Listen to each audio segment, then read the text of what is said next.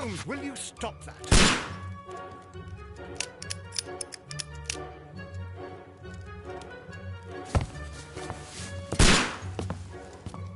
You are utterly mad.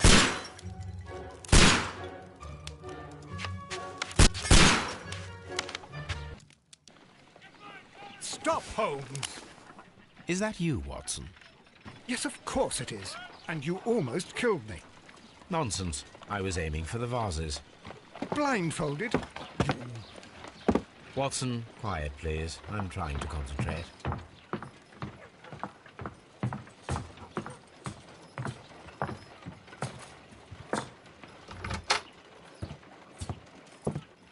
Ah, Lestrade. What is it this time? He can see me. Well, here it is, and it's a good one, Mr. Holmes. A gentleman by the name of Peter Carey, also known as Black Peter, has been murdered. A sailor, most probably. What happened here? Oh, Mr. Holmes, how could you? It's the only exercise I've had all week. A grateful client from Limoges sent me a vase collection this morning. I couldn't think of a better use for it. You're out of your mind. I missed 4 out of 10. Given you were blindfolded, that was very good. Can I have a try? Am I the only sane one here? I suppose that Watson is right, Inspector. A little brain work would be preferable now. Do please tell us more about Black Peter. Peter Carey, born in 1845 and 50 years old. An ambitious sort, he achieved much success in seal and whale hunting around Scandinavia. Retired in 1884 with a small fortune. He invested his money in a property called Woodman's Lee, near Forest Row in Sussex. It was where he lived for 6 years, and where he was found dead yesterday. Has the investigation already begun?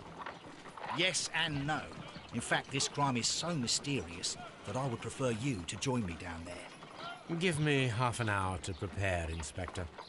Take your time and join me there. I have to go through the yard first. The Merry Men struck again. What have they done this time? They robbed a powder reserve. I'll meet you at Woodman's Lee, Mr. Holmes. I should help Mrs. Hudson here. I also have several appointments that I must keep this afternoon. I shall go alone, then.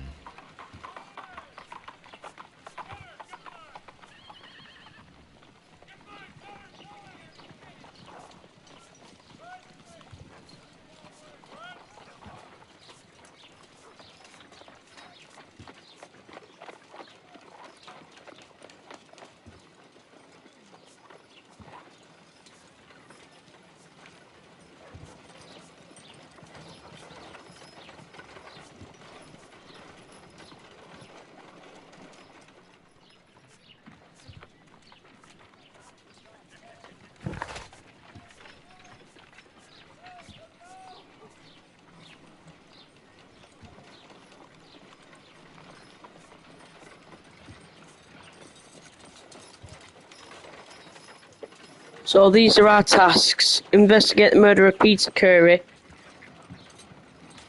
Inspect the crime scene at Woodman's Lee. Select a suit to wear using your personal wardrobe and join Lestrade at Woodman's Lee.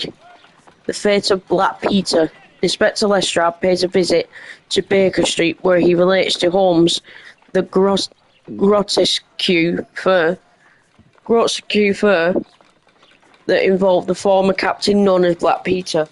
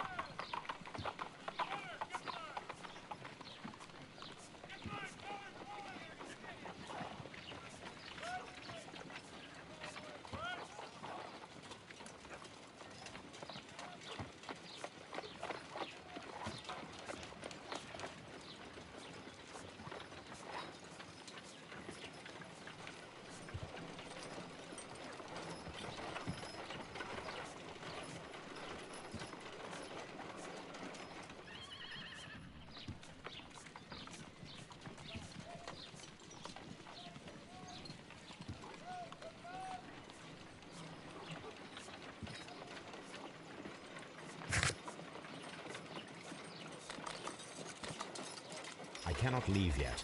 I am not finished here. Yeah, your class is finished. You can go in his dressing gown. Maybe not.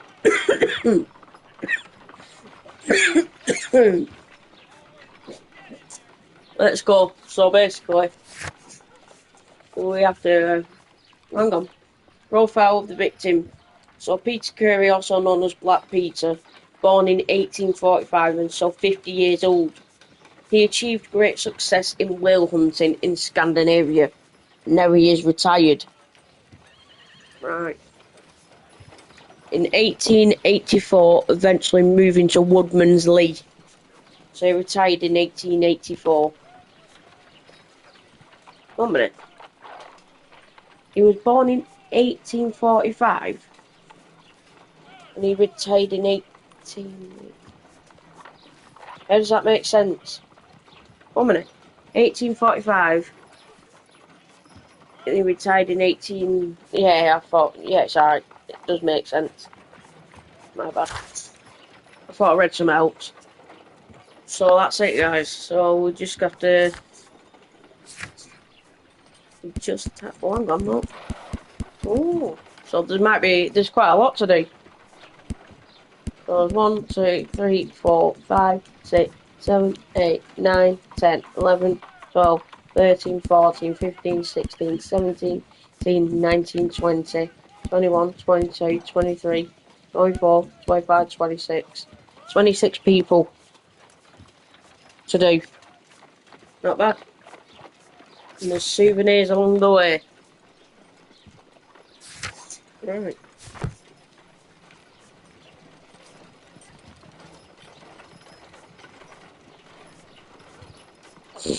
Sunset, guys.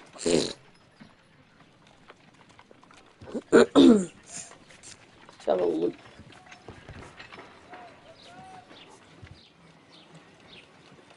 Oh!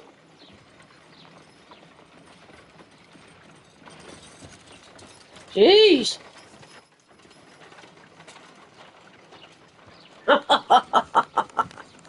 So he's just examining the telescope and he's looking at a woman. Weird.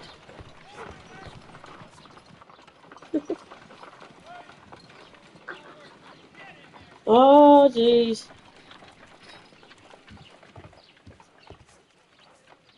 My analysis table. It is useful for my work.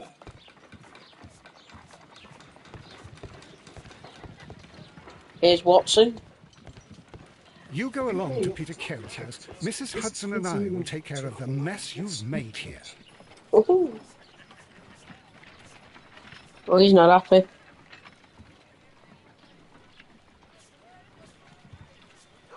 Not happy indeed. Have a look around. A map of London and the surrounding area. It could be useful. Oh, what a mess! What a terrible mess!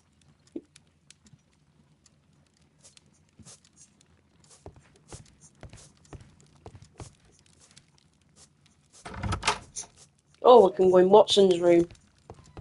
My archive. I can always consult with it if needed. This is where I keep my post. My archive. I can always consult with it if needed. My archive. I can always consult with it if needed. Newspapers.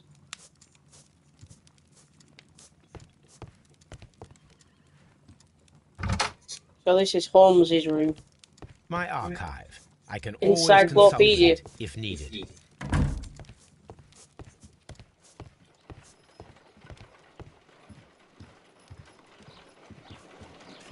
My analysis table. It is useful for my work.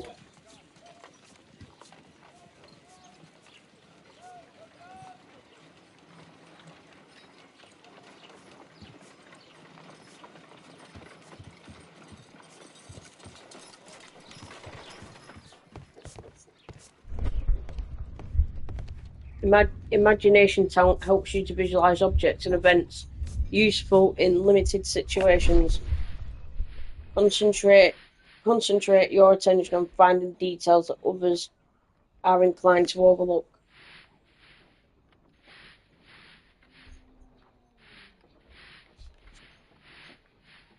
Ooh.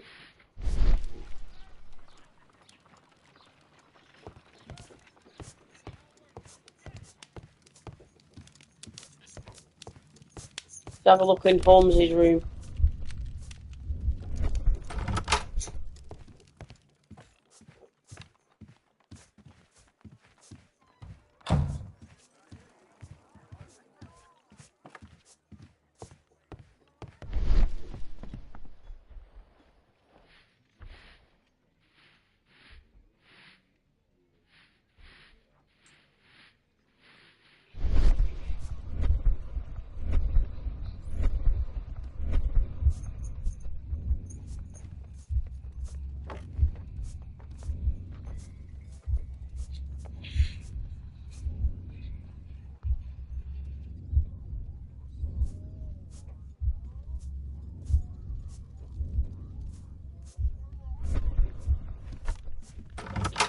That's Holmes's room. Let's go and check our room. Because we need to go in there anyway to get changed.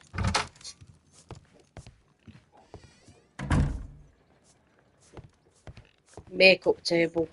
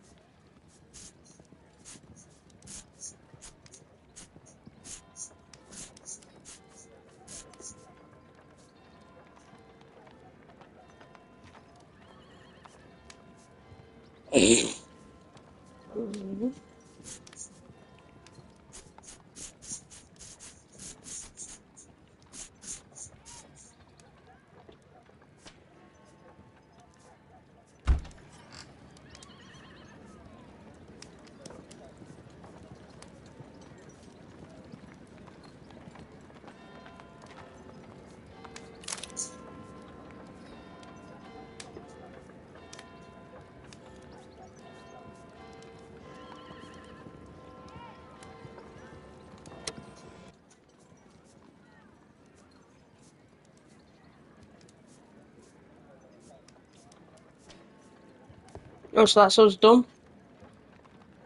That's the wardrobe done. So I think we're done now. A minute. Does he need makeup or something? Oh, we've already done all that.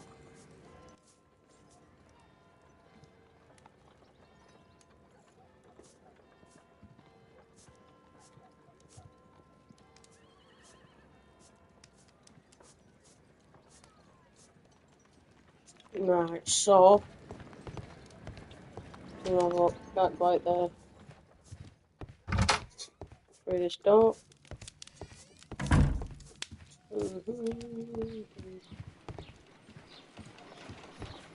My analysis table. It is useful for my work.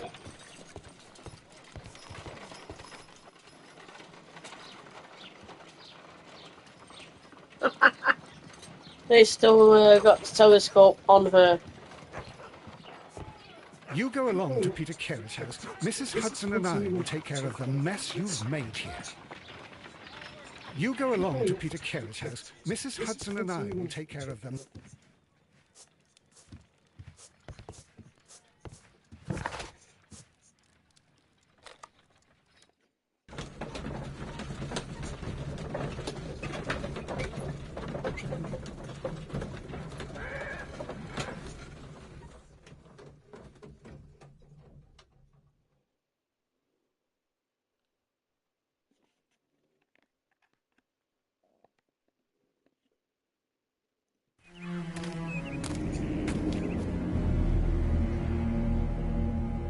Mr. Holmes, I'm over here. Come on.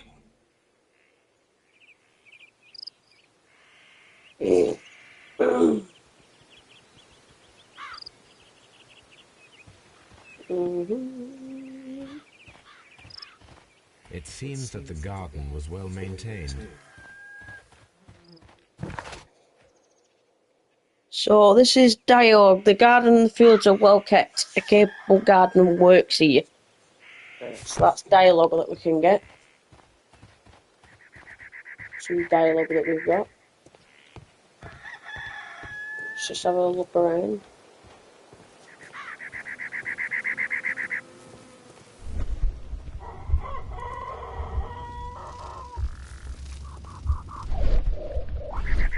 So like we're a detective, so we can detect things.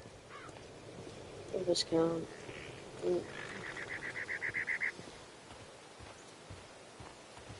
We'll go that way in a minute.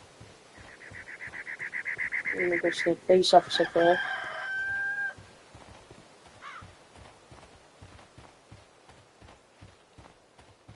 It seems that the garden was well maintained. Mr. Holmes? Mr. Holmes? Mr. Holmes? Mr. Holmes? Hello, good day to you today, police officer. What are you doing today? Mr. Holmes? Mr. Holmes? Mr. Sherlock Holmes to you, sir. So, what's this? Oh no, we can't go through there yet. Not yet, we're not finished. Hang on. Oh, wait, that one.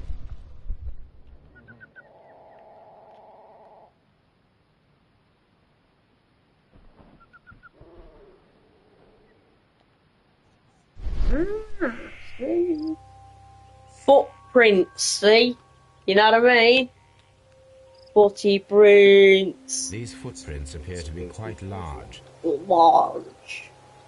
Large footprints. So let's see what we've got in our notes. So, we've got the garden, well kept garden, and we've got unidentified footprints. There are unidentified footprints left recently on a patch of wet earth at Woodman's Lee.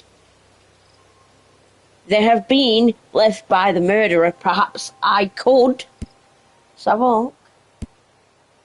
Perhaps I could find a pair of boots that would match them.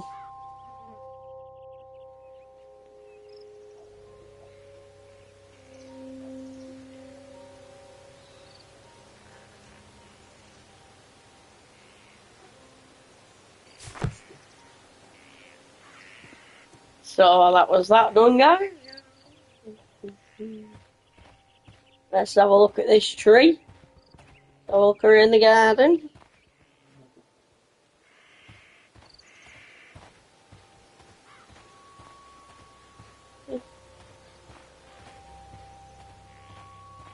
Right, so we'll go and investigate around here now. We'll investigate around the back.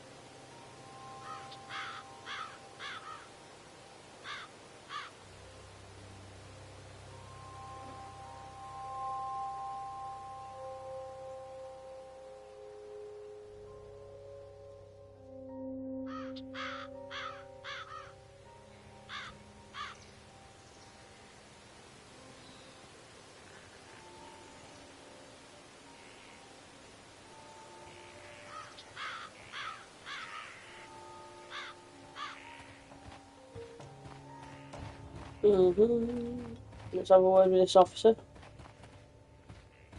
Mr. Holmes? Mr. Holmes. Is that all they say? Nothing. It seems that the garden was well maintained. Evidence required. 1 minute. How are we going to get evidence? Evidence what? What does it say? Evidence is required, so in other words, we need a footprint, not footprints, fucking boots.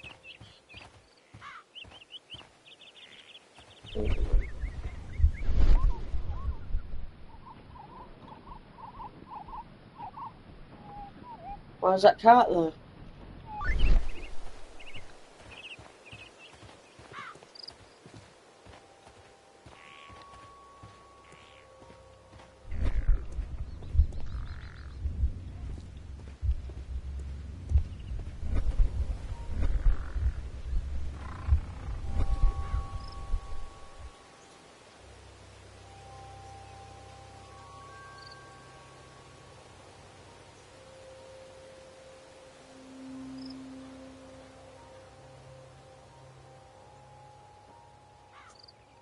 These footprints appear to be quite large. Yeah, 1 minute.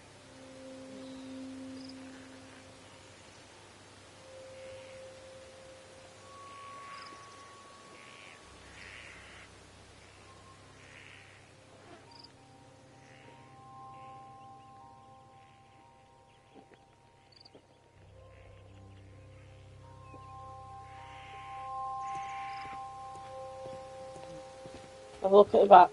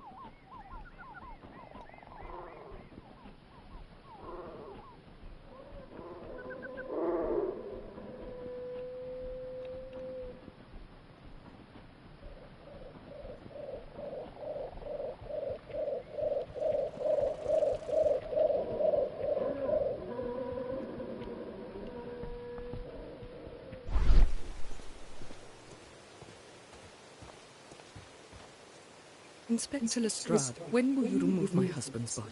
It's sacrilegious to leave him here like this. As soon as we can, Mrs. Carey, I assure you. Allow me to introduce you to Mr. Sherlock Holmes. He's a detective. No doubt you've heard of him. I'll wait for you in front of the cabin, Mr. Holmes. My condolences, Mrs. Carey. Thank you, Mr. Holmes.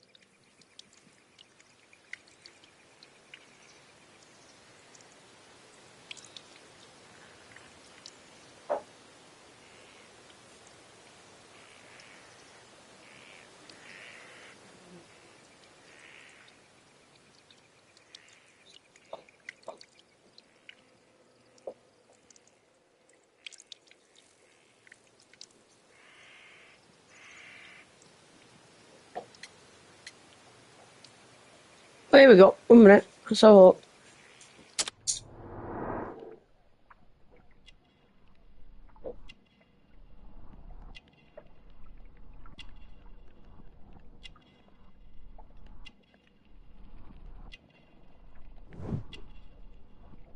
What does that mean?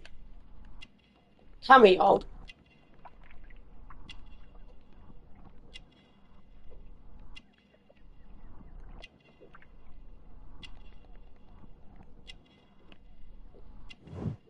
Birdhouse.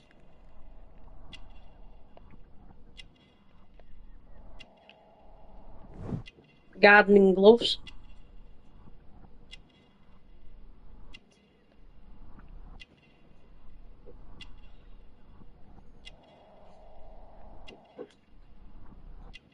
So did she murder that guy then? Well, we'll find out.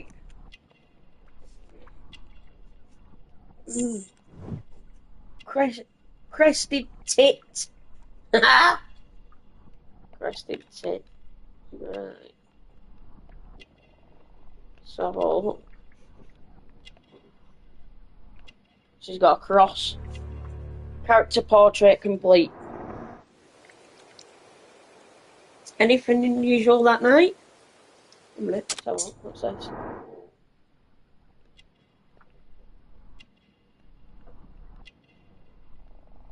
There's a cross. Catholic or whatever she is. So yeah, we've done everything. Right, character project. Right, so we're going to ask the questions now.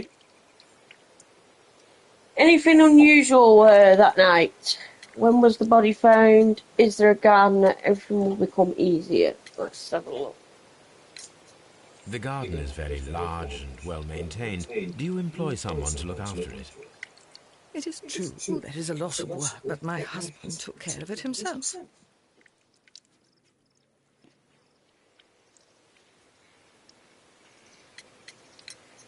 You have indeed suffered a great loss, Mrs. Carey.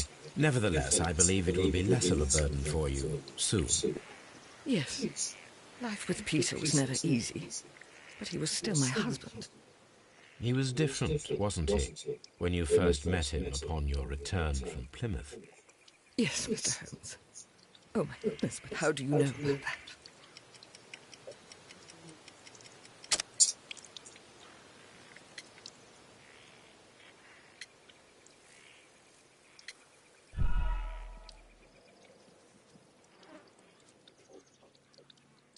You have indeed suffered a great loss, Mrs. Carey. Nevertheless, I believe it will be less of a burden for you soon. Yes.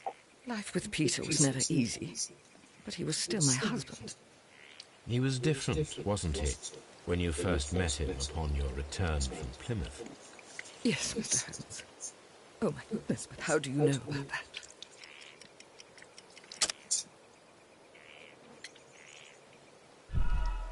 What? Pilgrimage. Pilgrimage, I don't fucking You know. have indeed suffered a... Yes. He was different, wasn't he, when you first met him upon your return from Plymouth? Yes, Mr. Holmes. Oh, my goodness, but how do you know about that? Pilgrimage. You undertook a pilgrimage to the Cathedral of Santiago de Compostela when you were young. That much is evident from the rosary in your hand. The shortest route for the pilgrim from England to Spain is from Plymouth. I believe that you met Peter Carey as a young sailor there, and you married him soon afterwards. That is indeed what happened, Mr. Holmes. How extraordinary. Madam, can you tell me if you saw or heard anything unusual upon the night of the murder? At 2 o'clock in the morning, I heard a terrible scream, but I thought nothing of it then. He would scream all the time when he was drunk.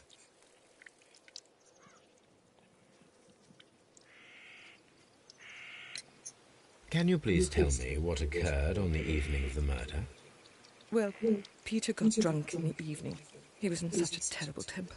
Usually, whenever that happened, he'd stay all night drinking in his cabin before passing out.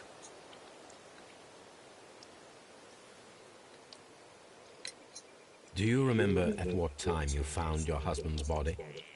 In the morning, at around 7 o'clock, I noticed the cabin door was open, but I didn't go in to take a look, for I knew my husband would not have liked it. At around 10 o'clock, I dared to glance in through the door and... oh dear. Was your husband accustomed to receiving visitors? Oh, no, I don't think so. I mean, he didn't really have many friends. He had quite an isolated life here, after his retirement. Thank you, madam. Who could do such a thing?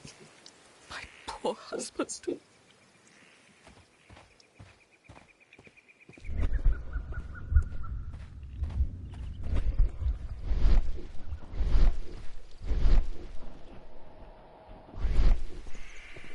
Mr. Holmes?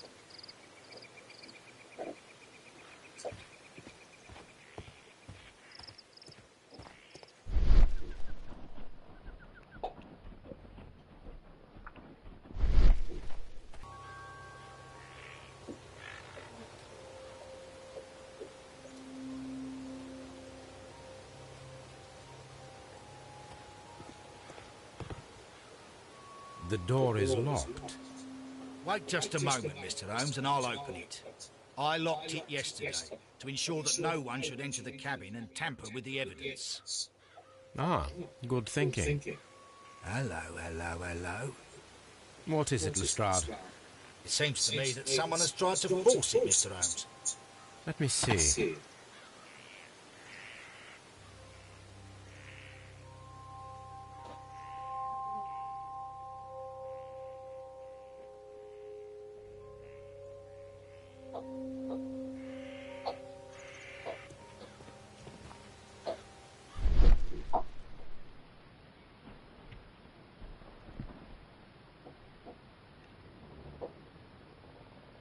These scratches are fresh.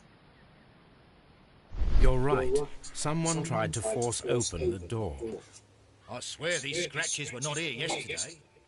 Our mysterious visitor came here last night. Well, he's not the man for the job. This lock is not a difficult one. Perhaps he did not have the right tool. Mm.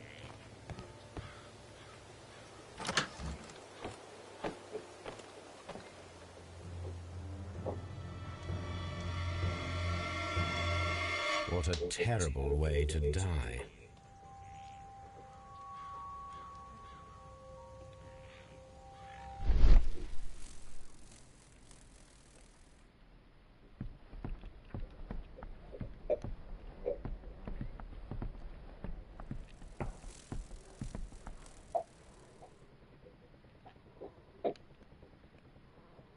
This place is not covered with dust, like the rest of the shelf. An object was taken from here. It was larger than a book, a box or a small chest, perhaps.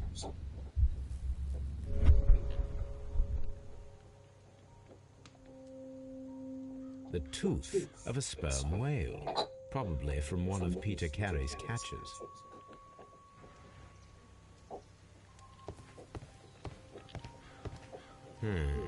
The ship's logs of the Sea Unicorn for the years 1878 to 1884. Peter Carey was her captain.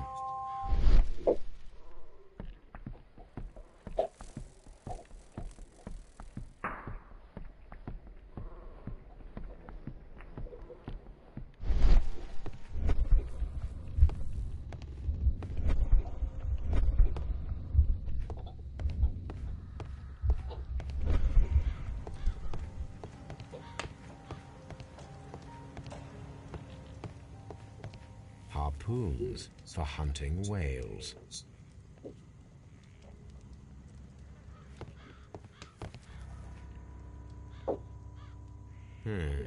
The ship's logs of the Sea Unicorn.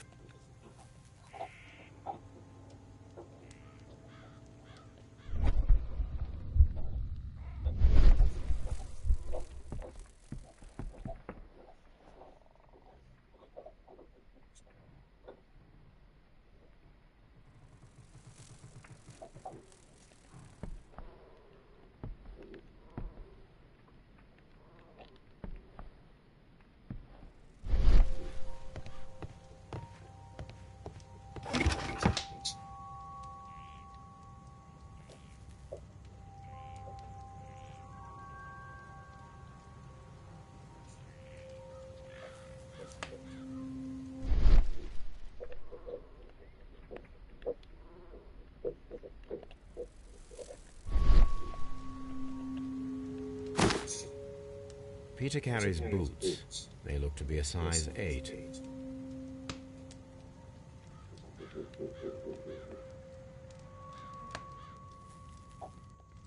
Old navigation instruments, nothing interesting.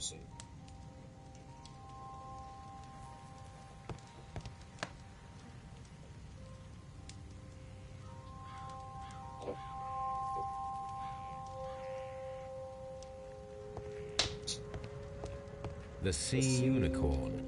She was the ship that Peter Carey commanded.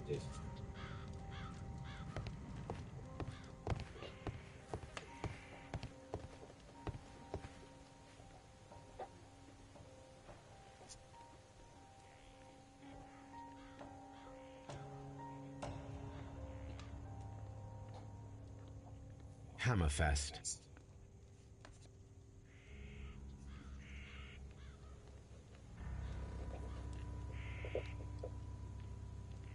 Dundee. It's a whaling map.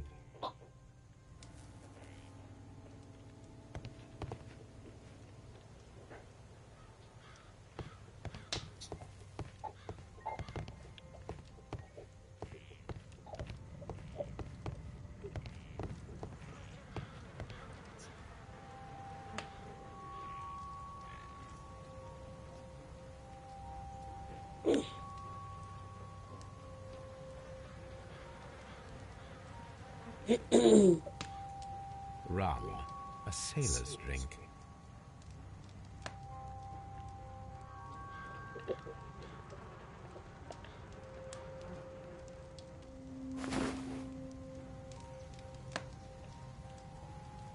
The initials PC have been crudely burned. A sailor's work.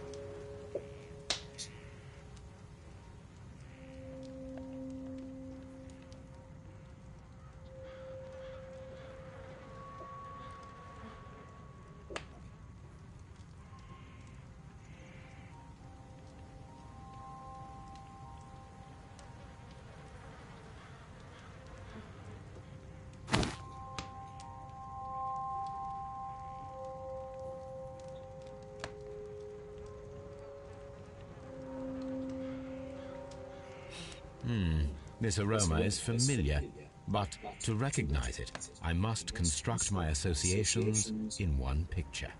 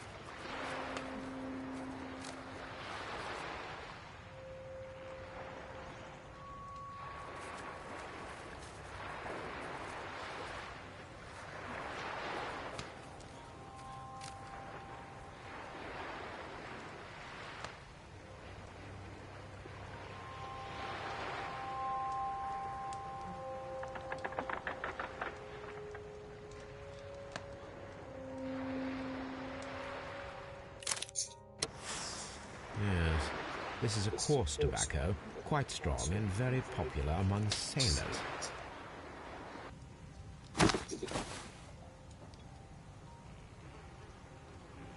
Someone drank from this glass recently. It seemed that Captain Carey was enjoying a drink before he met his death.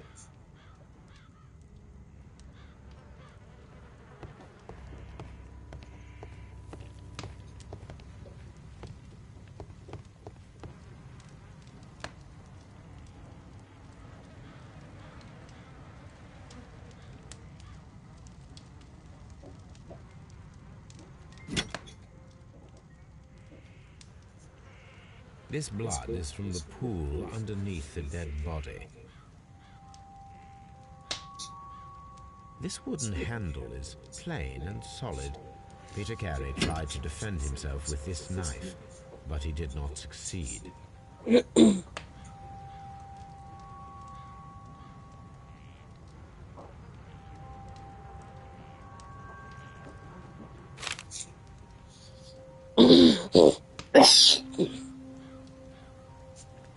JHN are probably the initials of the owner of this notebook.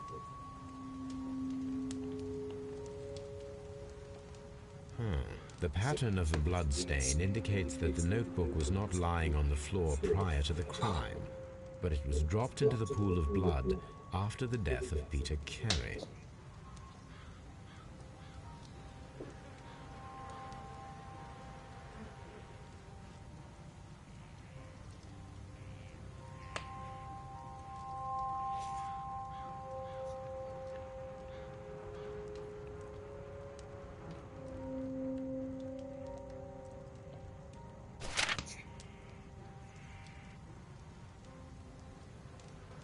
These abbreviations mean something, but what?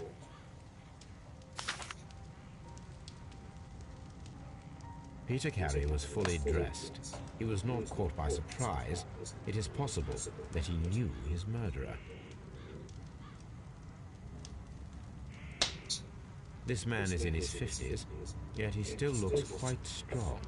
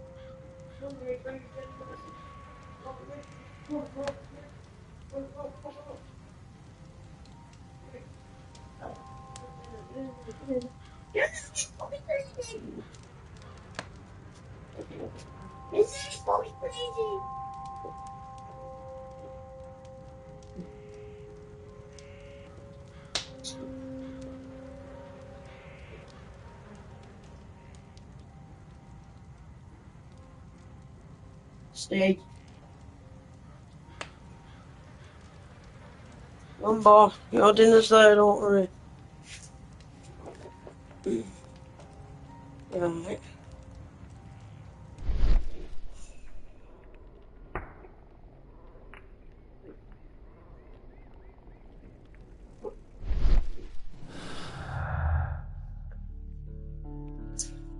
Find a pair of related clues and they will form a deduction. You didn't see that.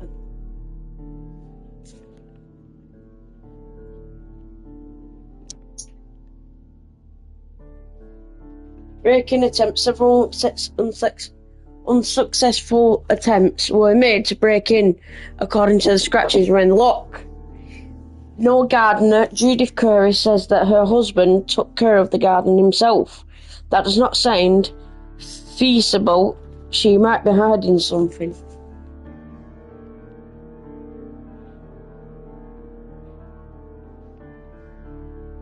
A leather book with the initials JHN.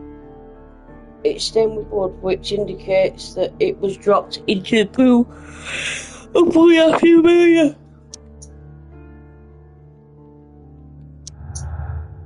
Hang on, there we go. What did we do then? We just did something.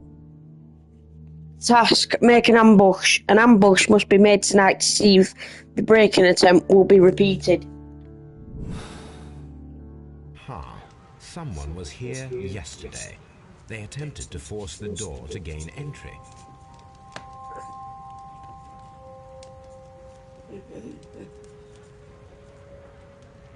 Paste The chest weapon examined. fully penetrated the body. The force of the blow was immense.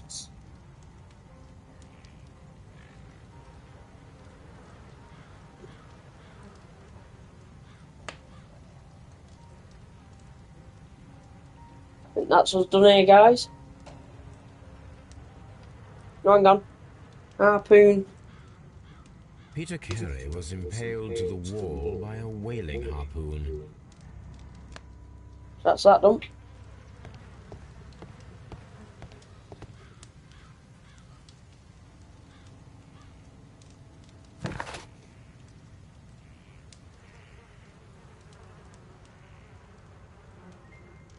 So we have got tobacco. Some of the evidence can be used in the investigation. So we've got tobacco pouch made from seal skin, which was on the table inside Peter's cabin. The initials PC have been crudely burnt into a sailor's work. We've also got boots. Find a use, which is Peter Curry's boots. They appear to be size 8.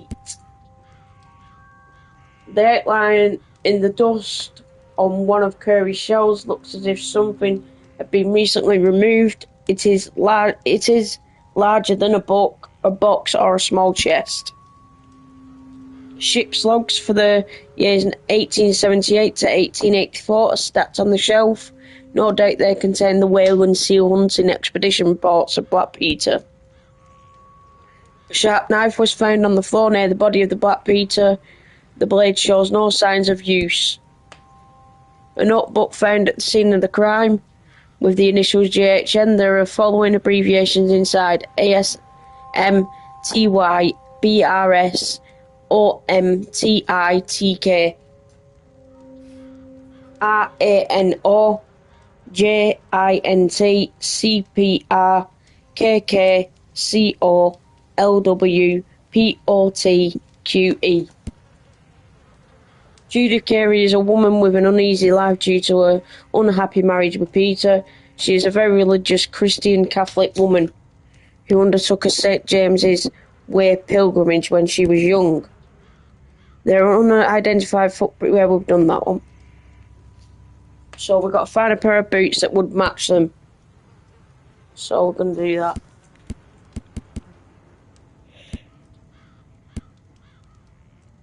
So we have done our outs now. So what have we done? We've inspected the crime scene at Woodman Lee. We've done all that.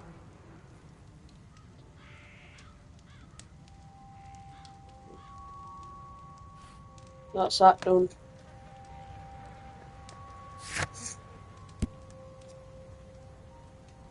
So we've done that. We've got them two.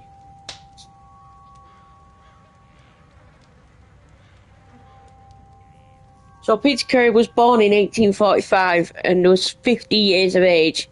He was a daring and successful seal and whale hunter.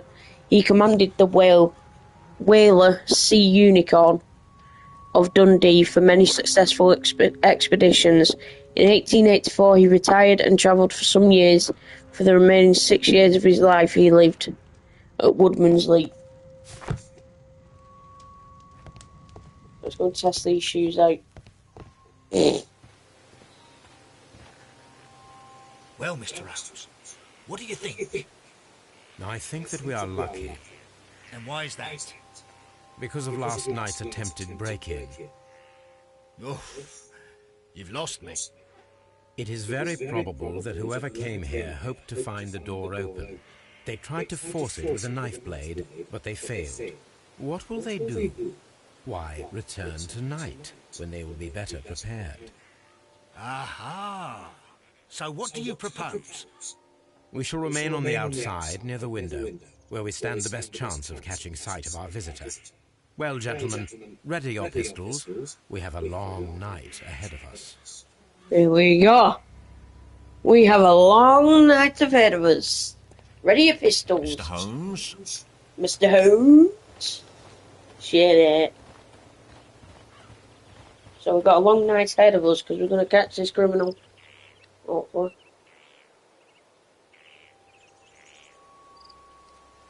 Right. He's on his foot. footprints. And let's check if the Curry's boots or not. Let's have a look. These boots don't match the footprints. No, they don't. So we've just found out that the boots do not match Curry's footprints to this. So what do we do now? How do we move across? Oh, there we go.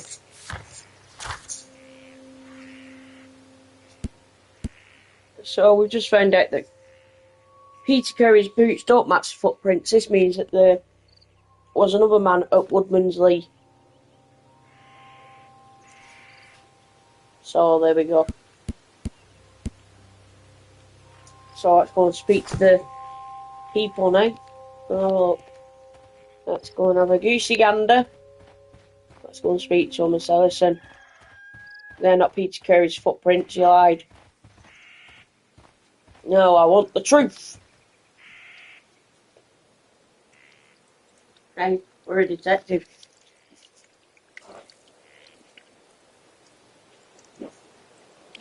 Is Peter a smoker? Is this your husband's tobacco pouch? I'm not sure. It might be, but he hadn't smoked in a very long time. Your husband's private papers. Do you know where they are? There was a small tin box, barely larger than a book. He kept his papers there. It should be somewhere in his cabin. Thank you, madam. We've been. Who could do such a thing? Where's his cabin? Is this it? What's in here? I want to know what's in here. He said he kept his stuff in the cabin. Where? I'm not fucking seeing it.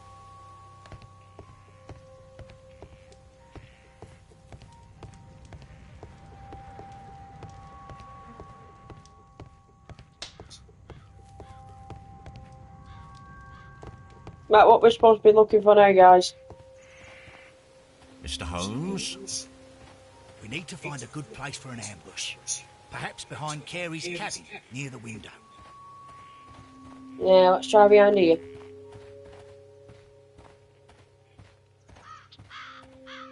This looks like the perfect hiding place.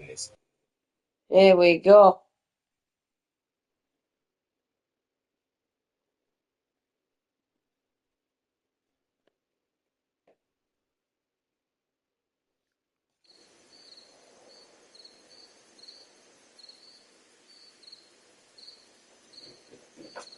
Right.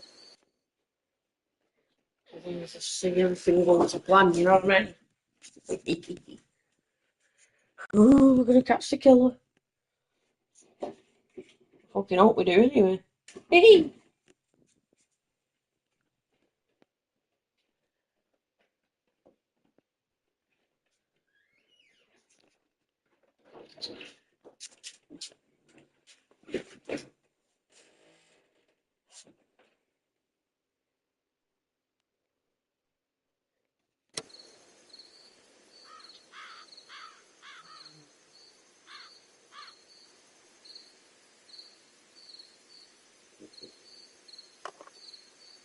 Hang on, what's that? Shh.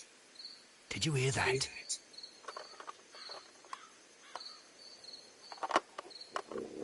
Who is it? Who is it?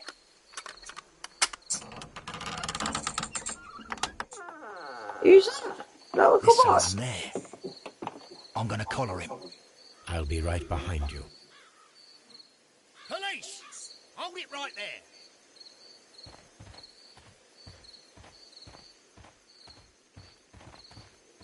I'm gonna call him.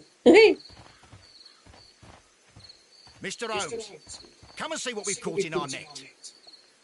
Mr. Holmes? Mr. Holmes?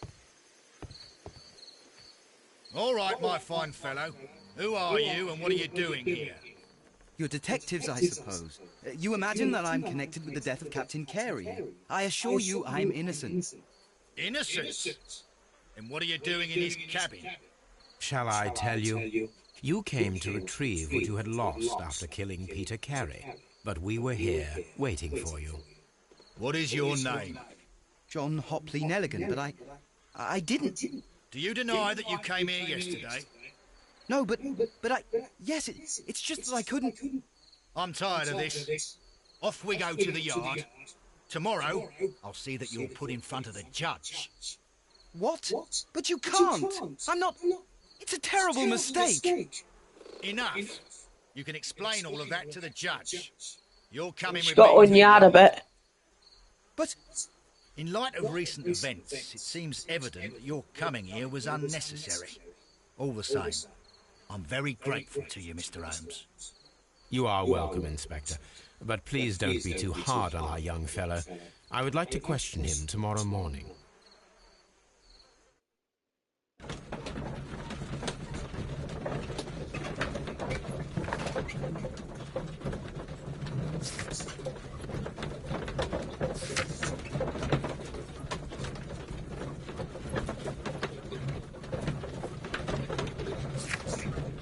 Right, so we're going to the Scotland Yard now.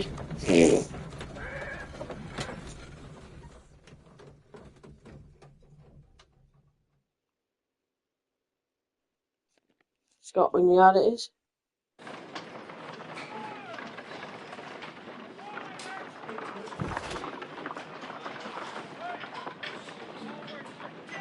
That's what we're doing now. Investigate the murder of Peter Curry. Interrogate suspect Scotland Yard John Hopley Nelligan. Examine belongings of John Hopley Nelligan in the evidence room at Scotland Yard. So let's go, guys. We are now at Scotland Yard. The Nick. Mr. Holmes? Well, the criminals then. Good morning, Mr. Holmes. Can I help you? Good morning, Constable. I would like to speak to the fellow who was arrested at Woodman's Lee last night. Ah, the young man. He's waiting in the interrogation room. You can go straight through. His belongings are held in the evidence room. Thank you. At your service, Mr. Holmes. At your service, Mr. Holmes.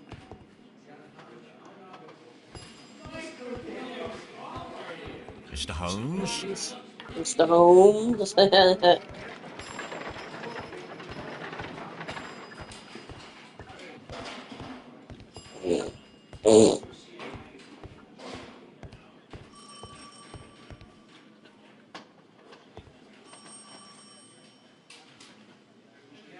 Staff room.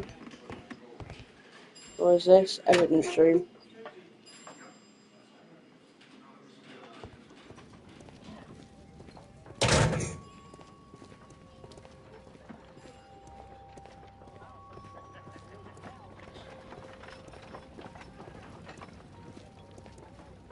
These are the suspect's belongings.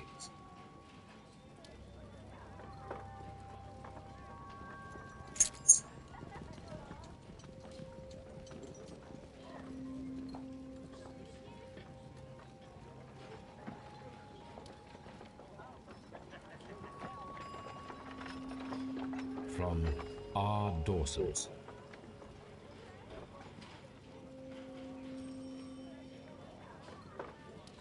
To my friend and partner, 1883. Dawson. I've seen this name before. Perhaps my archive holds the answer.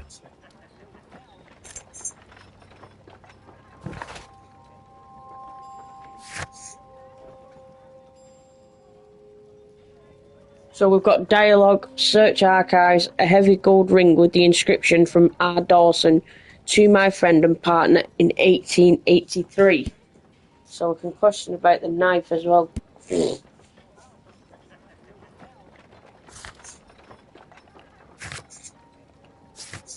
Where's the archives?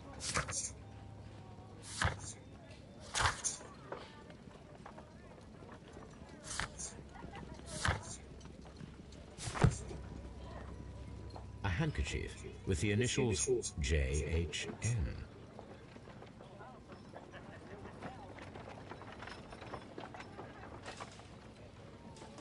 A pocket knife. It was used to force the door of Peter Carey's cabin. Yeah, but why? You know what I mean? The notebook that we found on Peter Carey's cabin floor.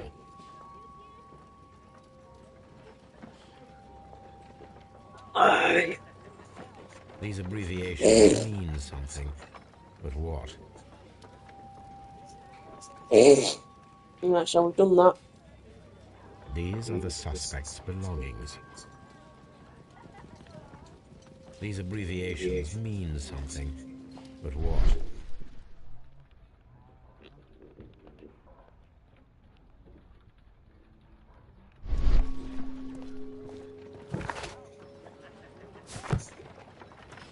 So I suppose that's it.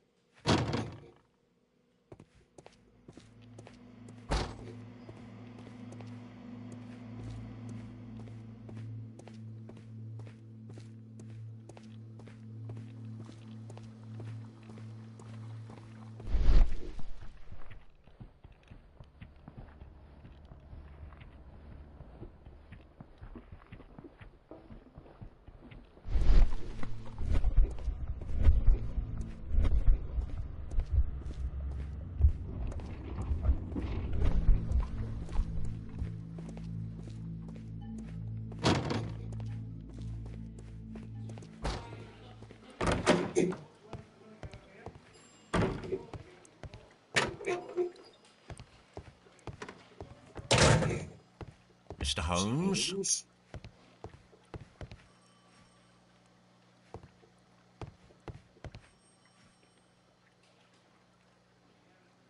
Interrogation room.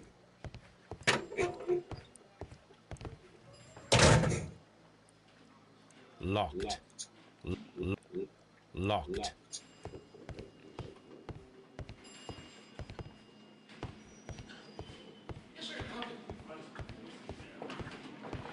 At your service, Mr. Holmes.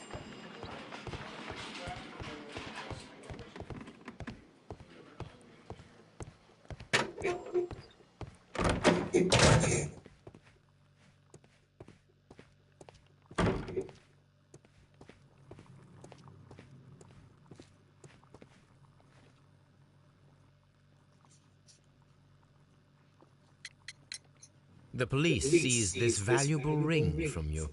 Whose is it? I didn't steal it from anyone. It has always belonged to me.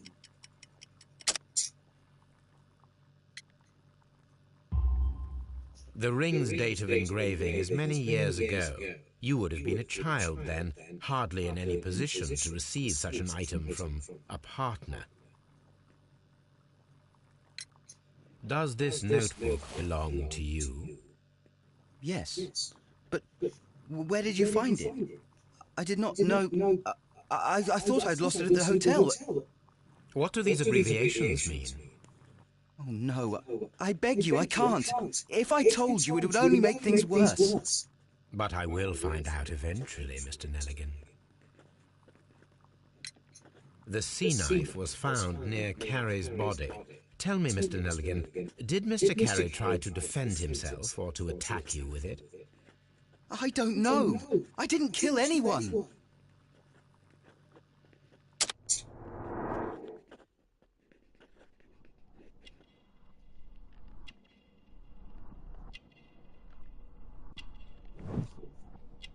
Shabby cat.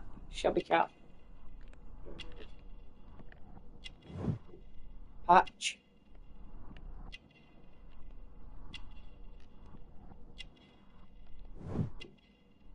Thin. Expensive fabric.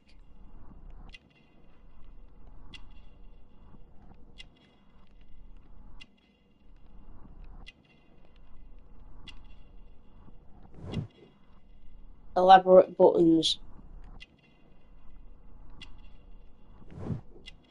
Short sleeves.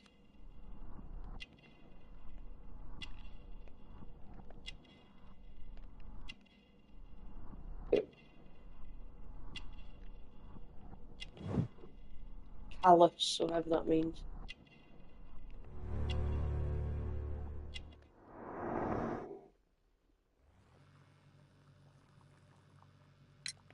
So, Mr. Nelligan, who is the true owner of the ring? The ring is mine.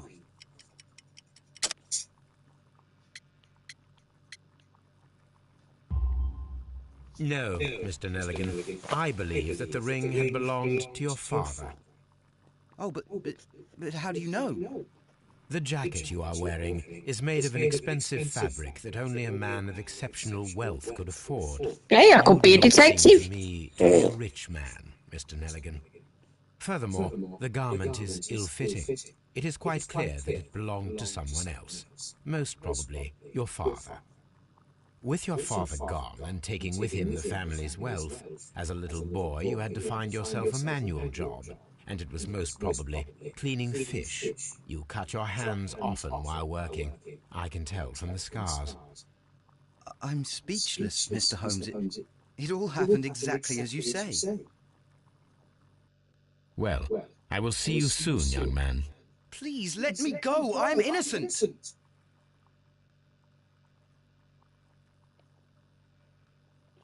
What am I doing here? I've done nothing wrong.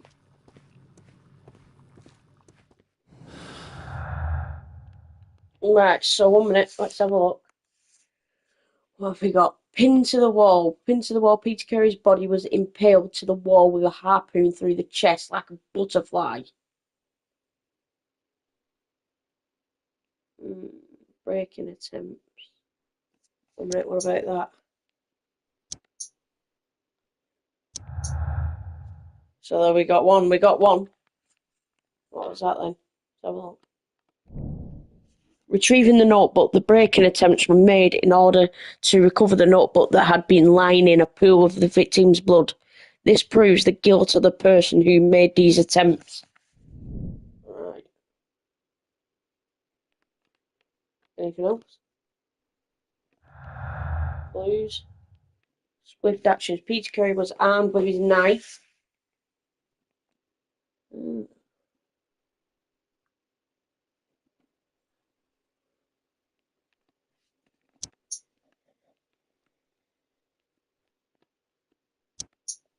No. Right, so it's not breaking attempts, so we can go back. Swift actions. Into the wall. Right, so there we go. We've got another one. Task experiment required. We need to find out whether an unskilled and untrained man could use a harpoon well enough to kill by fully piercing a body. I need to stage a reconstruction. I am sure that Watson would be happy to oblige. Let's have a look.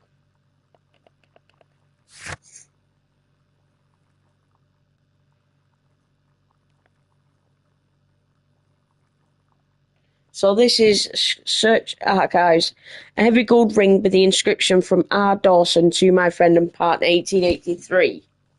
John Nelligan is wearing an expensive but worn and ill-fitting jacket that had previously belonged to someone else, most likely his father.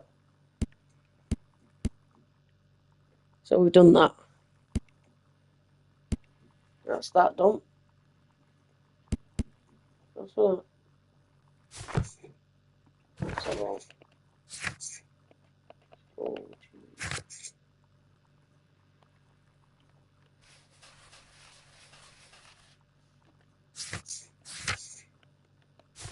No, let's go.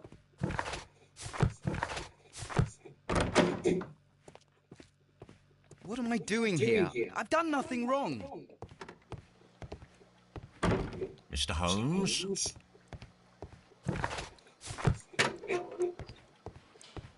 Locked. So that's that done.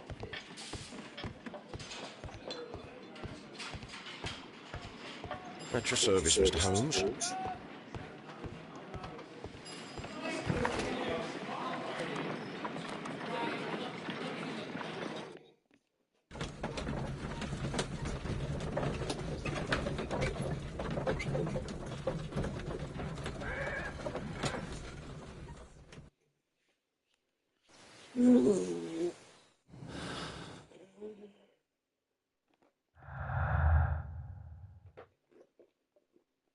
Oh.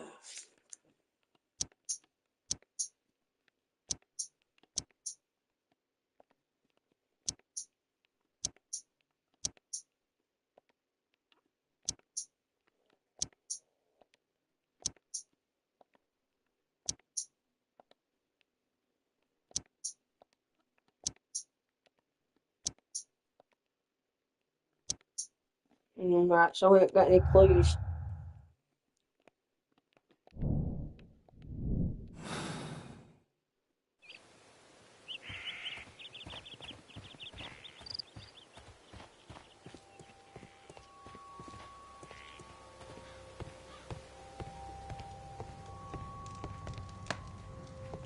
Oh, the body's gone. Ooh. Ooh.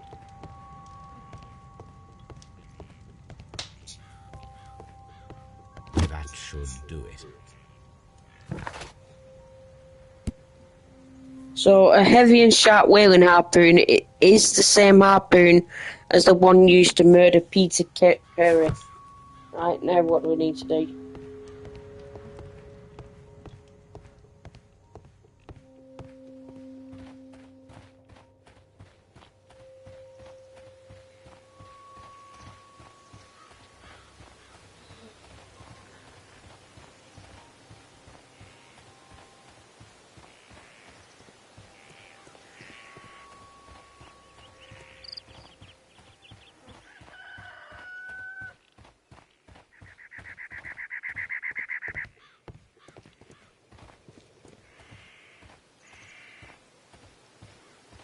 Who could do such a thing?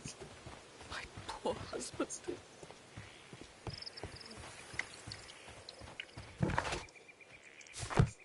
What do we need to do? We need to find out whether an unskilled and untrained man could use a harpoon well enough to kill. Task experiment required. Right. So how do we fucking do it?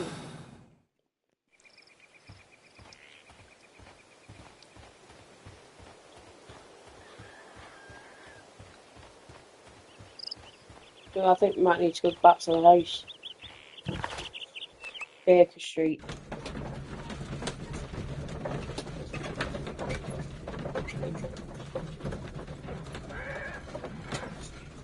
Let's go.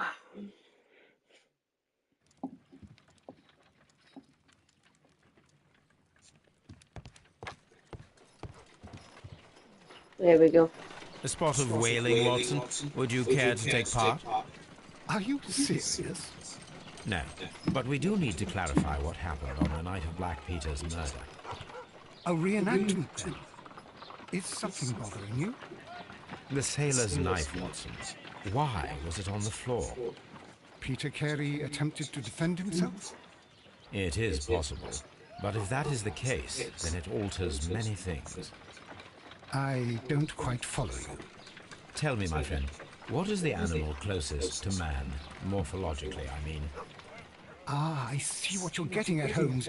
You asked me that once before, on the Ripper case, I believe. Do you want to slit some more pigs' throats? No. Well, thank goodness for that. I wish to impale one with a harpoon. Wonderful. Watson, let us pay a visit to our butcher friend in Whitechapel. We require the carcass of a well-fed pig. And the harpoon? One of the harpoons on the wall of Black Peter's cabin should do quite nicely.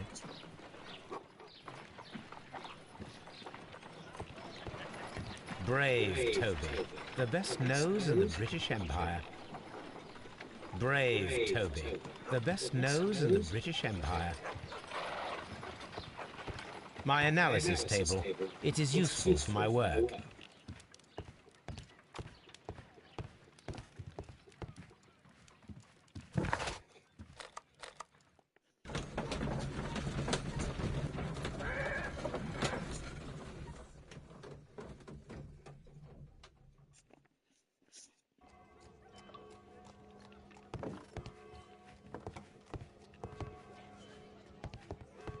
Well, here we are in the preparation room. I can't say that I like the smell of it much. What do you intend to do? to indulge myself in a little experiment. The challenge of lancing a pig's carcass with a heavy harpoon. A little experiment. Stand aside, Watson. This might be dangerous. I am not well practiced in this exercise, yet. Holmes, you should aim for the mark in order to perform the most reliable test.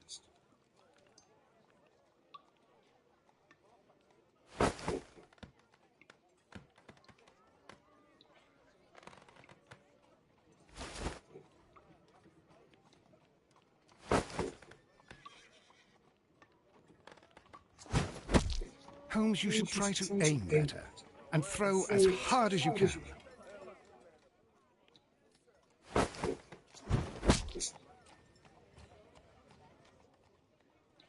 Beautiful. This is the best possible result that I could get. Do you see, Watson? Throwing a harpoon and pinning a man to a wall requires either exceptional strength and training or diabolical luck. If it was luck, then it was a chance in 1,000 that night. Well, yes. Let us leave now. All right. But before we go, I suppose I'll have to pay for all these carcasses you've happily mangled. Very well, but please hurry. Of course.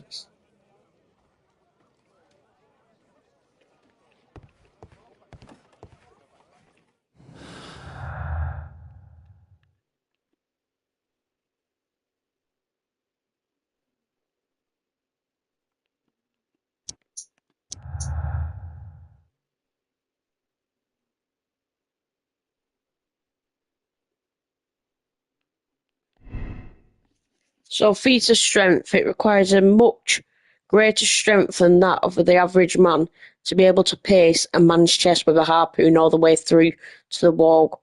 A degree of skill would most likely be necessary. Two men in a cooperation might achieve the same result. Lucky throw. There is a remote possibility that an unskilled and untrained man could manage to pin Peter Curry to the wall with a harpoon.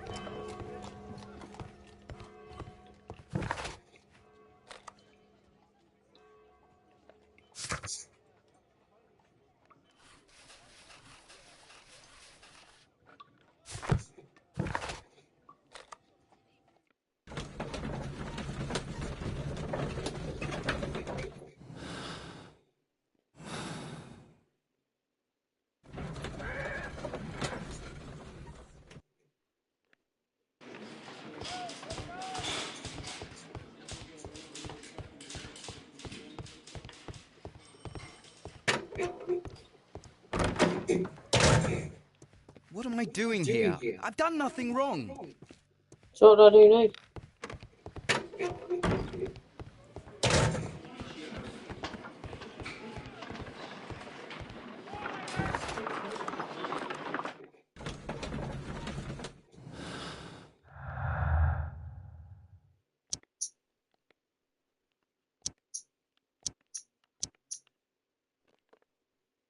Find a pair of related colours and they will form a deduction. Red colour indicates an unachievable combination.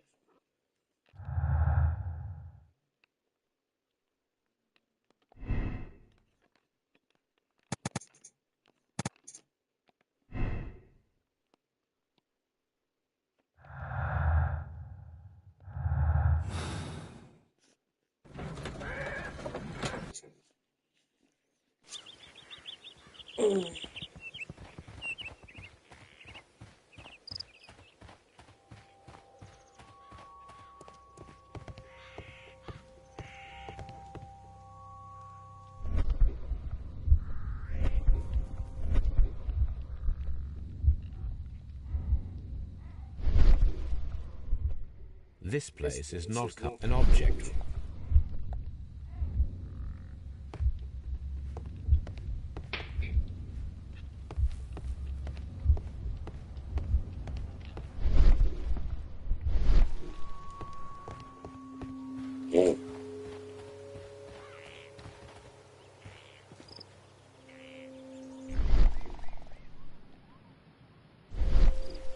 These footprints appear to be quite large.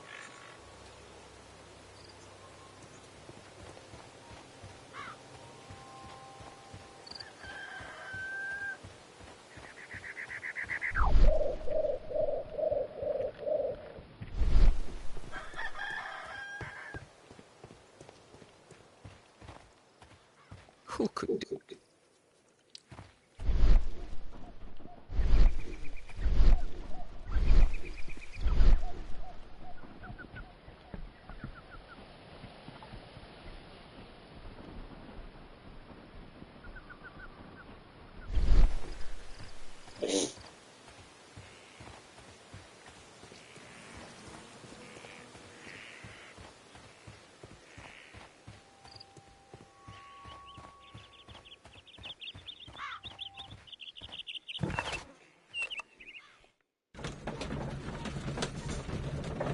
Supposed to be doing it.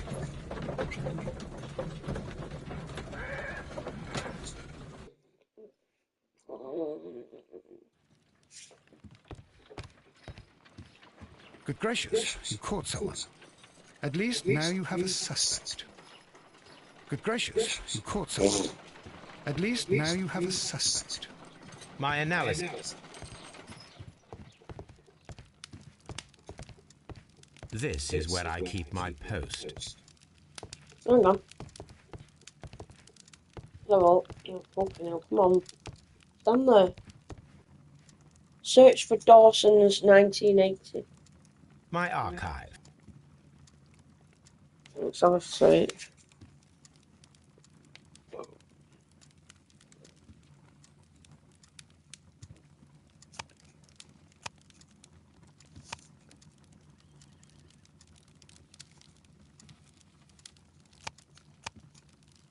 Marks and symbols.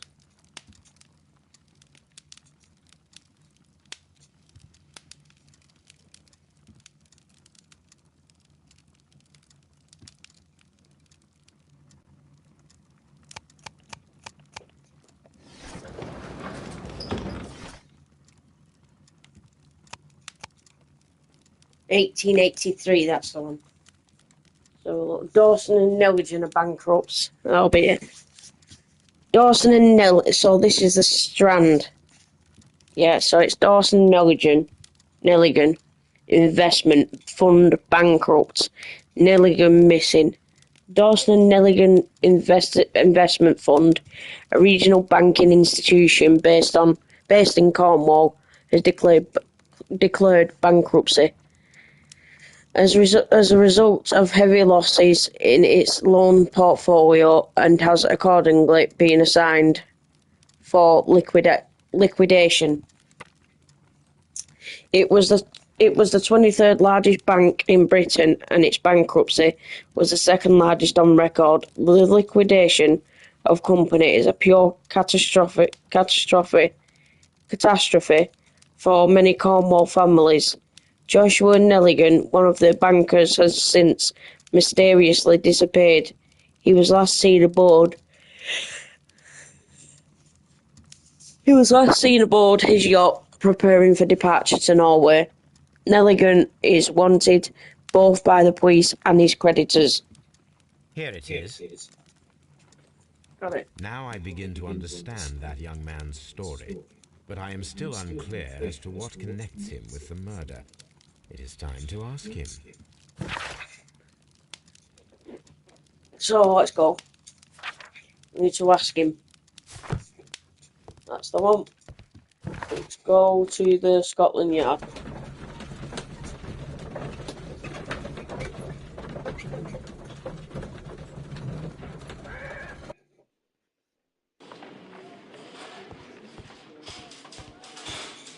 These two weren't there before. Where did the other guy go?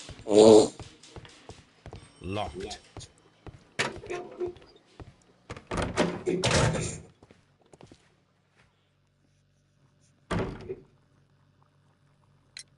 I have heard the story of Dawson and Nelligan, the West Country bankers. Yes. Joshua Nelligan was my father. I am aware that it had a bad ending. When the bank failed, it ruined half the families of Cornwall, whereupon Joshua Nelligan disappeared. My father was under extraordinary pressure. Dawson had retired.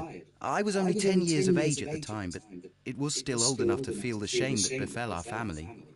My father was convinced that he could pay off all his debts if the creditors gave him time. He set sail for Hammerfest in Norway in his small yacht, just a few days before an arrest warrant was issued. He left my mother a list of the securities he was taking. No word was ever heard from him again. We believe that his vessel went down, taking with it everyone and everything on board. Thank you for the story, Mr. Nelligan. At last, we are making some progress. Interesting. Joshua Nelligan and Peter Carey were both at sea in Norway. There is definitely some connection between Peter Carey and Joshua Nelligan's disappearance.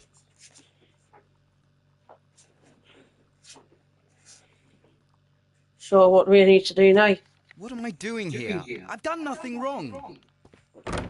Want to speak with the mother?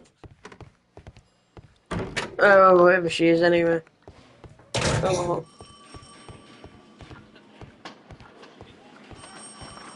At your service, Mr. Holmes.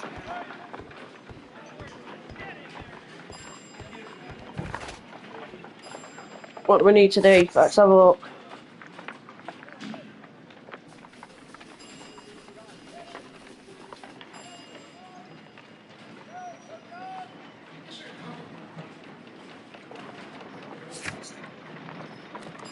Let's go to Woodman's Lee.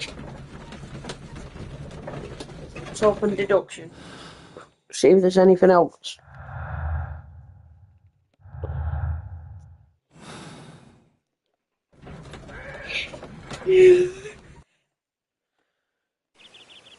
Let's have a look. See if she'll know anything.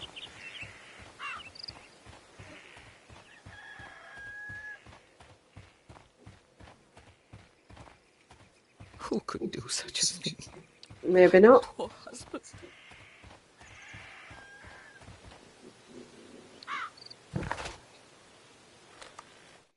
Baker Street. To see Watson. Come on, Watson. Watson. Watson.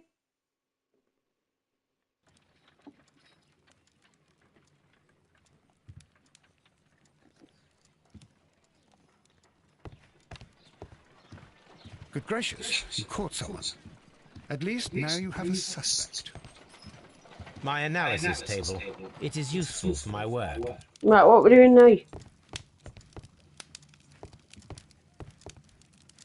My archive. I can always consult with it if needed. My archive. I can always consult with it if needed. My archive. I can always consult with it if needed.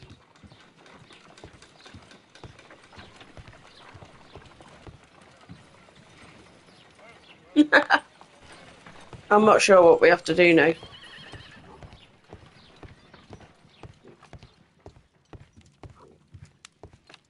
A map of London and the surrounding area. It could be useful.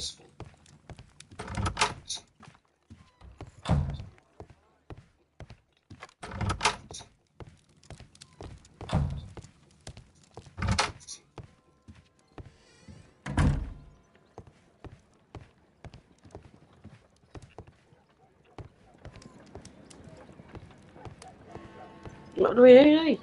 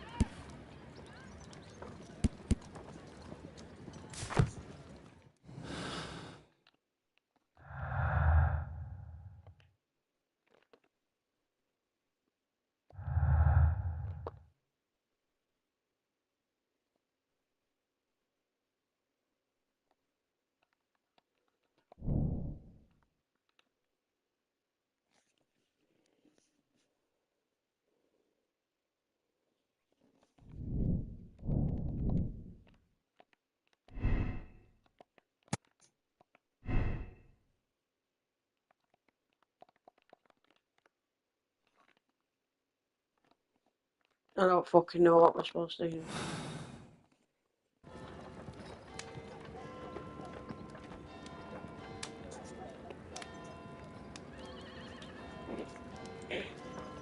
What do we need to do?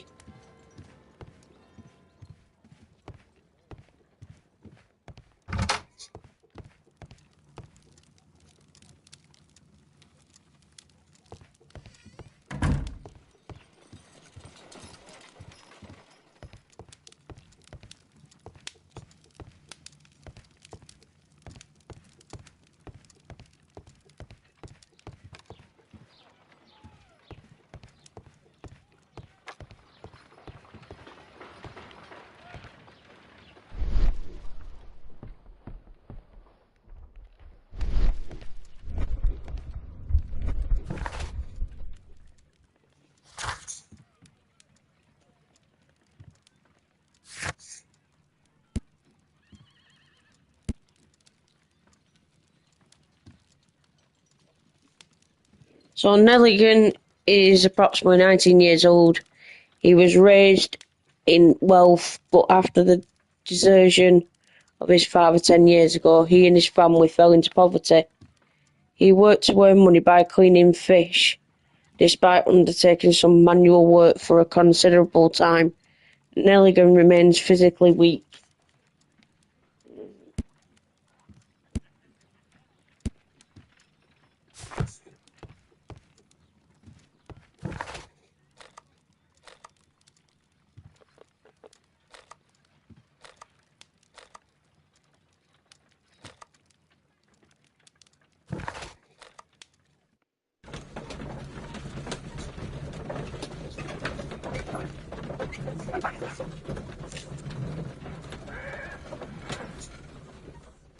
Well, I don't have a fucking clue what we're supposed to do now.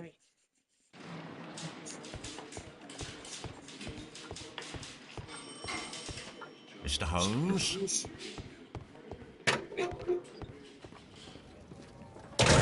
These are the suspect's belongings. Yeah, we know that. These abbreviations mean something, but what?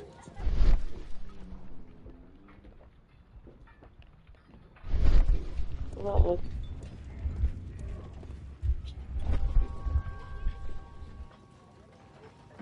These are the suspect's belongings.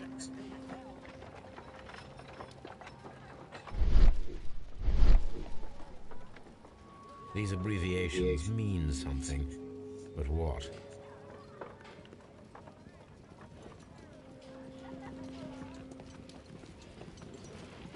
I don't even fucking know what I'm supposed to do now. I'm stuck.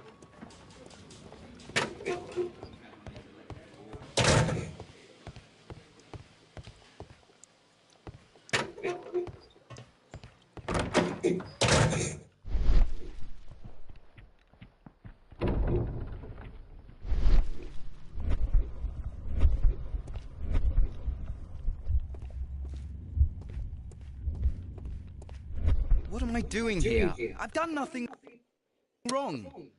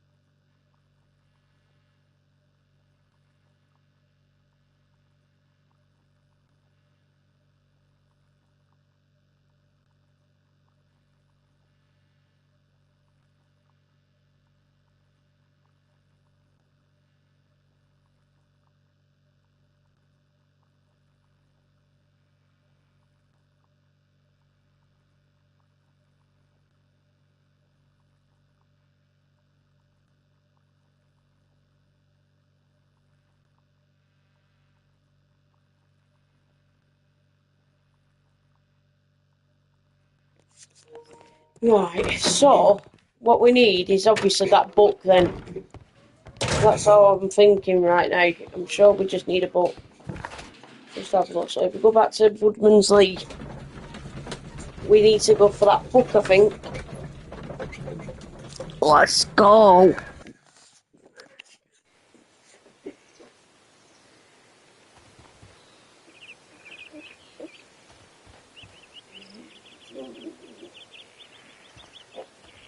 Right, so we need to go and get the 1883 book off the shelf. I'm pretty sure we have to anyway. There we go. 1883. That's the one I need. This is the crew list of the Sea Unicorn.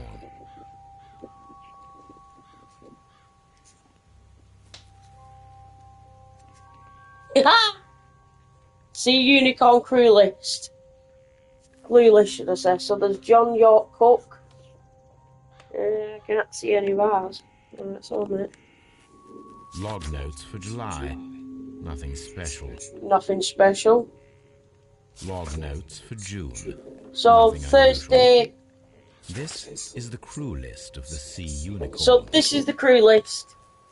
Peter Curry is the master.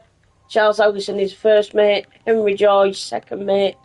James Lancaster, helmsman. Patrick Carnes, harpooner. Pablo Coventry, harpooner. Ned Land, harpooner. Joseph Walker, steward. John York is the cook. Richard Leng is the sailor. Simon Weeks is a sailor. Isaac Page is a sailor. Will Wright is a sailor. Benjamin Tilsley is a sailor. Matthew Granger, sailor. Ralph Talbot, sailor. Seth Fowler, sailor. Roger Fowler, sailor. Thomas Lawrence, sailor. Hugh Pattins, sailor. Henry Shepherd is a sailor. So all these ones are sailors. And that one there. So that was in June. Oh, hang on, no, it's not. That was just the Sea Unicorn crew list. This is the crew list of the Sea Unicorn. So let's have a look at June.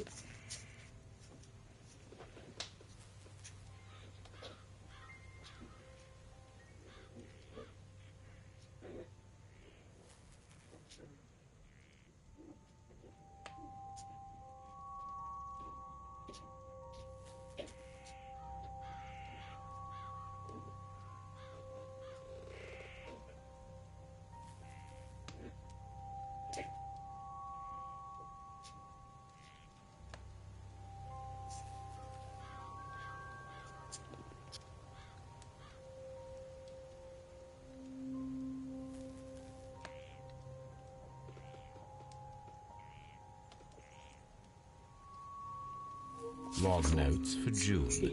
Nothing unusual. So this is June. Thursday of June 8th. Light breeze through the day. Saw whale tail alongside sea. Saw whale tail along at sea just at night. 2 more ships in sight. Late 7:6:20 and Lawn 20:45. Wednesday, June 14th, moderate wind from the east. Saw no whales today. Late 76:29 and long 25:73. Monday, June 19th, light and variable wind through the day. Saw other whaling ship far away to the north. Late 76:43 and low 22:12. Saturday, June 24th, strong winds from the south will go to the north. 1 year ago, there were a lot of whales. Late 77:17 and long 1992. Log Let's go notes to for July. Nothing special. Friday, July the 1st, light wind from the north to north-northeast. Saw 2 whales at northeast. Late 76:36 and long 18:14. Wednesday, July 6th, strong wind from the north all day.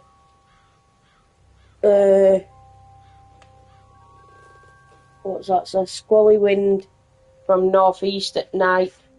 7626 and Law 1513. Monday, July 18th, strong breeze from southeast. York got 6, saw whale tail east in company with Alison and Joy. Late 7483 and low 1612. Sunday, July 24th, moderate wind from the east, saw no whales today. Late 7339 and low 2209. Let's go to Log August. notes for August. These pages have been torn away.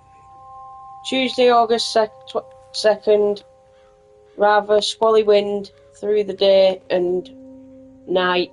Late 7282 and low 2333. Saturday, August 6th, squally wind from northeast. Helmsman suspects incoming storm. Late 7210 and low 2386. Examine test for... Log notes for August. These pages have been torn away. Log note... Canadian Pacific Railway, CPR. A torn piece from a bond certificate. I have seen this abbreviation somewhere very recently. There are 3 ways of discovering what happened in August of 1883 aboard the Sea Unicorn. The first 2 of these will require speaking with a dead man. The last would be to locate vital witnesses, the sailors involved in this whale hunt campaign. Right. So a piece of stock exchange certificate belonging to the Canadian Pacific Railway, CPR. It was found inside the Sea Unicorn ship's logs for August 1883, where the pages had been torn out. So, the task for Wiggins, the ship's logs of the Sea Unicorn for the 1883. The book has a list of sailors at the beginning. The pages for August 1883 have been torn out. So, what do we have to do?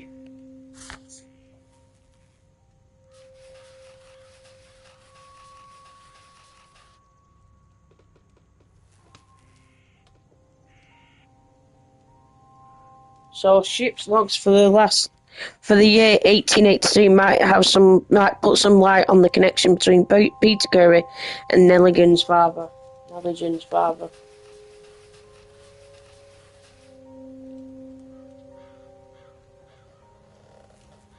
Alright, so Wiggins might help. So we need to go to Baker Street.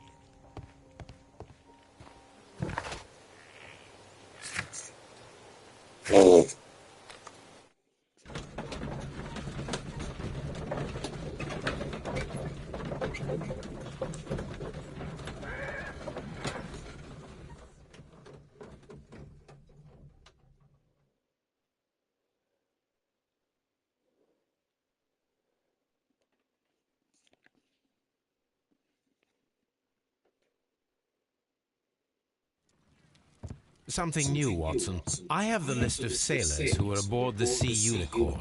We shall soon learn what happened to Nelligan's father. I have only to find them. Let us hope they're still working at the harbour. I think that if you pretend you're from Scotland Yard... I doubt it, Watson. And really, I would prefer that all of this remains quiet for now. But I have another solution. I'll call in the specialists. And who might they be? The secret police division of Baker Street. Ah, you mean young Wiggins and his gang? Yes. Believe me, you'll receive more useful assistance from these little urchins than from a dozen yard detectives. Those children are everywhere. They see and hear everything, and they are cunning. All they lack is organization. I'll summon them. How will you do that? There is always a watch beneath our window. I have only to call him.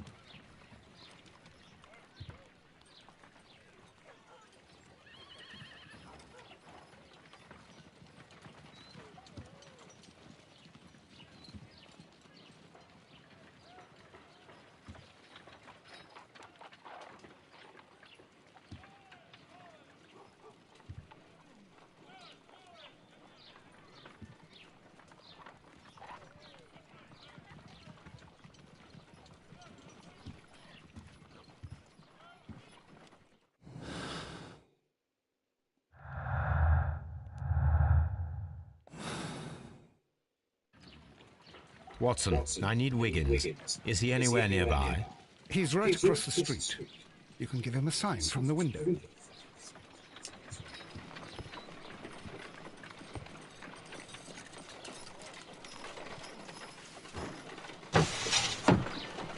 Wiggins, could you come upstairs, please?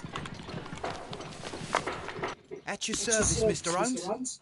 Wiggins, I need you to track down certain people for me. I'll give you a list. You can read, can't you? Big Oliver from our gang. He can, because his father is the coachman of a famous lawyer. Fascinating. Here is the list of sailors. Sailors? Easy. Just got to look where the rum and the red lights are.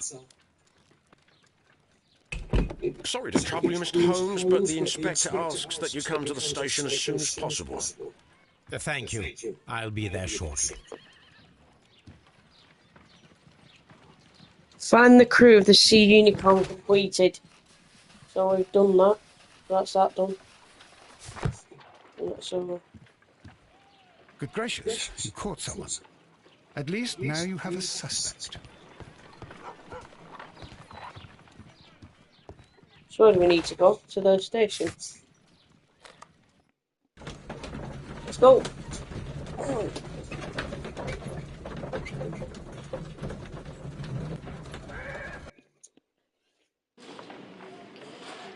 There we go. We're at the station. What happened? Mr. Holmes, Oh, there we go. glad to see you. As always, what happened? We have a new suspect, Liam Hurtley. I'm thinking that this case will be resolved very quickly now. Interesting. Pray tell. Well, the constable that I left at Woodman's Lee noticed a suspicious individual prowling around during the night. Do you have him here? Yes. He refuses to speak with us, but we'll make him talk. Let us hope so. Ah, yes, and one more thing. The constable told me that at the time of his arrest, the fellow was writing a letter. Do you have it? Of course. It's in the evidence room, at your disposal. Admit that for once, Mr. Holmes, Scotland Yard is a step ahead of you, eh? Breathtaking.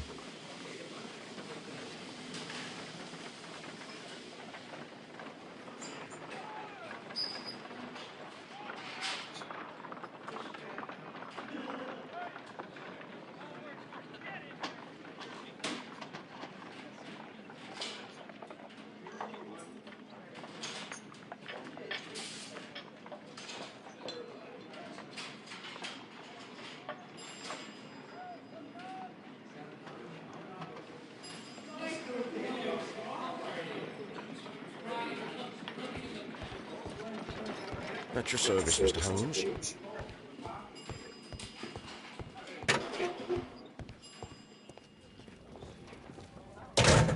So Hurtley's belongings. Go and search these. These are the suspect's belongings. Hey, them shoes. The boots, I mean. What's that? Cigar or pen? Stained letter. The stains are fresh. They can be removed with the proper chemicals. Yeah, that's the one. We can do that at home. So, a piece of stock exchange certificate belonging to the Canadian... Yeah, we've done that. Let's have a look. So, the letter seized from Hurtley, Liam Hurtley, it is covered almost completely in ink stains. Well, we can sort that out. Let's have a look at the pen. Nothing unusual about it. Nothing. Let's take a look at the boots. They Liam could fit. Hurtley's old boots. They're a size 9.5. They might fit. These are the suspect's belongings. What's this? Oh, nothing. Let's go and investigate. Do what we do best. So Liam Hurtley's old boots are size 9.5.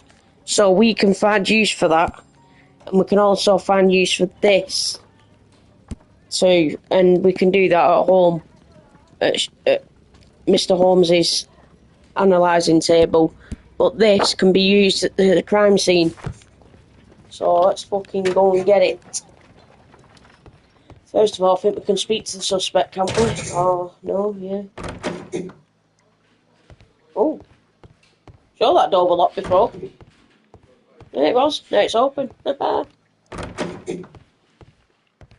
have a goosey gander in here.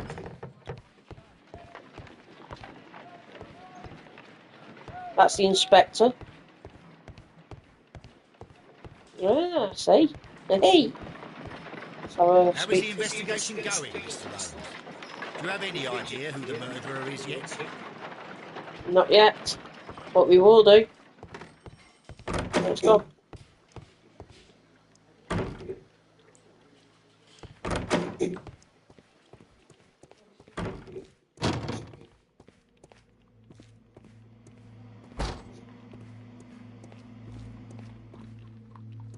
So this is Scotland Yard back in the day. This is your old Nick. Reminds me of Heartbeat. That's Liam Hurtley. So the other guy's been took away. Where did he go? There he is.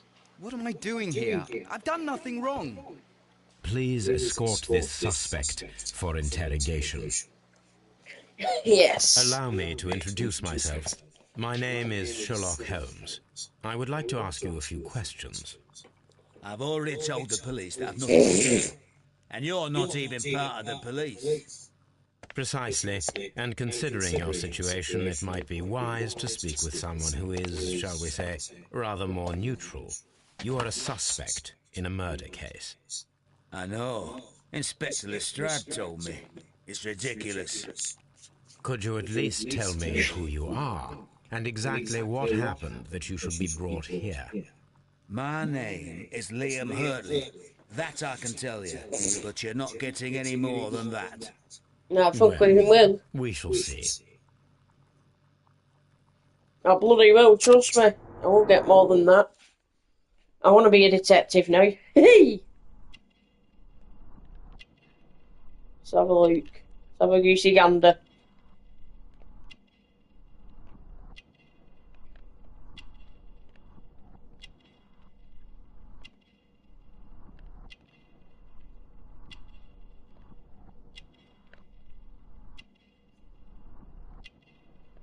Oh, he's got a cut there. Looks like it's where a knife has been. You know, where they've, what's it called? The guy's defended himself. Old scar. Well, it might not be then, if it's an old scar. Depends how old. Let's go. Handkerchief with crested tip.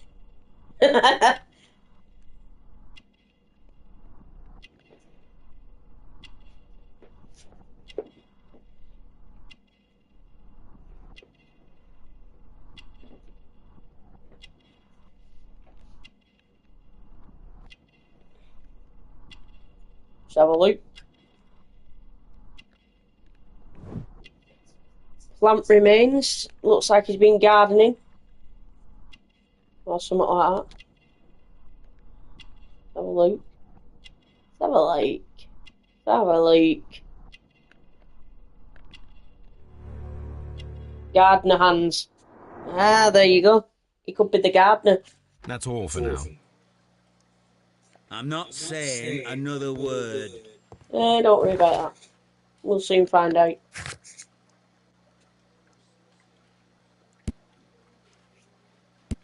Right, let's have a look. A stranger arrested by the police. He's a former soldier who left the military after being wounded. He now lives a quiet life working as a gardener, probably at Woodman's Lee. So they could be the boots. So this is Hurtley.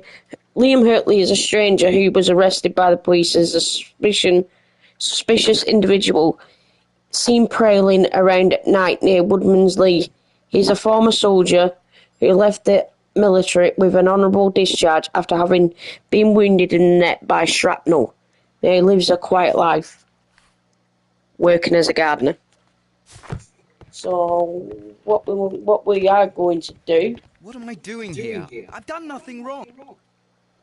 We are going to travel to Woodman's Lee. We're going to go to Woodman's Lee first.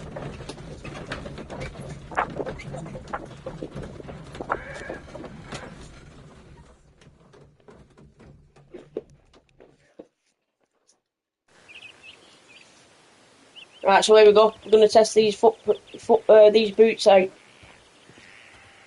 Let's have a look, because we need evidence. Here we go. Test these out. Look like they fit. Match the footprints There we go. exactly. So the boots match perfectly. Let's have a look. What does that mean there? Oh, we've got something else here. There we go.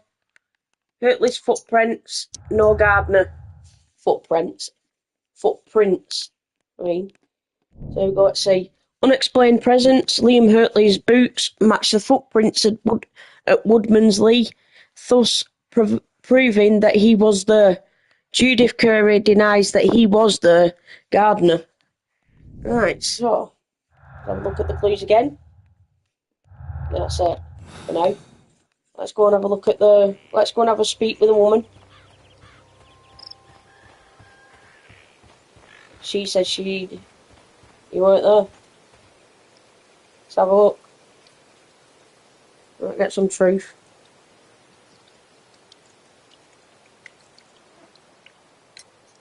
Does the name Liam Hurtley mean anything to you? No, I don't know anyone by that name. Liar. Thank you, madam. I bet you fucking do. Right, we're going to Baker Street. We're going to analyse.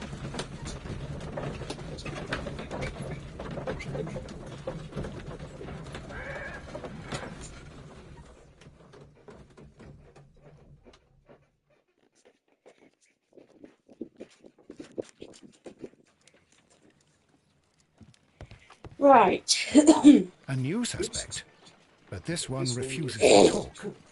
This case is more interesting than I first imagined. Let's go to the analysing table. Recover Hurtley's letter. So what we're going to have to do, we're going to have to... chemical agent that is capable of removing That's all. fresh ink. For this Definitely purpose, chemical. the chemicals from the flasks should be combined in a certain order to perform a chain reaction. A chain reaction. All 7 reagents should be used. Second condition. Orange reagent should be the third one in the sequence after the blue reagent. Third condition. Colorless reagent should be added after the orange reagent.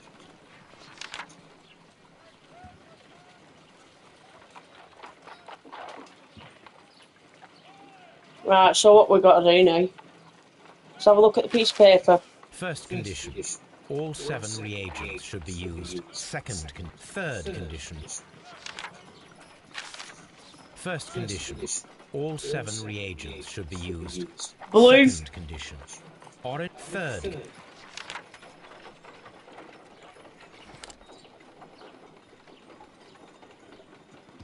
Blue.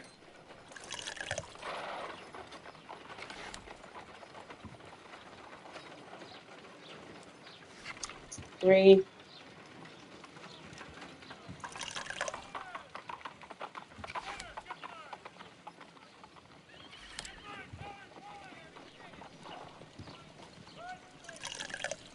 And yellow and yellow.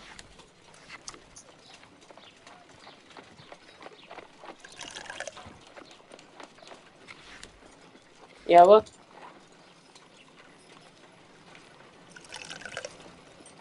And then blue. Oh no, blue. Something isn't right. Right. I need to start the reaction from the beginning again. So, right. So use the blue.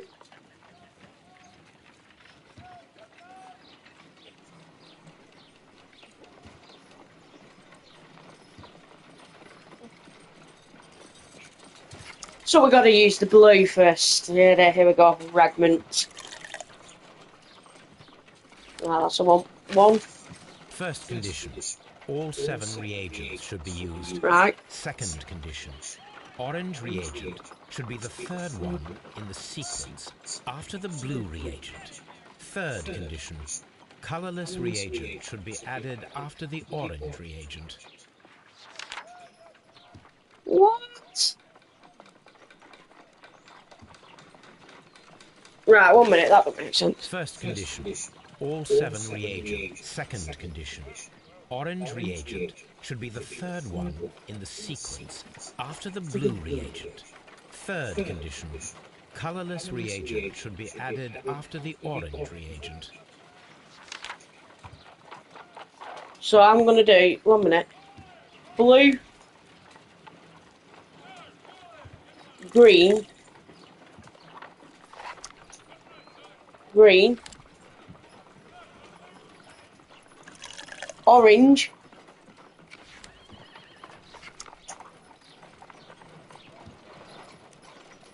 blue, green, no it can't be. First condition. All 7 reagents should be used. Second condition.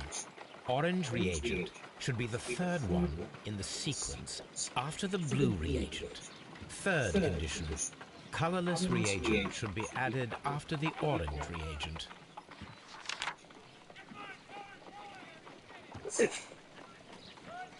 Blue, green, orange, clear, orange, clear. Reset. Blue, green, orange, clear. What? Blue.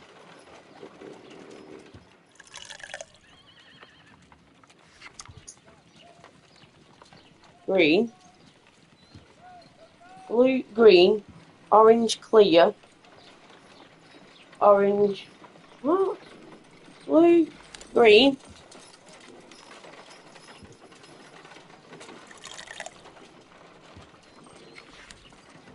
Orange. Clear. Clear.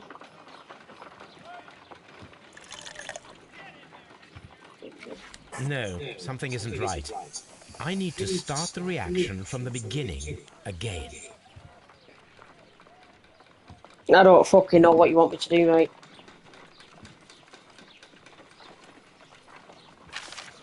First condition. All 7 reagents should Yeah, I be know used. Second condition. Orange reagent should be the third one in the sequence after the blue reagent. Third condition. Colorless reagent should be added after the orange reagent. Should be the third one after the blue. So orange should be after blue. First condition. All 7 reagents should be used. Second condition. Third. Green.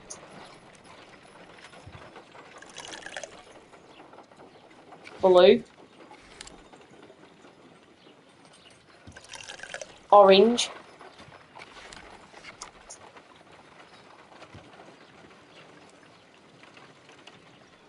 Clear. Blue, green, blue, orange, clear. Gotta be right. So what did we use? Green, blue, orange, clear.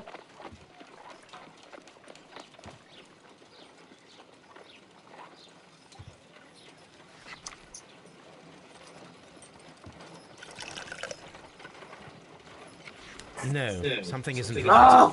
I need to start the reaction from the beginning again. Right, let's try it again. I was right on them ones, I'm sure I was. So it's green, blue, orange, clear. Green, blue,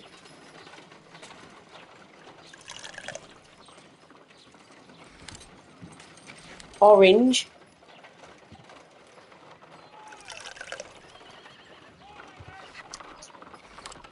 clear.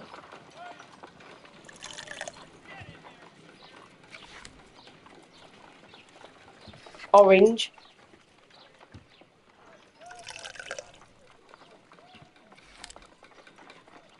Blue. And clear.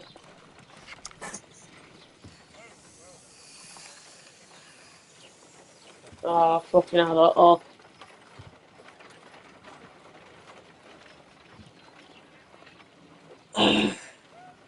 Hey, mate. Green.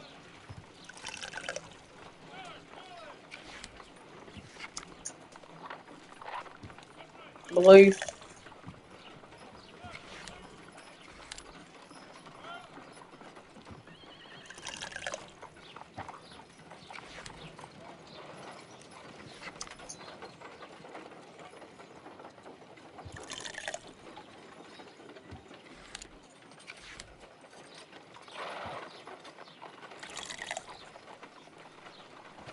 No, something isn't right. I need to start the reaction.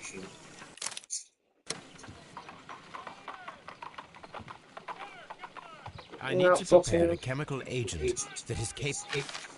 First condition, all 7 reagents should be used. Second condition, orange reagent should be the 3rd one in the sequence after the blue reagent. Third condition, colorless reagent should be added after the orange reagent. There's only 6 in there.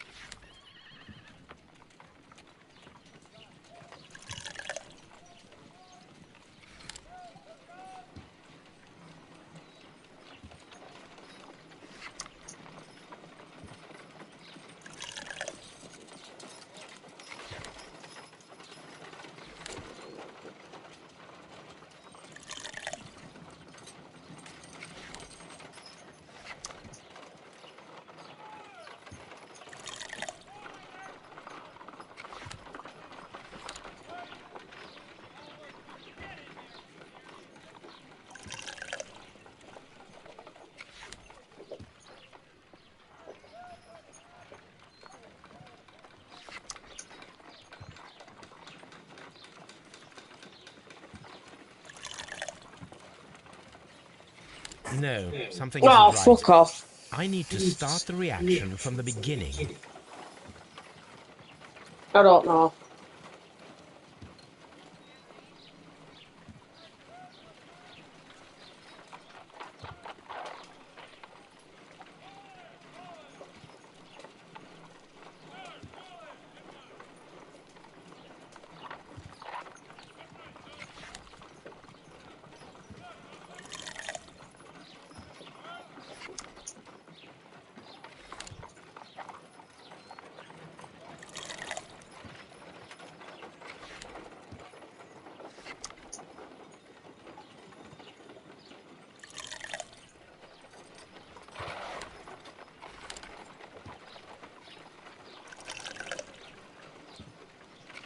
No, something isn't right. Oh, skip it, I can't be I arsed. need to start the reaction from the beginning. So this is the letter, anyway. I did as you asked and hid them well, but I beg you to reconsider. Reconsider. Eye on ice and remember our vows. I have done nothing dishonourable from which you... whatever that means, so I think we're going to have to...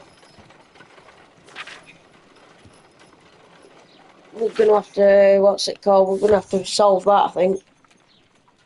So Liam Hurtley's boots was exactly the match the footprints at Woodman's Lee.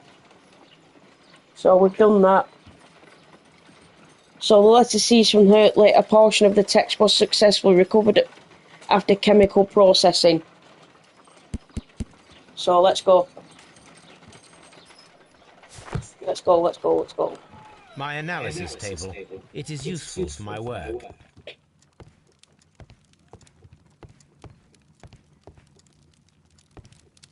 Where do we need to go now? A new suspect, but this one refuses to talk. This case is more interesting than I first imagined it. Right, let's go to the map. We can question Hurtley about that, so we'll go there now. 1 sec. Let's go to Scotland Yard.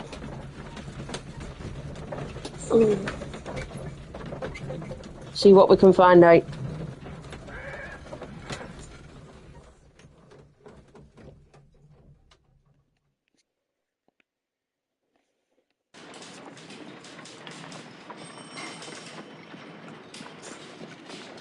Let's go.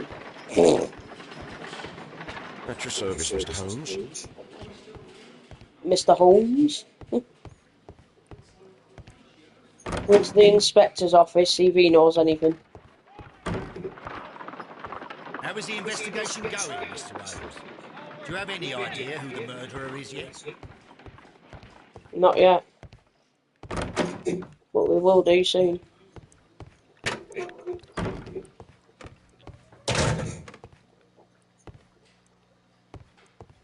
What am I doing here? I've done nothing wrong.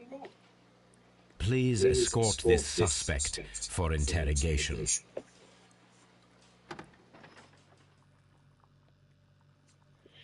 Woodman's Lee. Tell me, Mr. Hurtley, what were you doing at Woodman's Lee? Woodman's Lee? I've never been there. Liar. The second pair of boots that you had with you when you were arrested perfectly match the footprints found near the cabin where Peter Carey was murdered. Footprints? That's your proof? How many men have boots like mine? That doesn't make me a murderer.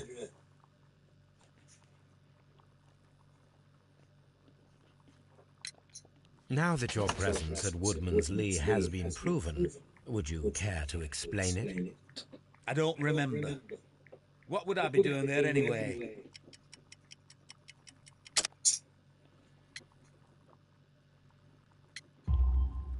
Because you are the gardener at Woodman's Lee. I'm not. How did you... I observed your hands. They told me that you work with the earth. Small fragments of plants snagged to your trousers indicate that you were mowing very recently. But the most obvious clue presented itself in the bird embroidered on your handkerchief. A crested tit, if I'm not mistaken. All right, you got me.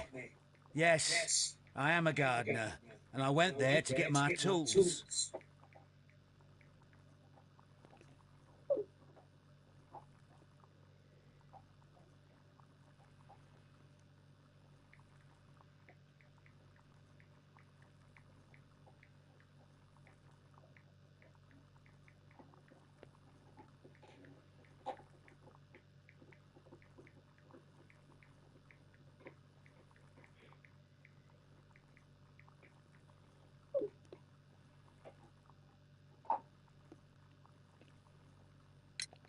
So tell me, Mr. Hurtley, what did you hide? Hide? What are you talking about?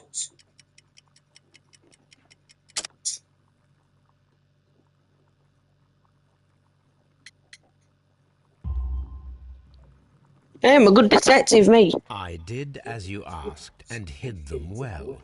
Should I continue? My letter? But the ink? That's impossible. A touch of chemistry, nothing special. Well, you're a smart one, but it's nothing. If you want to know, I was referring to my tools.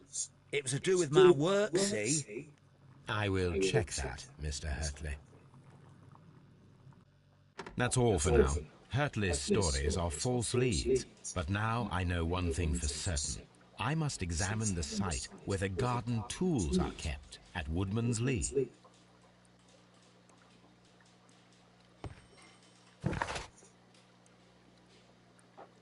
According to Hurtley's letter and by his own words, he hid something at the spot where the garden tools are kept. He is a gardener at Woodman's Lee, so I should definitely conduct a search.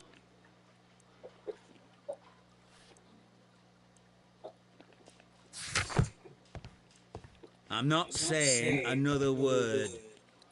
What am I doing here? I've done nothing wrong. Mr. Holmes?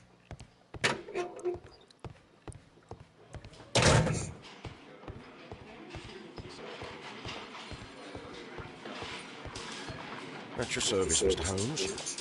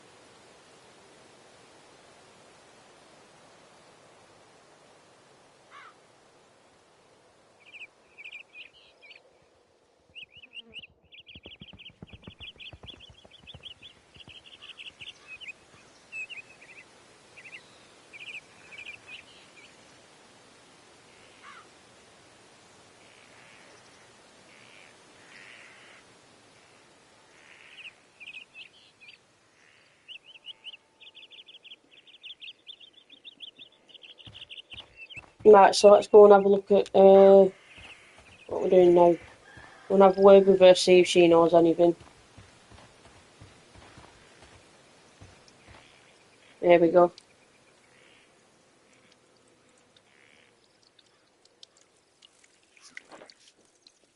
Fucking phone and everything. Everything falls off. It's awful.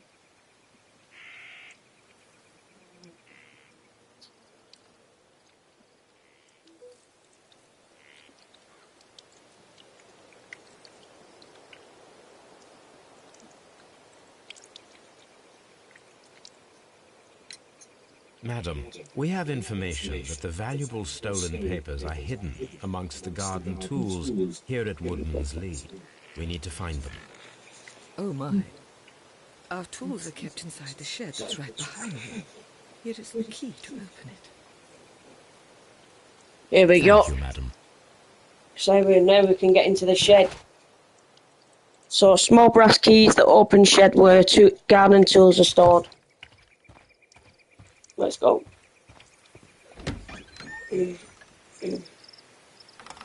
Let's see what could be hidden here. Let's have a goosey gander. Press R1. See if there's anything that should light up yellow. It do. Have a look. Shed floor. Wooden planks. Ill-fitting plank. Let's examine it. Ill-fitting plank.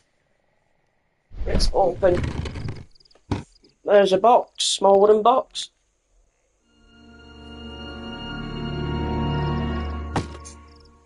Can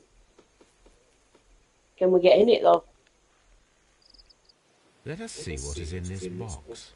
Alright, here we go. What do we need to do?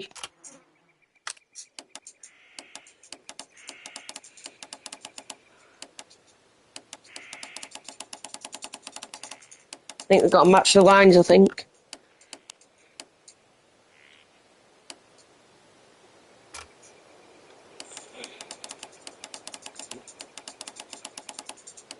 Hang on.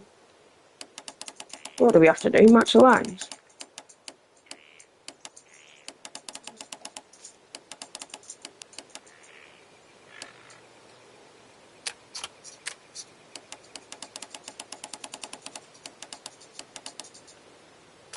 Yeah. It'd make no sense, wouldn't it?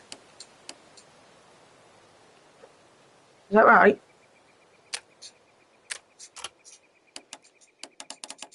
Huh?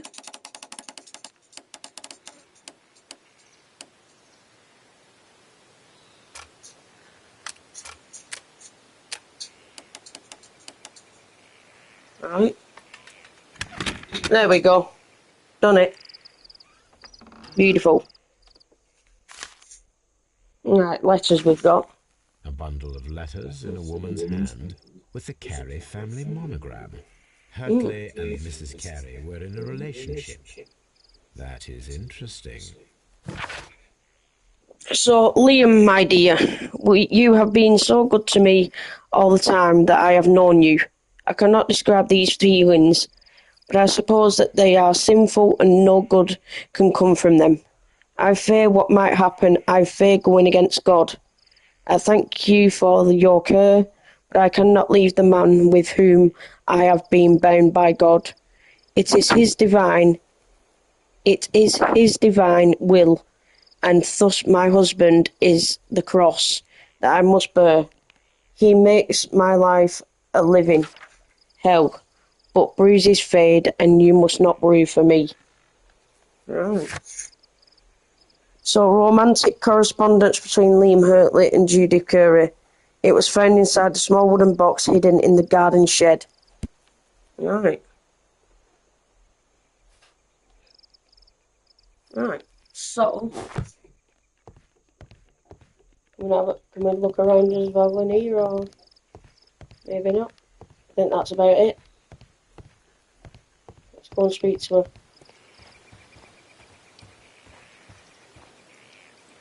We'll have a talk.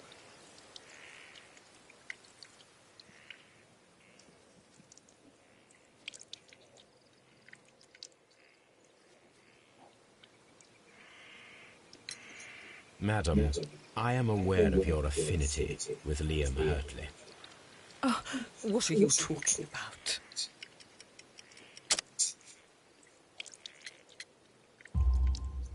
Mrs. Carey, we found your letters. My letters? I asked Liam to return them to me. I wanted to burn them.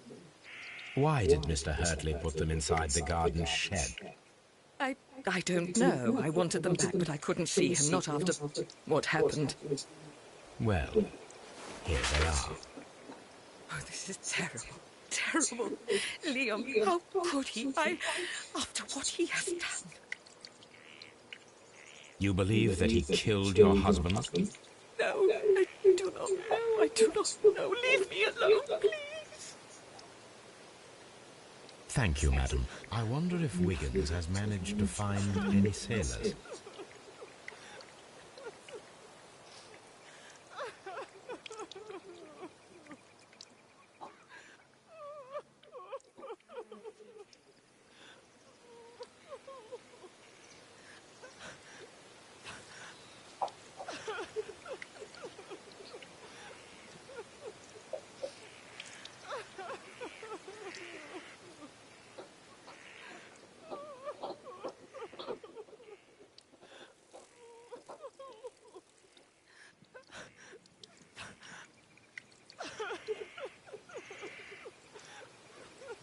Leave me alone, please. So what happened then? I forgot what was going on then.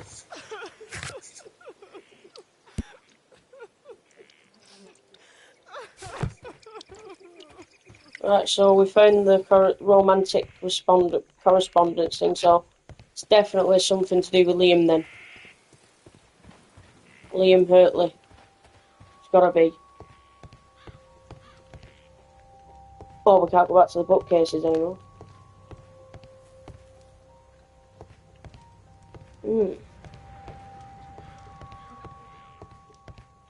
So let's go to... I think we need to go to... Let's try the Baker Street. An open deduction. Hang on, we've got some more. Missing tin box. Julie's curve. No, nothing to do with tin box. Liam Hurtley's and that confession. There you go, we got it. Liam Hurtley's and Judy's confession. Harmless flirting. It has been confirmed that Liam Hurtley was flirting with Peter Curry's wife and even fell in love, but it didn't go beyond the affectionate but harmless letters and words. So that's that one done. And we've opened a new bubble. Hurtley's innocence. Hurtley's presence at Woodman's Lee on the night of the murder is explained by his affection toward Judith Curry and the fact that he works there as a gardener. Right.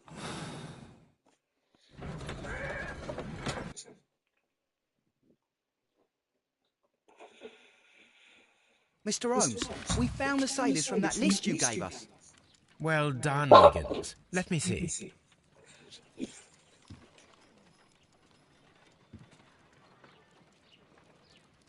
So we've got Hugh Pattins, which is James Lancaster, Patrick Kearns, Raoul Talbot, John York, and Pablo Conventra.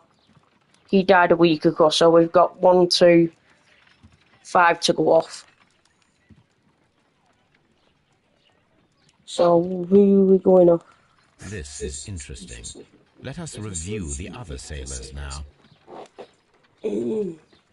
This is interesting. Let us review the other sailors now. This is interesting. Let us review the other sailors now. This is interesting. Let us review the other sailors now. This is interesting. Let us review the other sailors now. This man is a harpooner, and his Patrick initials Kearns. are PC, the same initials that were found on the tobacco pouch. Wiggins, could you gather some information on one of the sailors that you found? His name is Patrick Cairns. Kearns, that's one. We found Patrick Cairns. Good job, Wiggins. Where is he? That was fucking He lives quick. in a small furnished dump of a room, but he's always at the Sea Witch pub, where he does arm wrestles for money and drinks.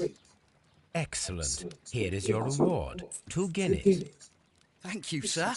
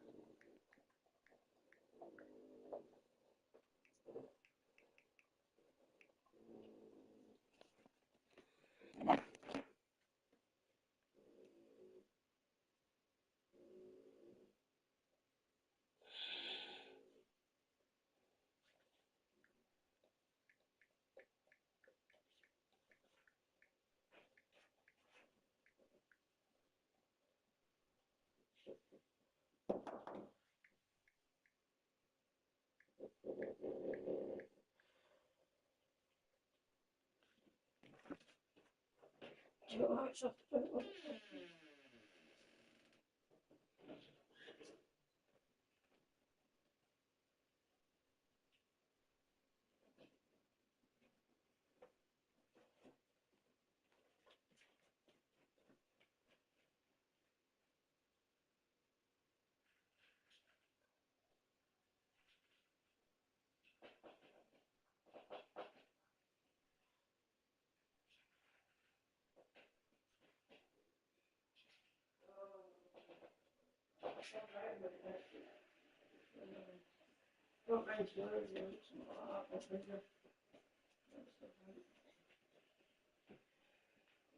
now what's that there?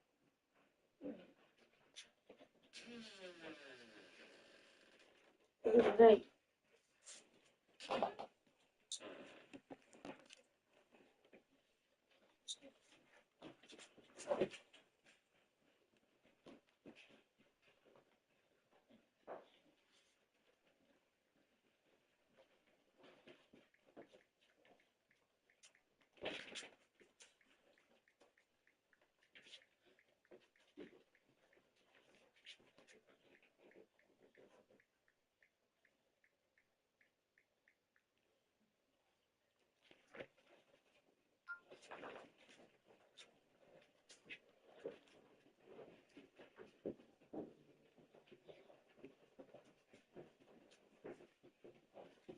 Oh, wait a minute.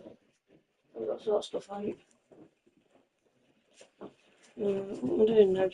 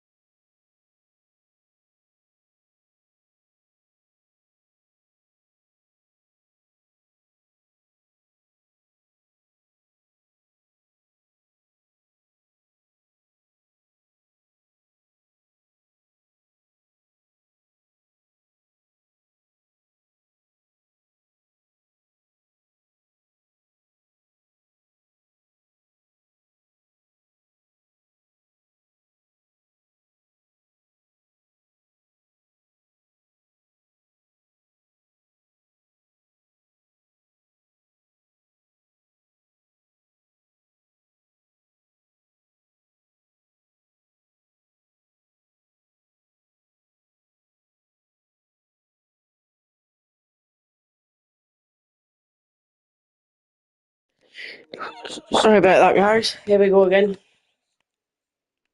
Judy's letter, Judy's conversation, or whatever it said. I don't know what it said then. Here we go.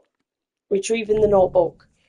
The break-in attempts were made in order to recover the notebook that had been lying in a pool of the victim's blood. This proves the guilt of the person who made these attempts. We've read that one. It's this one. So we've got two choices. It's either harmless flirting or desperate jealousy. So Liam Hurtley loved Judith Curry so desperately that his jealousy could have provoked him into committing the murder. Or we can go for the harmless version. It's been confirmed that Liam Hurtley was flirting with Peter Curry's wife and even fell in love, but it didn't go beyond the affectionate but harmless letters and words.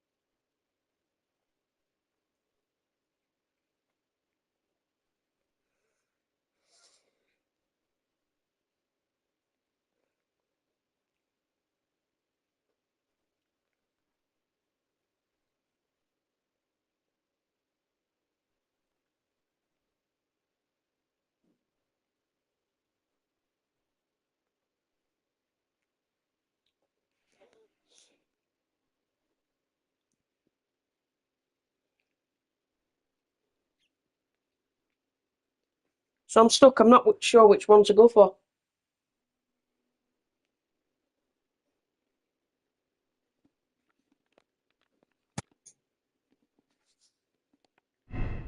Might go for desperate jealousy. Here we go. Hurtley's motive. Liam Hurtley's relationship with Judy Curry gives him a motive for killing Peter Curry. Hurtley's presence at Woodmansley on the night of the murder is explained by his affection towards Judith Curry and the fact that he worked there as a gardener. Might just go for the Hurtley's motive, I don't know.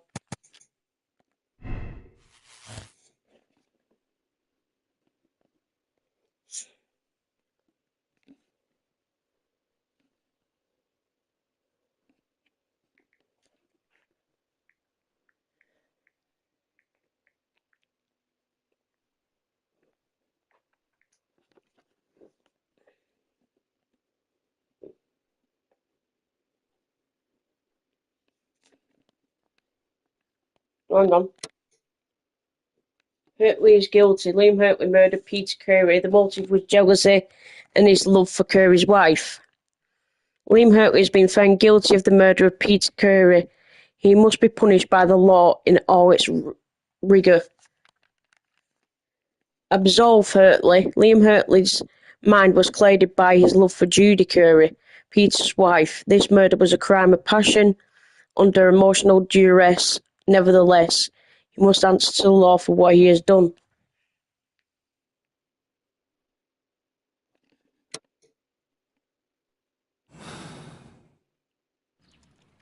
Let's just continue the story.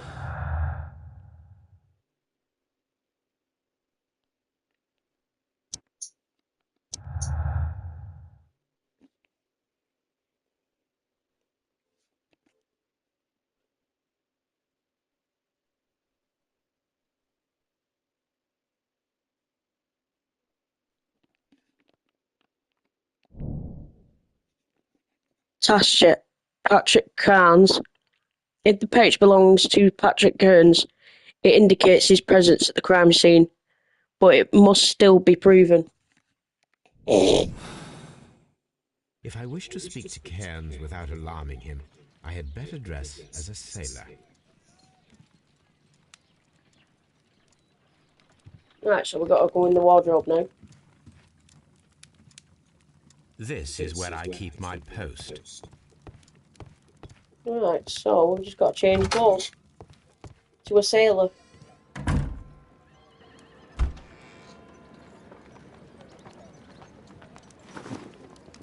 There we go.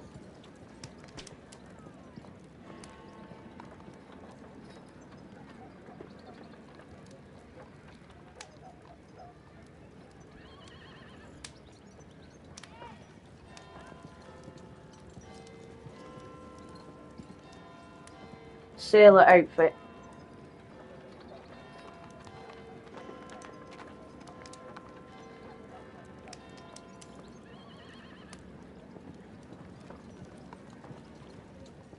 No, let's go, that'll do. Now I can approach Cairns and see if he recognizes the pouch.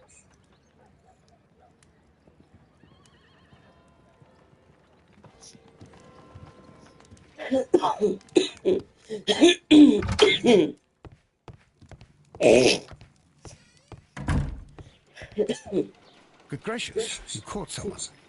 At least now you have a suspect.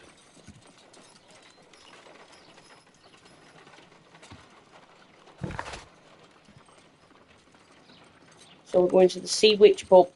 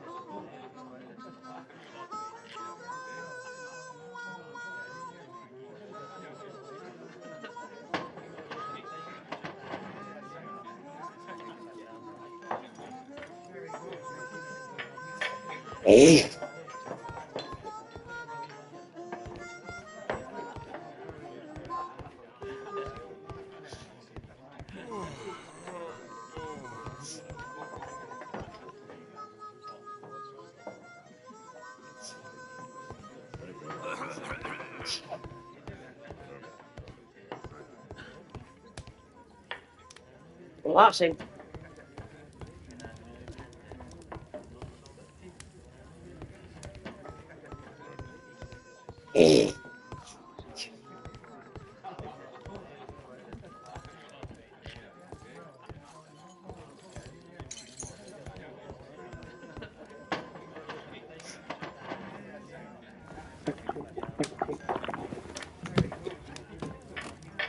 Hello there.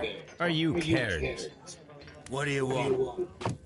Well, you've heard all about the gambling on arm wrestling here. You seem like the likely sort, and I'm up for it. I start at 10 shillings. Suits me.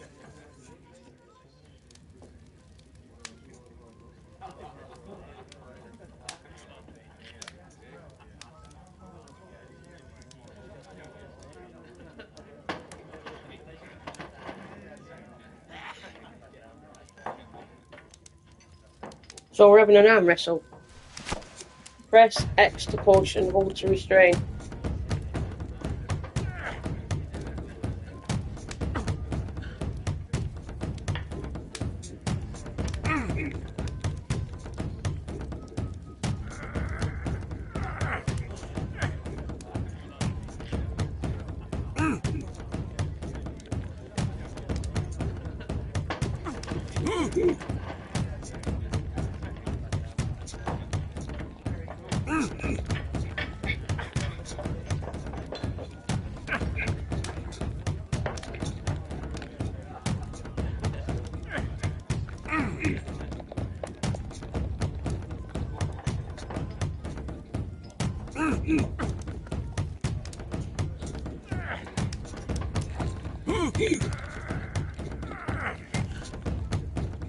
What are we supposed to do?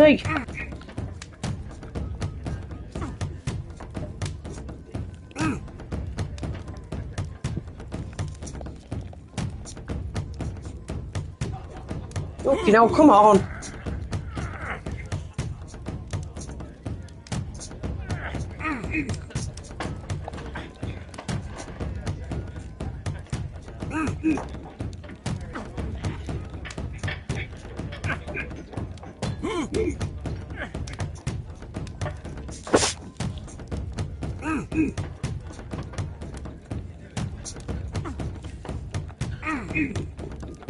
I don't fucking know what you're supposed to do.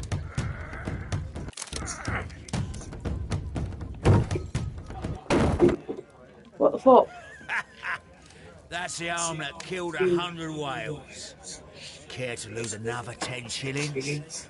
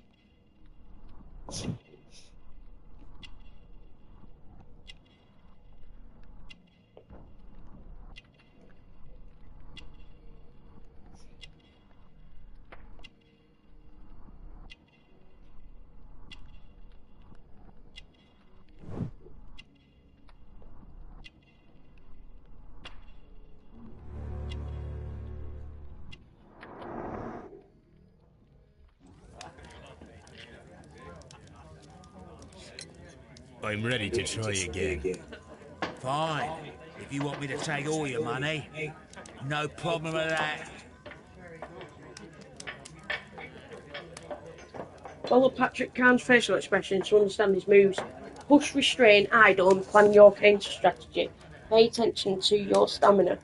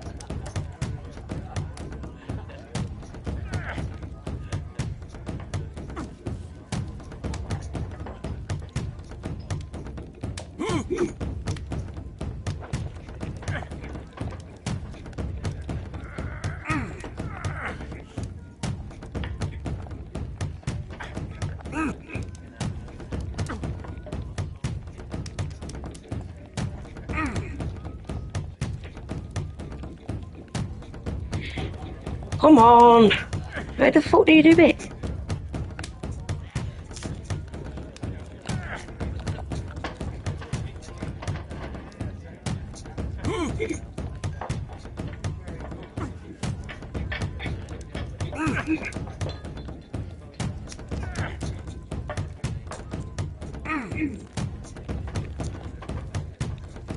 Go on, get it back up to the middle, you dick. Weak as fuck.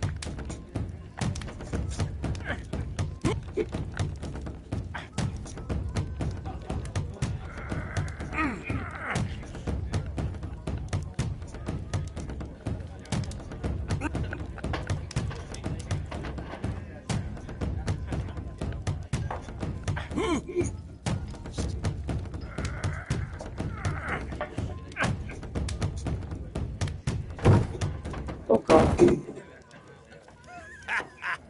That's the arm that killed 100 whales. Care to lose another 10 shillings?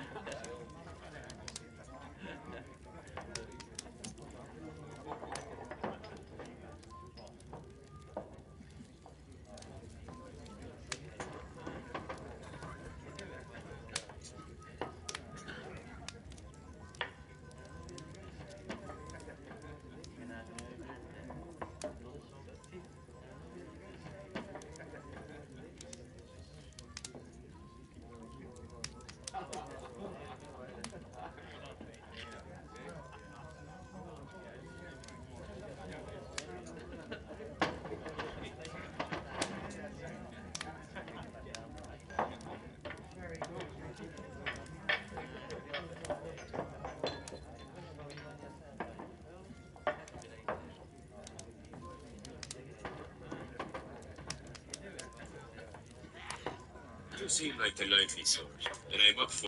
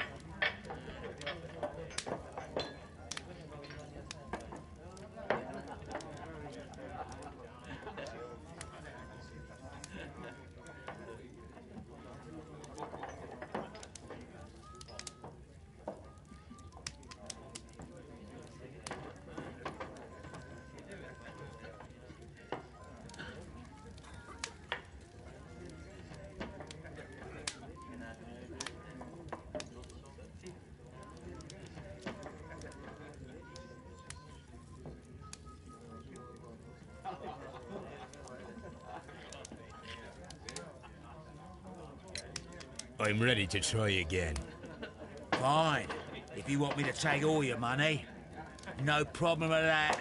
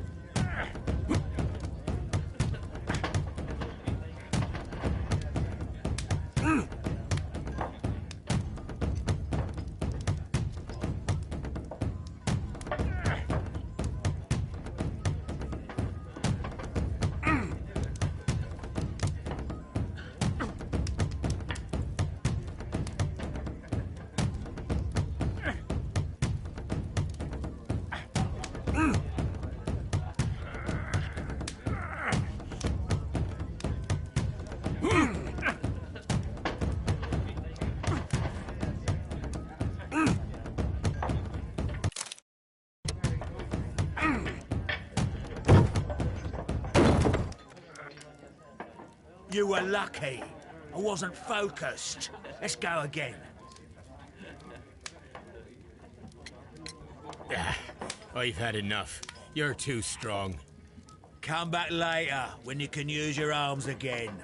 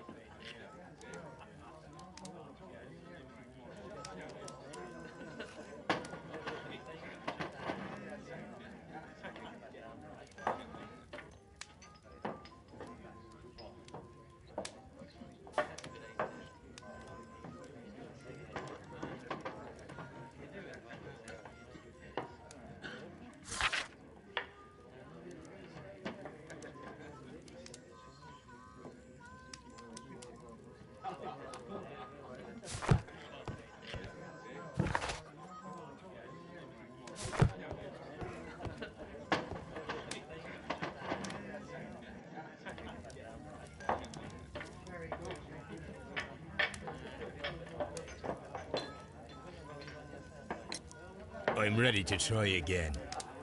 Fine. If you want me to take all your money, no problem with that.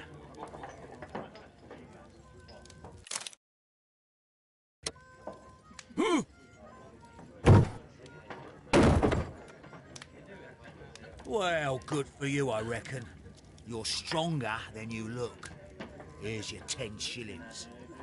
I'd like to buy you a drink. Good winner as well. That's good. Let's have a drink.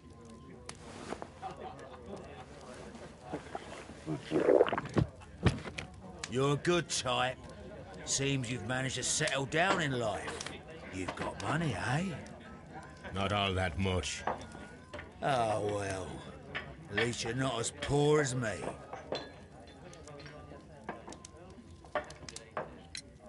Why do you say poor? You're not working? I'm a harpooner. But you see, the whalers are rare. They don't pay much. So, as a result, find myself arm wrestling to pay for my drink. A harpooner? Interesting. You've had a lot of adventures, I bet. Of course. It's been a dozen years since I sailed. I've seen everything. Old Wallace, damn Black Peter, Great Roger.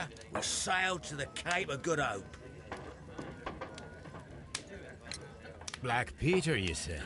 He mentioned Black Peter, yeah. He was the worst of them all. He was a liar and violent too, swinging those fists of his around. He was a tyrant and not much of a captain. At least, not as good as Great Roger. I see. Yes. I was told terrible tales about Black Peter. But you ain't heard the worst. Another drink. Tell me, and let's have another drink. It was in 1883 that it happened. The August of that year. Peter Carey was captain of the Sea Unicorn, and I was a spare harpooner. We were coming out of the ice pack on our way home. One evening, we saw a little craft that had been blown north. There was only one man on her, and he wasn't a sailor. The crew must have thought that she'd foundered, and they made for the Norwegian coast in the dinghy. I guess they all drowned. We took the man on board.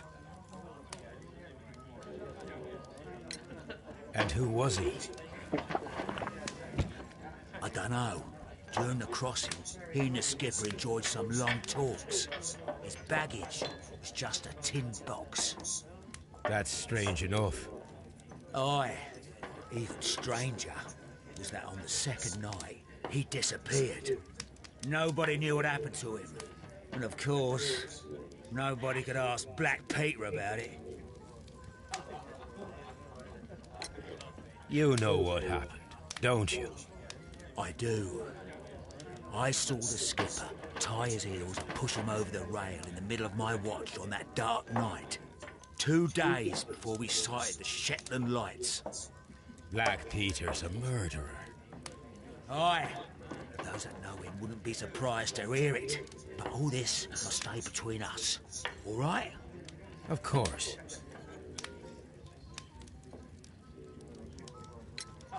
Back in a second. I'm off to the Kazi. I'll be here with my drink.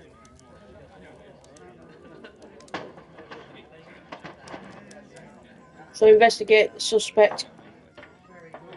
Carnes, we've done that. Determine owner of pouch. So we've just done that now. So Peter Curry was trying to conceal the murder of John Nelligan's father. So in other words, basically, Patrick Kearns told the story of how in August 1883 he had observed Peter Curry throwing a man overboard. The man had been saved from the sea only the previous night. The man was obviously Joshua Nelligan. So we're getting somewhere.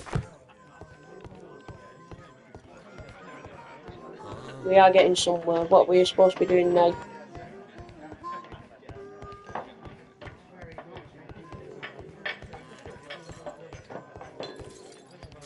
Oh, has he already used the toilet? Oh, hang on.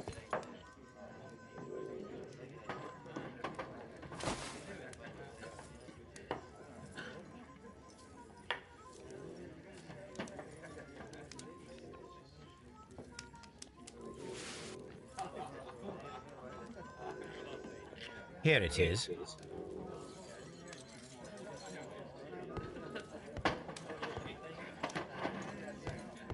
Is that it? Let's go and speak to him. Have you got any tobacco? I've run out of mine. Nah, I lost my pouch. I don't know where. Wait a minute. What's this? Oh, is this your tobacco pouch? Well, oh, it is. Well, I have to go now. I know a captain who's planning an expedition to Cape Cod. Captain Ahab's his name. He commanded the Pequod. He might need good harpooners. I'll tell him about you. Maybe. If you like, aye. I'm done here. It's time to leave. Care to lose another 10 shillings? Care to lose another 10 shillings? Right, so that's done.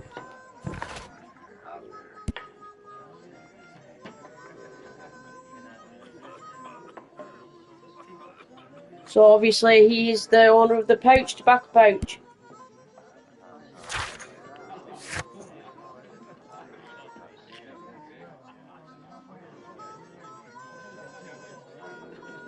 So where do we go now? Let's have a look.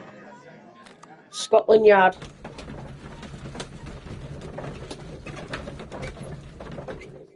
Let's open our deductions first, whatever it is. Patrick Kearns pouch. So let's see what that says. Where is it? There it is. Pouch proof. It's either one of them. Pouch proves guilt, which is Kearns has confirmed that the pouch belongs to him. This means that he was at the scene of the murder and thus proves his guilt. Pouch proves visit. Kearns has confirmed that the pouch belongs to him. This means that he was at the scene of the murder, but does not necessarily prove that he is the murderer. I'm gonna go for, I don't know, which one do I prove?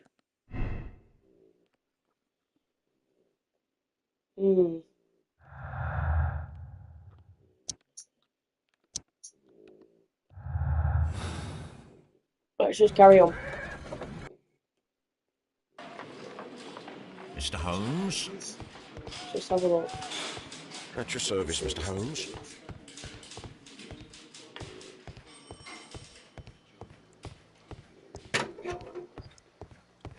I'm not saying another... What am I doing here? I've done nothing wrong. Right, let's go to Woodman's Lee.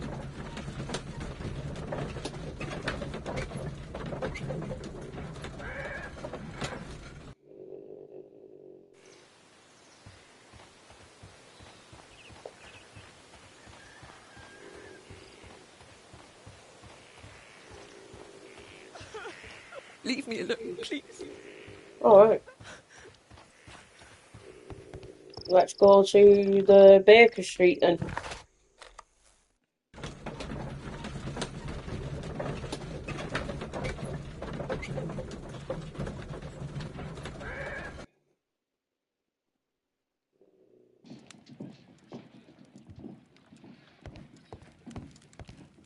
My archive. I can always consult with it if needed. Right, 1 minute. My analysis table. It is useful for my work. What's that piece of paper for then?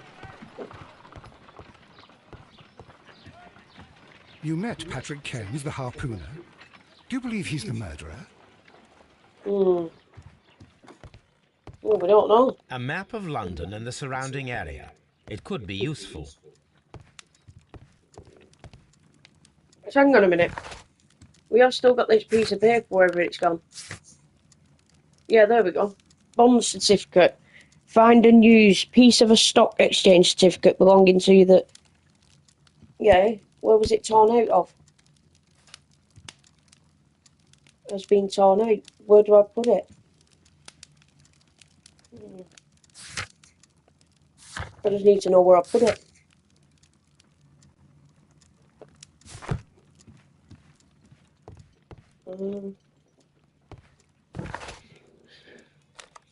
It was at Woodman's Lee.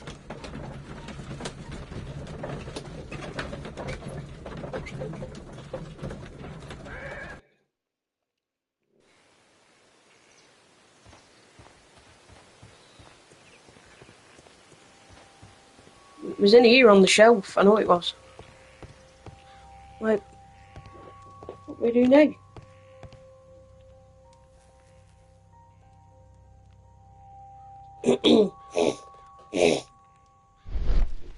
Yeah, we know about that. An object. Oh, good.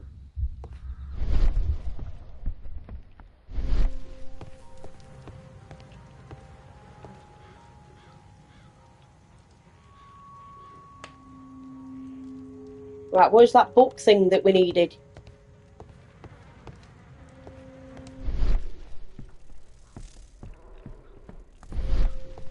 Oh, I'm fucking confused now.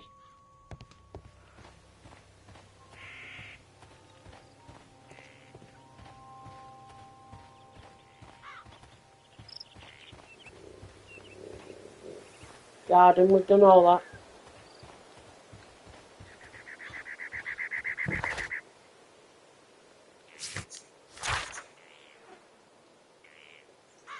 How many is it to do this?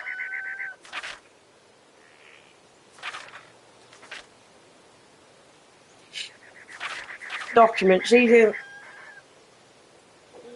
are all the documents that we've got.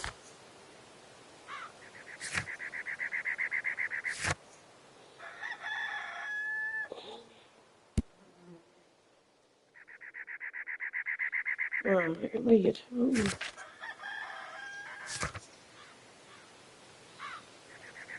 Find and use bond certificate. A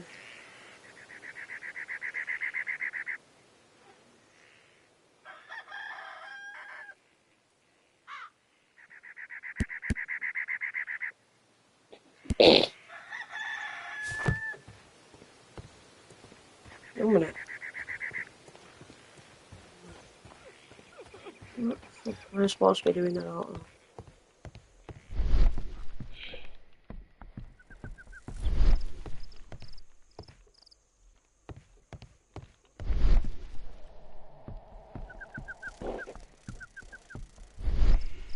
Right, go back on there.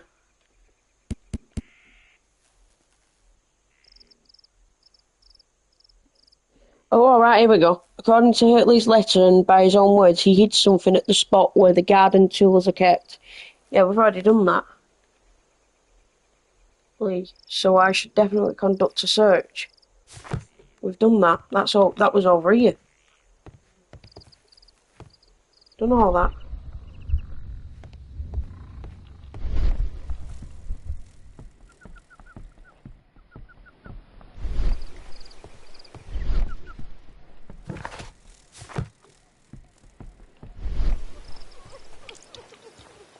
Leave me alone, please.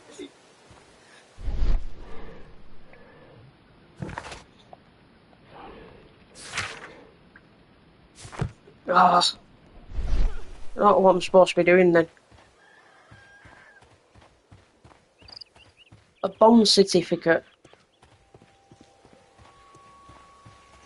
It was ripped out one of these books.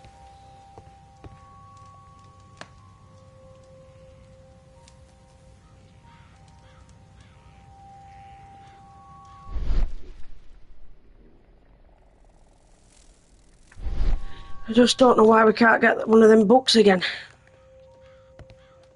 It was from there. Oh, what the fuck am I supposed to do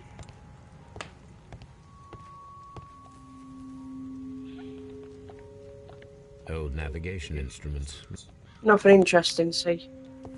The Sea Unicorn. She was the ship that Peter Carey commanded. We know all that.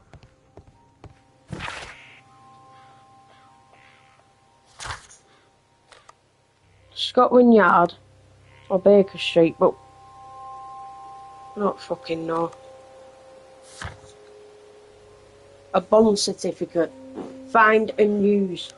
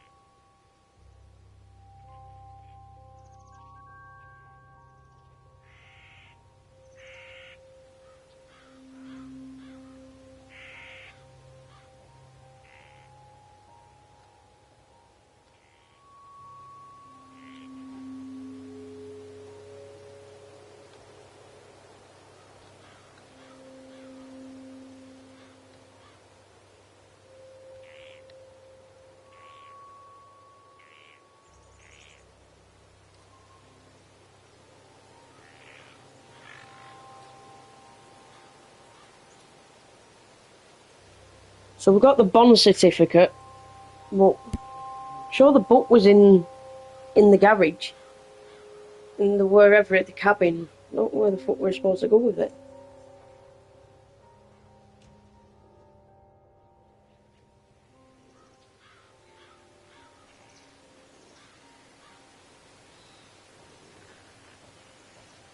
Unless, hang on a minute, I think I've got it. We've got to go back to the station. I'm sure we have. It might have something to do with the belongings. Let's have a look.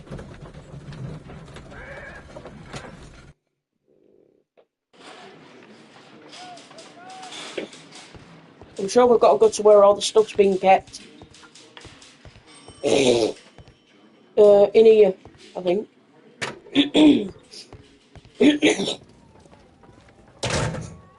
There we These go. are the suspect's belongings. I wonder if these are connected.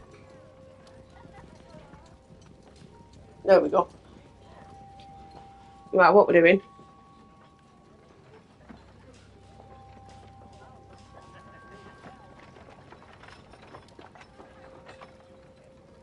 What we're looking for?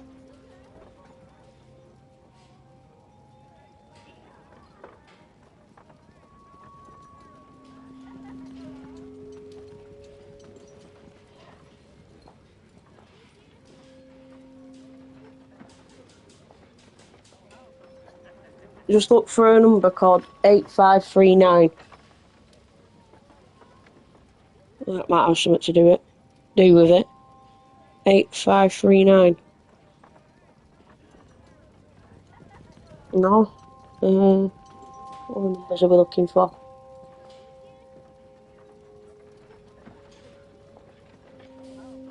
All 347.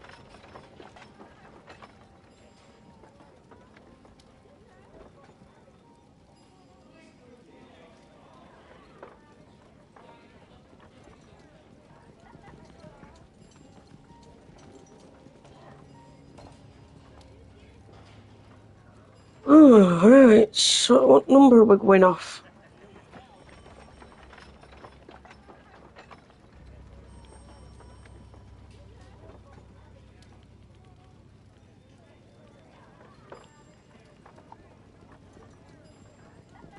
Now we CPR. have the proof that Nelligan's Canadian papers were Pacific indeed Oh, here. It there we go. seems that they have vanished, however. Well, I got it right.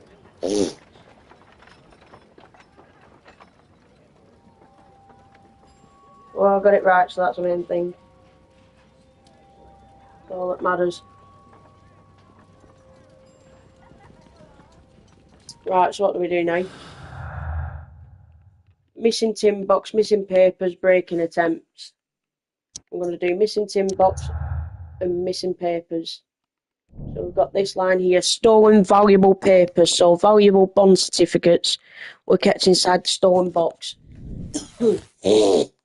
Which brings us another line.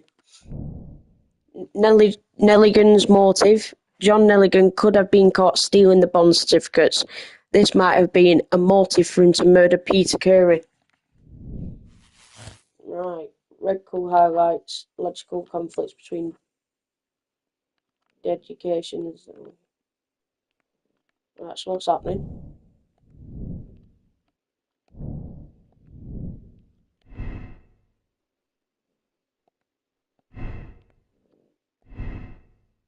So, Hurtley's innocence. There we go. What's this now? Harmless flirting. There we go. We've got it right. So we only got one wrong. So, now we've got this. Nelligan is guilty. John Hopley Nelligan murdered Peter Curry. This is proven by his dishonesty and the fact that he was at the scene of the murder. Right, so what do we have to do now? John Hopley Nelligan has been found guilty of the murder of Peter Curry. He must be punished by the law for this desperate crime. John Nelligan is a victim of circumstance. His childhood and was overshadowed by the loss of his father. He always dreamed of a reunion to find out what had happened. He made a poor decision and so fell into trouble.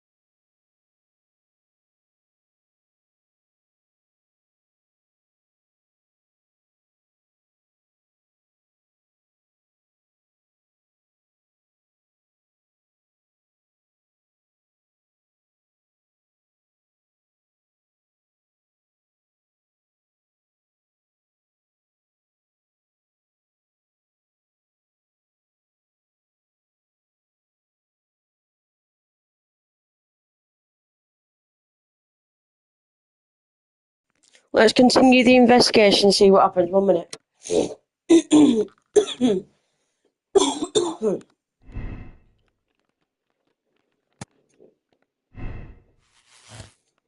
Nah, Pouch doesn't prove guilty, that's the thing, so I was right. Yeah, so I was right, so yeah.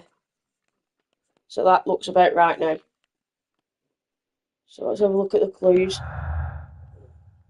We've got break-ins, missing papers and break-ins.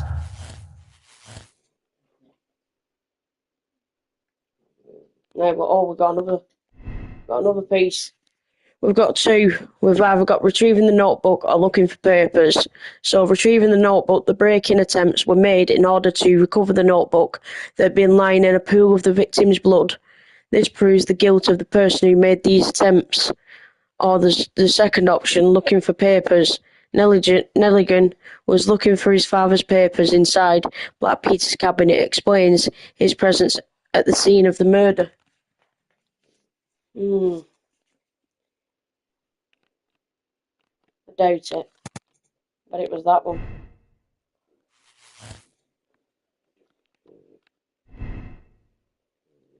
John Nelligan could have been caught stealing the bond certificates. This might have been a motive for him to murder Peter Curry. John Nelligan is a victim of circumstance. He does not fit the portrait of the murderer, either by physical or psychological description. Oh, must have got it right.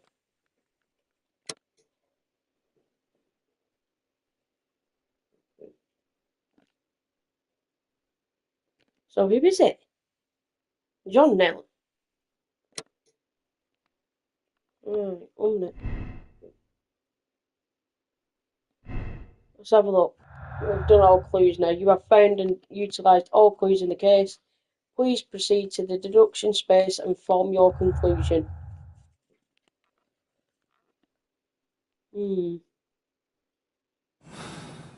Let's exit.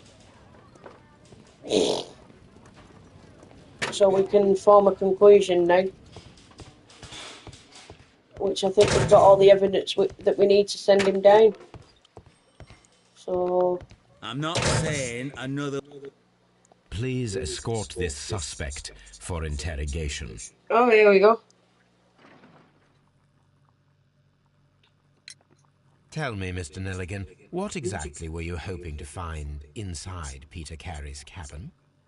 I was trying to find some information about my father.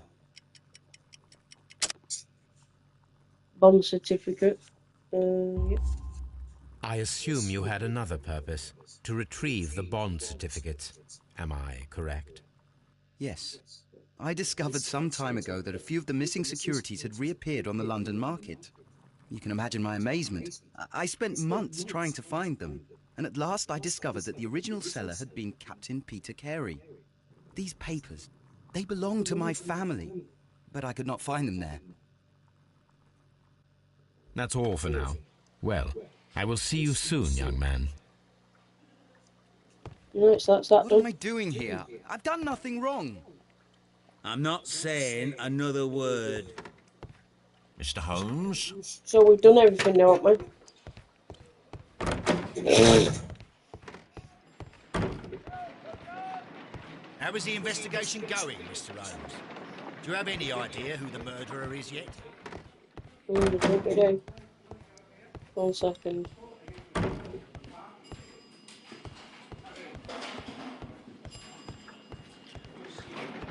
At your service, Mr. Holmes.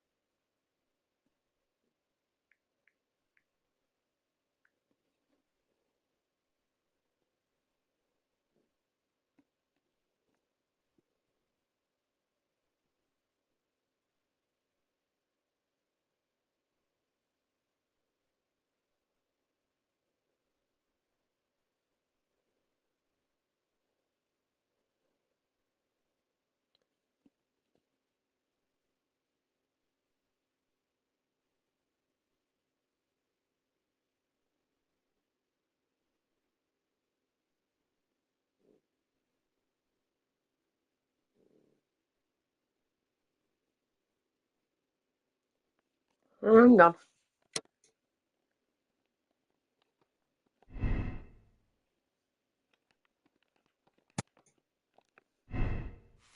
I think we've got the. I think it is feet of. Yeah, it will be.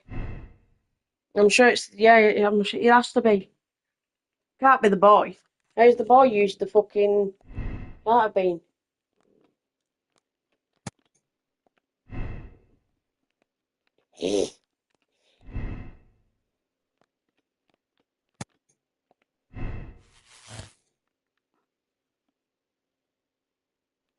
Yeah, it's got to be.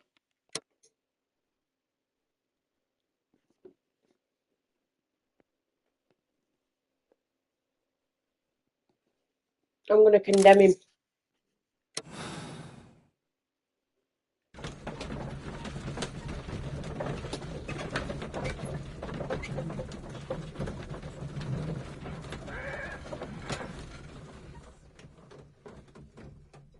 Final decision. Done. Unfortunately. If you wouldn't mind, Mr. Holmes, could you explain it to me? As I informed you on our way here, Patrick Cairns is the murderer of Black Peter. Why bring me here? Wouldn't it be better if we were out looking for him? That would be futile, as he will be with us in approximately 12 seconds. Oh, well, if this is your idea of humour... No, I just heard the front door. Prepare yourself. Good day, gentlemen. A young lad gave me a note from Captain Ahab. Am I at the right address? Is he here? Indeed, it is the correct address. But in place of your captain, may I present to you Inspector Lestrade of Scotland Yard? That means... It means, my friend, that you are arrested for the murder of Black Peter. What? What? A trap? You think you can take me? Here now. We'll have none of that. And I say that we will. Oh! Jeez. What's going on? Oh, shit. Oh, yeah. Fucking combos. Come on, Sherlock. Whoa. We're doing it.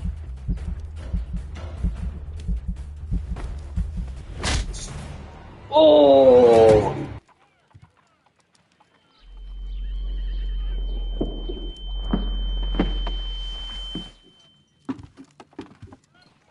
Did he escape? Yes, unfortunately. I thought you were good at boxing, Mr. Holmes. Apparently there's still room for improvement, eh? How's your jaw, Inspector? Oh, it's fine. Mr. Holmes, all this is your fault. You should have warned me. I would have come with reinforcements. If that had been the case, then Cairns wouldn't have come here. Well, maybe. I'm going now, Mr. Holmes. I'll put out a search. This scum won't get far.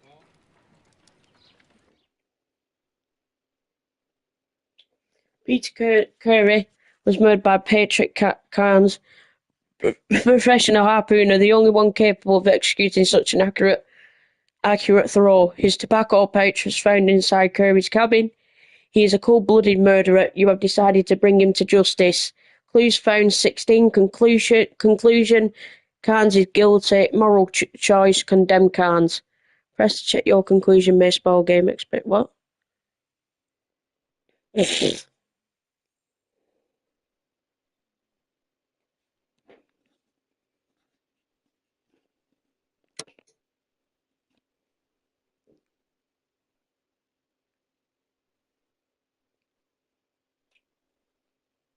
So yeah, I was right.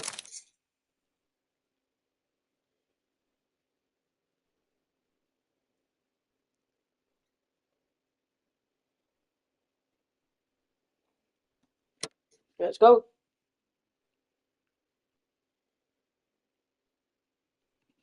The fate of Black Peter, your ranking is personality ranking justice seeker. So we did well. Aye, aye, Captain. Trophy earned. Beautiful. Riddle on the rails is next.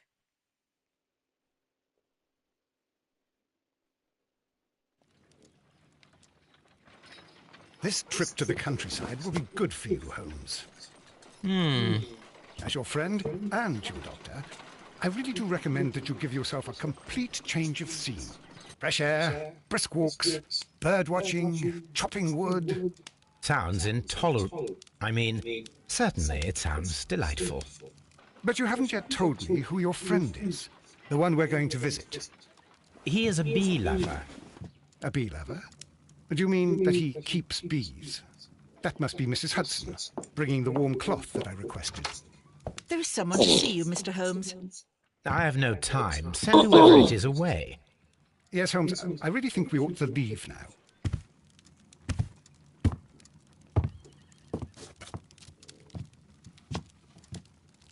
Mycroft. Sherlock.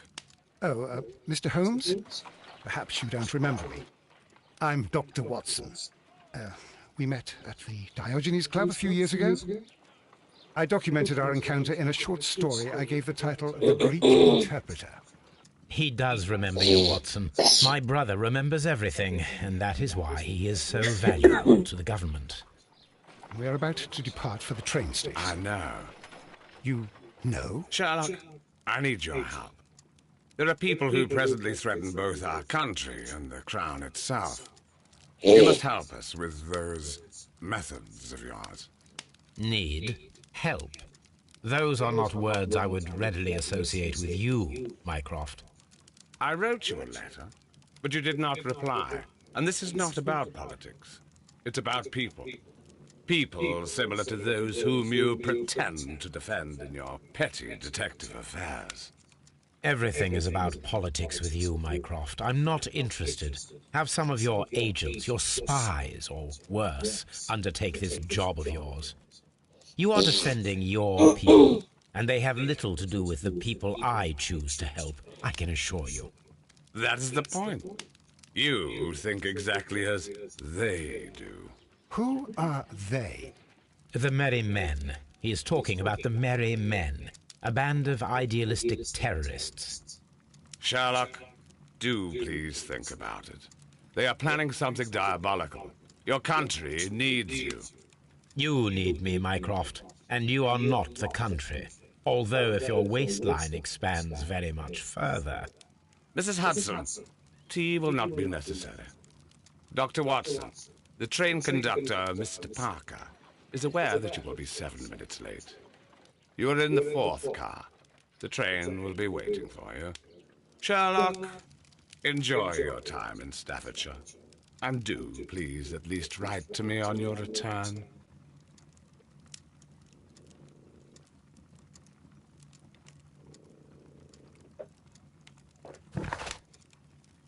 Right, so a late night railway station, an incoming train, an impossible riddle, Holmes and Watson's return from holiday evolves into a tale of intrigue.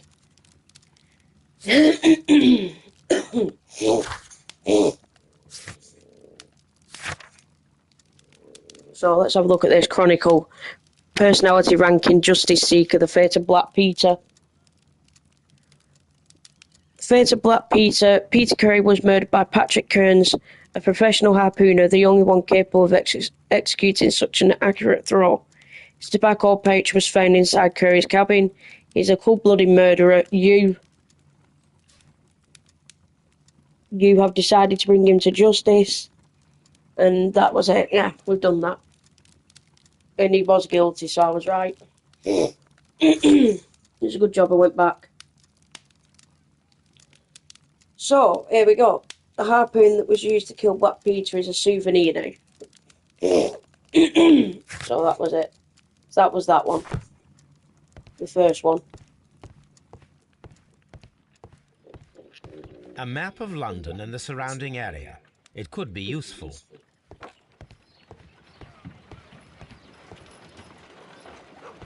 Look after Mrs. Hudson for us, Toby.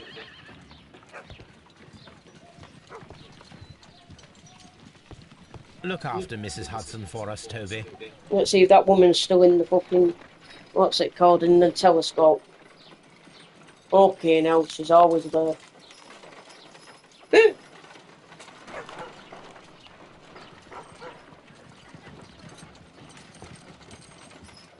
My analysis table.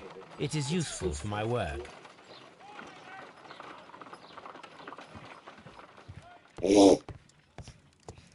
My archive. I can always consult with it if needed.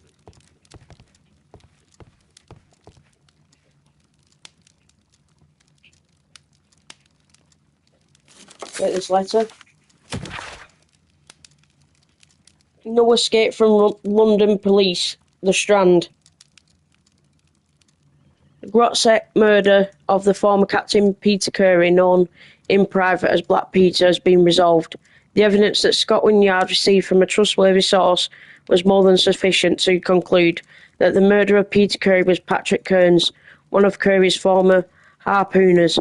In fact, the dangerous criminal was caught single-handedly by brave Inspector Lestrade in a hand-to-hand fight. Patrick Kearns is now sentenced to death. There we go. That was that. So that case got solved. Holmes, please call a cab while I pack my suitcase. We shall be late for the train.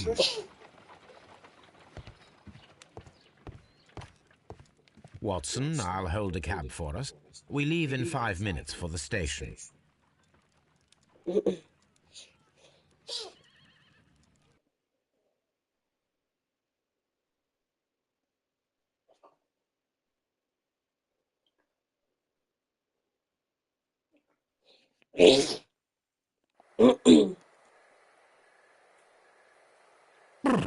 What a gloomy night. It was warmer inside the waiting hall. Since the station master told us that the train is about to arrive, we should not have to wait very much longer. Yes, at last. Attention! The train is arriving at the station. Please stand well away from the platform edge. I'll take your bags and your blasted archive suitcase. But, Holmes, the headlight, it's faded away. Something is wrong. I can't hear any sound from the incoming train. Excuse me, sir. Can you explain what has happened? I don't know. It's as if the train vanished into thin air. What the hell? Holmes, say something. Quick, fetch a lantern and let us take a look. It's too dark. Only fog and rails, nothing else. There is no use in stumbling around here at night. We will come back tomorrow. The next morning, very early.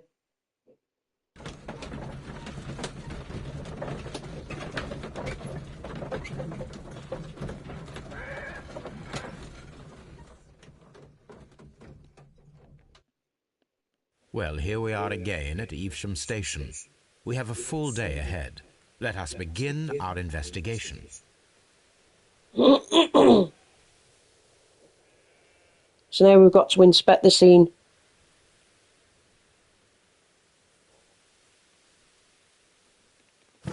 So here we go.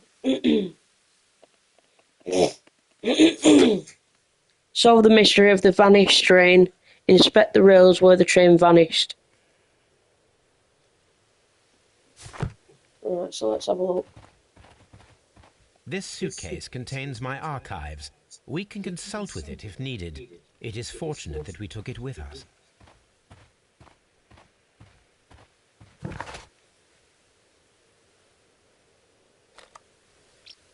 Evesham. Oh wait, that means if we want to leave, we don't want to leave. Trains can't just vanish without leaving a trace. It isn't possible, is it, Holmes?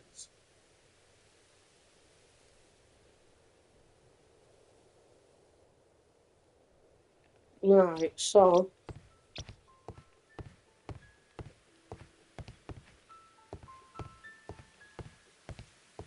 we're in Evesham.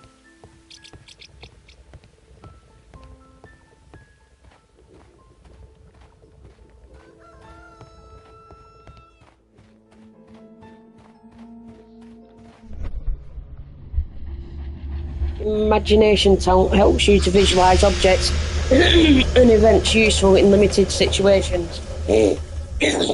This is the place where we saw the train vanish last night. Here we go. A discarded item, possibly thrown from the train. Railway sleepers, nothing unusual. The rails have not been touched. There's nothing unusual here.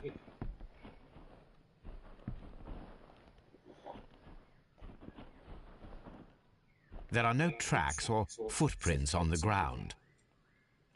There are no signs to indicate that the train ran off the track, nor are there any other traces. There is nothing whatsoever. There are no clues. But then, a negative result is also a result. Oh, I see what you're getting at. No clues and you're smiling. Yes, Watson, I do smile on occasion. This mystery appears very promising. This investigation won't be simple. We shall require a map of the region. Perhaps the station master could lend us one.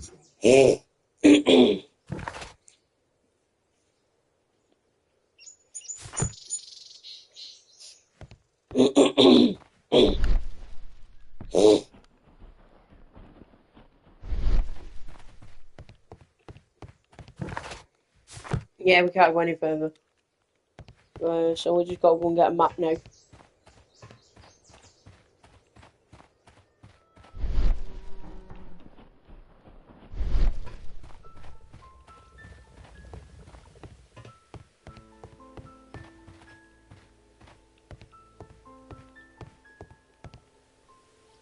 Good morning. Allow me to introduce myself. My name is Sherlock Holmes, and this is my friend and colleague, Dr. Watson. Yes, I remember you. I'm Station Master Everett. You were here last night. So, you are Mr. Holmes, the great detective. Will you be investigating what happened? I shall indeed. It is extraordinary that an entire train could disappear like that. And to think of all the poor people inside it, the passengers, the driver.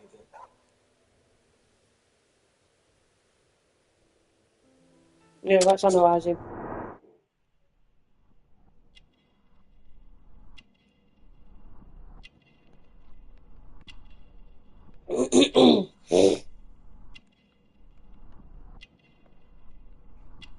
What that then? Full grey hair.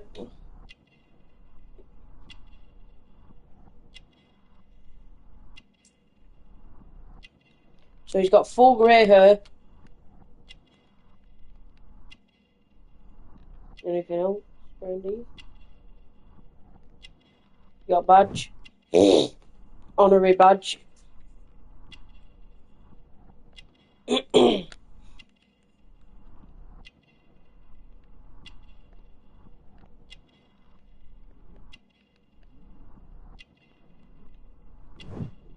Spots of earth, which is dirt.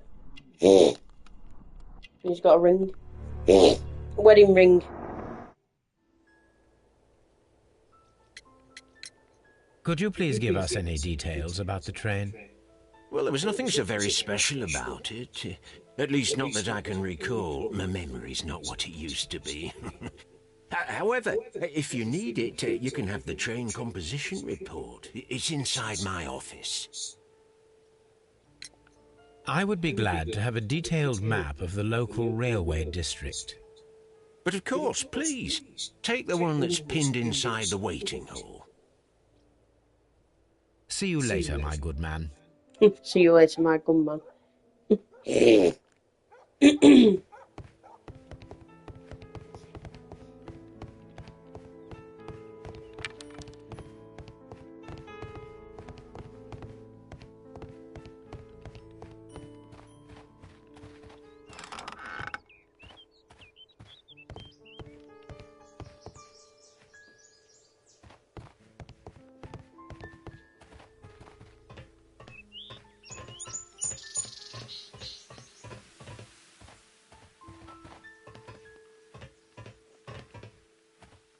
There was a building here not so long ago.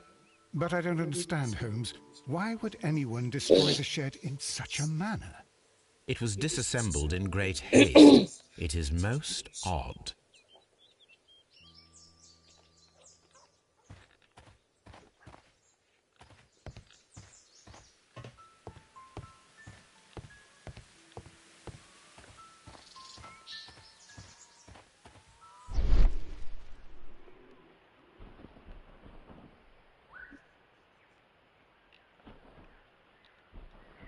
multiple traces, wheel traces. Heavy vehicle traces, so that could be the train. Traces. Let's take a closer look.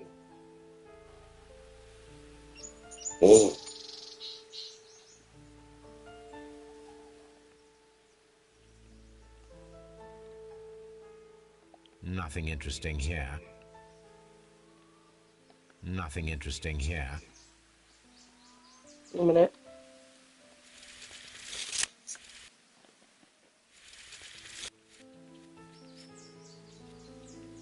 Nothing interesting here. We did it, didn't we?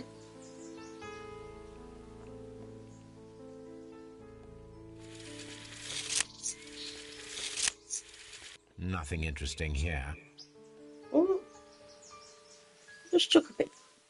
Just did it. Right then.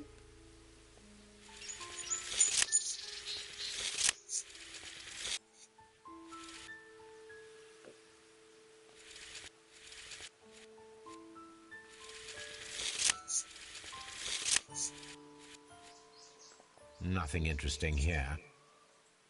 What the fuck am I supposed to do?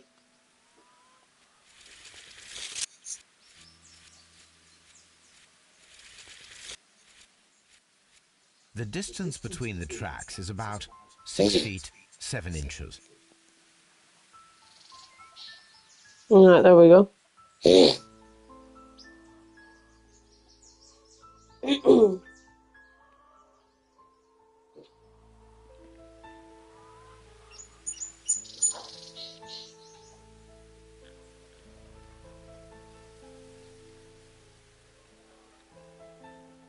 The vehicle would have been heavy, as these tracks are quite deep. These traces are relatively fresh and were made by a large truck loaded with materials.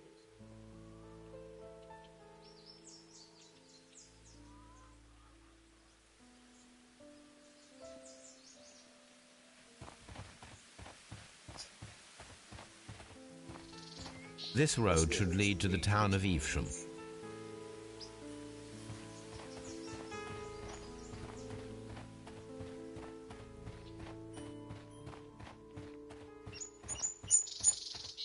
The whole train just disappeared. It's unbelievable. Weird.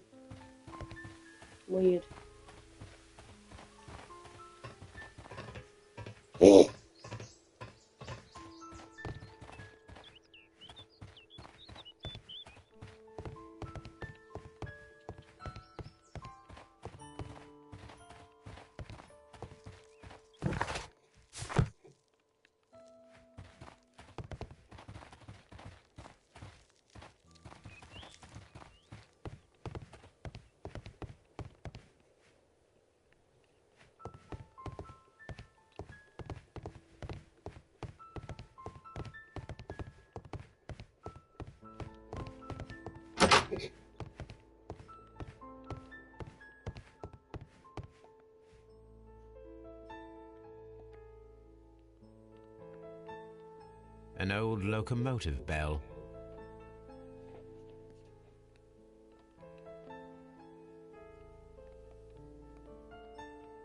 This part is probably from a locomotive. This place serves as a storage area for the station.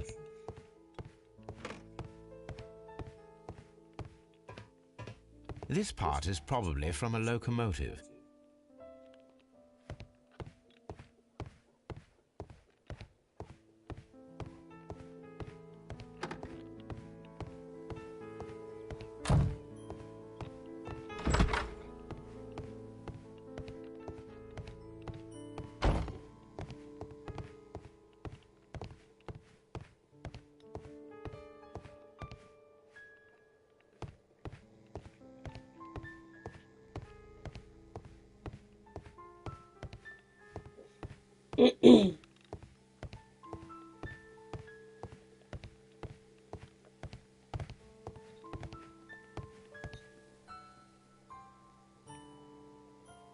This map will be useful.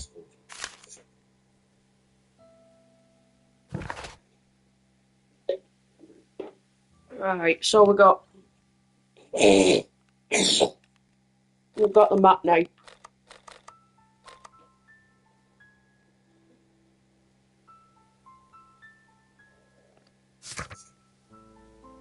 So there is a disassembled warehouse near Evesham, and deep traces left by a large truck with a base of around 6 feet 7 inches that was most likely transporting materials.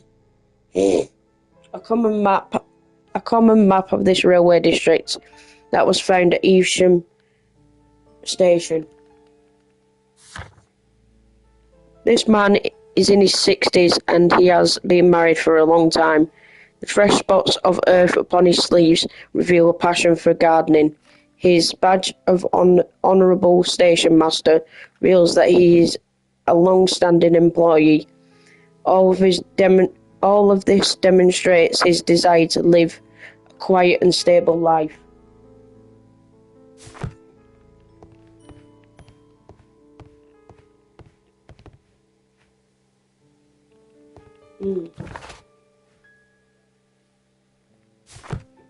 So we've got to go and ask him about that.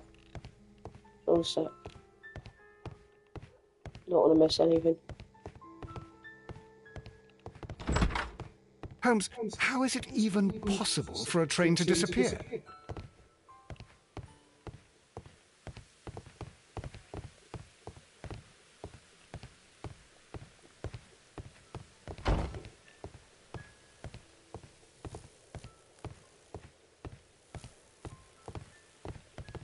The whole train just disappeared. It's unbelievable.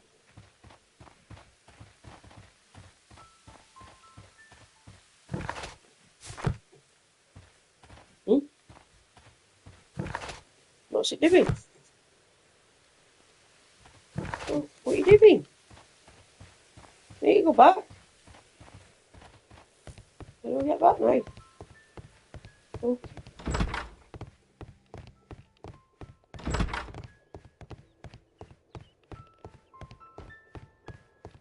Why can we not go to them two over there? Oh, it takes us back. Alright, I'm going. Okay, no.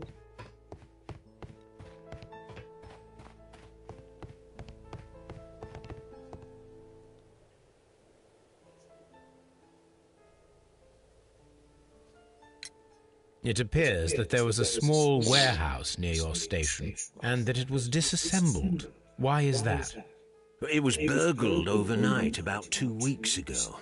The police have already started their investigation, but I doubt that they'll find anything. What was inside the warehouse?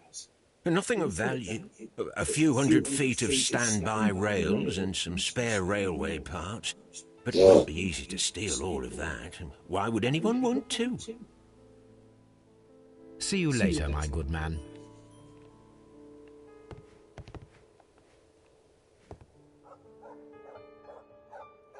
Alright, so what did we get? We don't get much from him. Holmes, how is it even possible for a train to disappear? What do you know?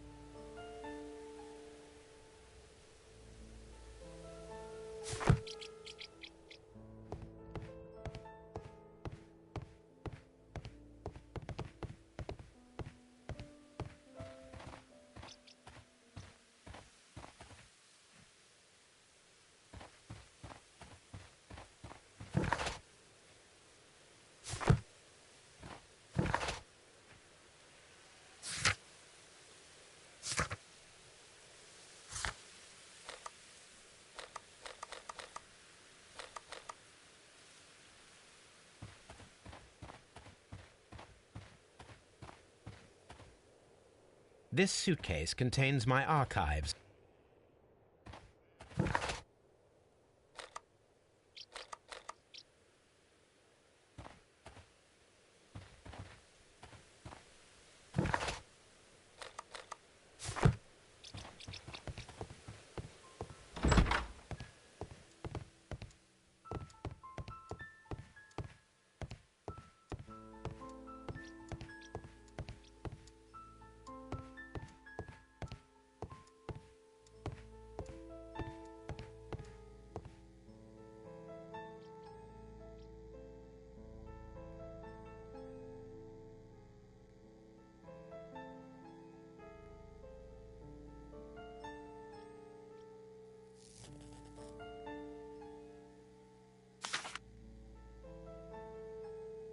A new telegram. I think we should meet this Mr. Robinson.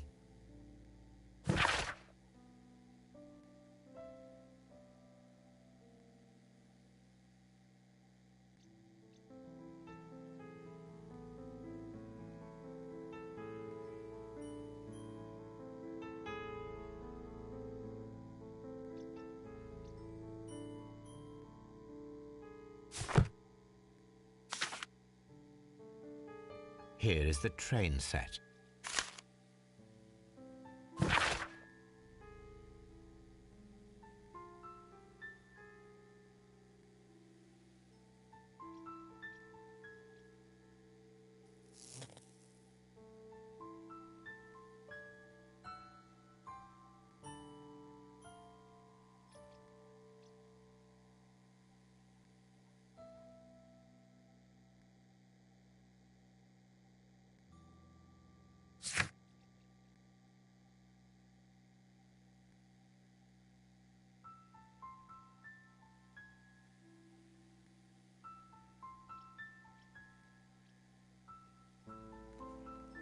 So we've got some more dialogue for the train composition. The vanished train was off the following composition: locomotive, coal car, first class car, postal wagon, special wagon, ordered by Mr. Robinson, which is second class car. So that's that one. A telegraph.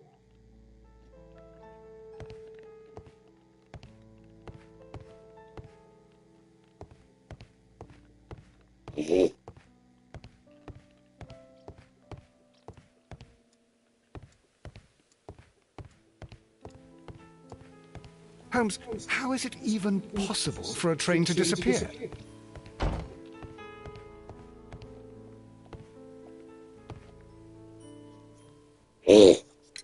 According to the train composition report, there was a special wagon. What does that entail? That's a highly secure car, ordered by a private party. It is generally to carry something of value. Those wagons have iron wheels, you know, without any windows, and they're fitted with a complex key lock. That is important information. Do you know what was inside this particular wagon? Certainly not. No, that's private, and it's not my responsibility to allot the wagons to whoever. Was there anything exceptional about any of the passengers aboard the train? What do you mean? Like officials? I wouldn't know. Oh, but now that you mention it, yes, there was something. There was a message from Bridlington station saying that the train had been delayed because of an issue with the passengers. What kind of problem that they didn't say? That is interesting.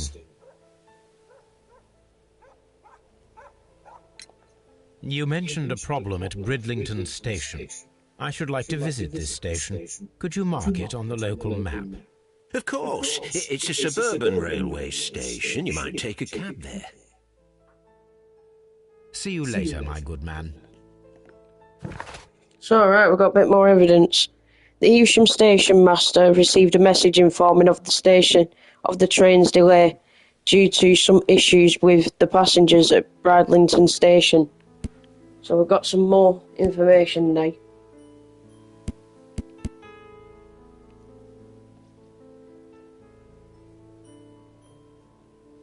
So let's go on. Got a new location. So let's go. Bridlington. The whole train just disappeared. It's unbelievable.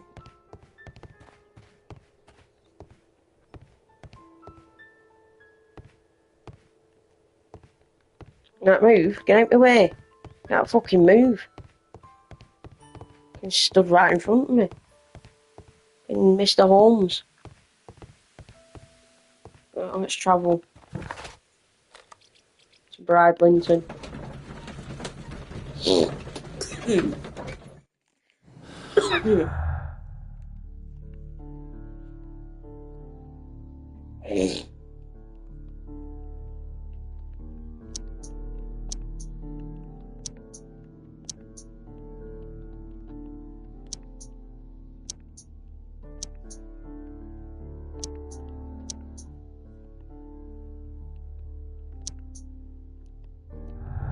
We haven't got nothing yet.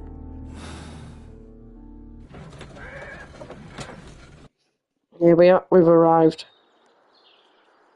Holmes, how is it even possible for a train to disappear? Yeah, let's go.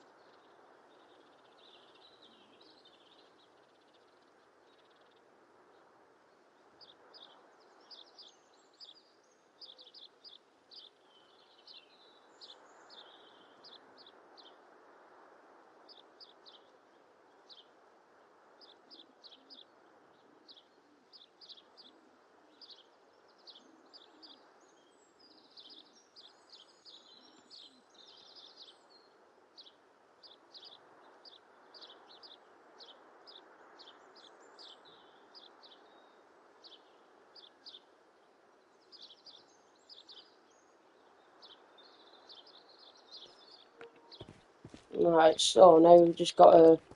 Where are we now? 1 minute. Oh, there's people down there. Can't go that far for some reason. What's he doing?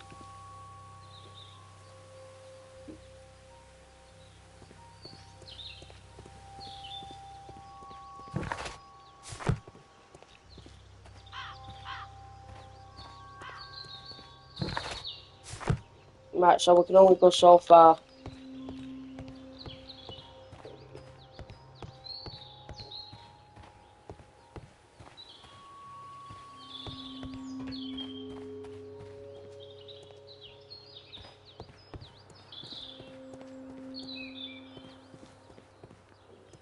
Right, so we're just coming from that way.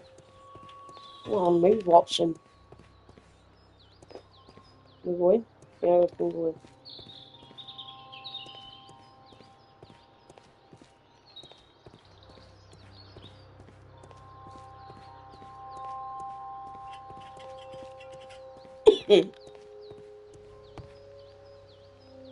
Can't go in though.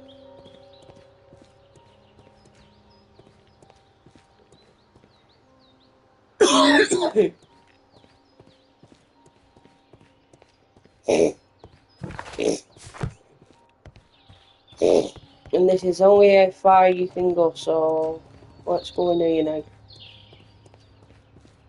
See if we can get some answers.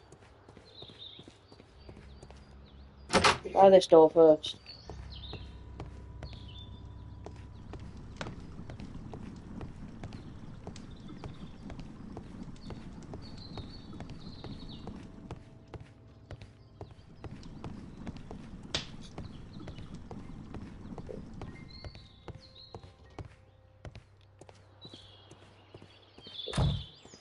Move, Watson, where you going? You don't.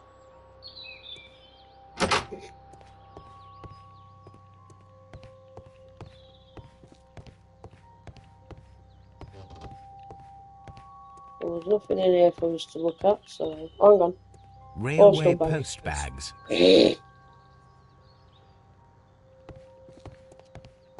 Postal bags. That's it.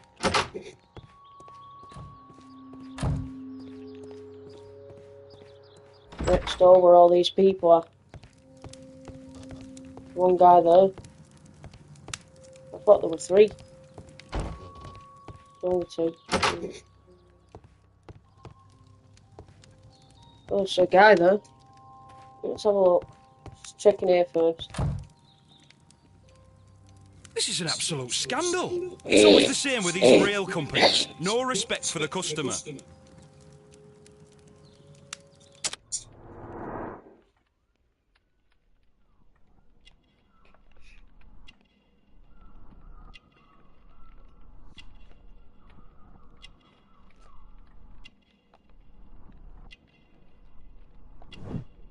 Work clothes.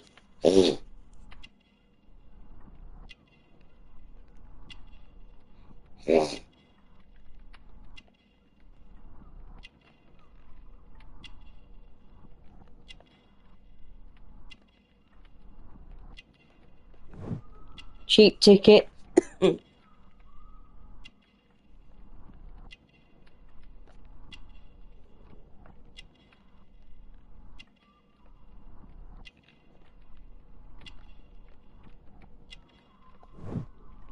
Married.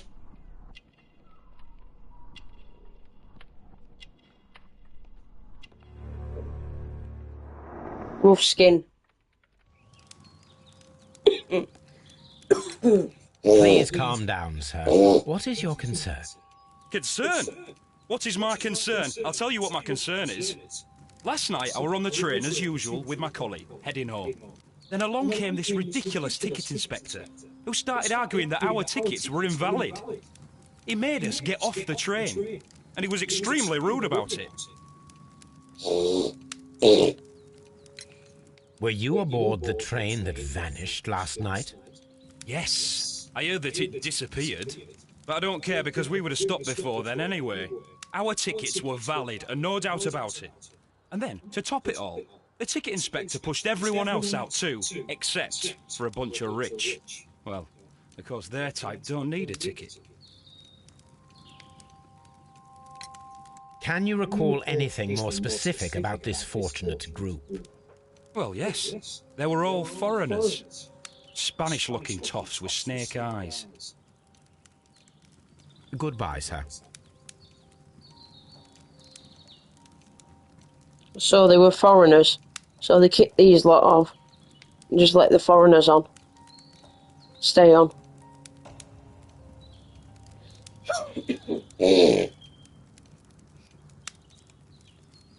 It's a scandal. An absolute outrage. So Someone's not happy.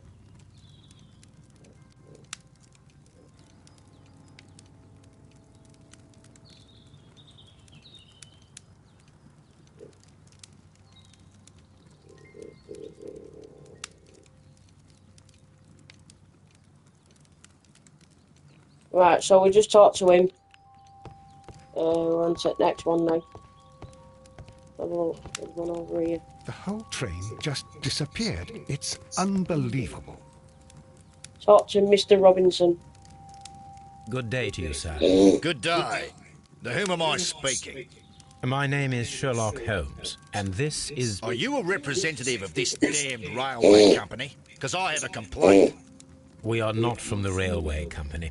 We are... Well, in that case, Mr. Shamrock Flomes, please excuse me. But I'm Shamrock. not in the mood for idle chit-chat at the moment. Who?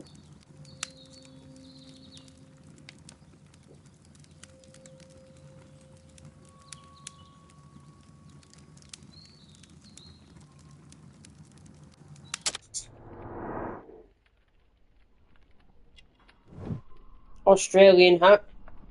She's from Australia.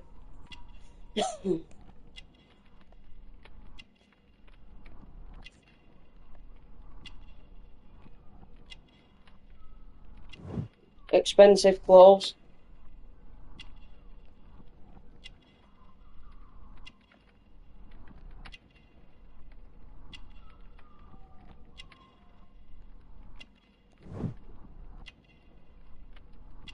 Heavy gold ring.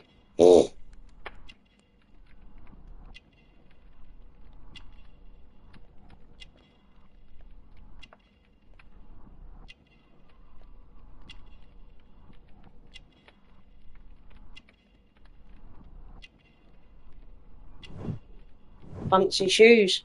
Crocodile skin. You must be Mr. Robinson, is that correct? Yes? I am leading the investigation of the disappearing train. It would help if you could answer my questions. Ah, well, all right. I have nothing to hide. I presume it was you who placed the order for the special wagon. Yes. It was to transport my valuable prototype safely to London. My prototype is a revolutionary device. It is capable of producing electricity. I'm a businessman and an engineer. I had already found several potential customers for my invention, but I was very optimistic about the directors' board who were travelling on the train last night.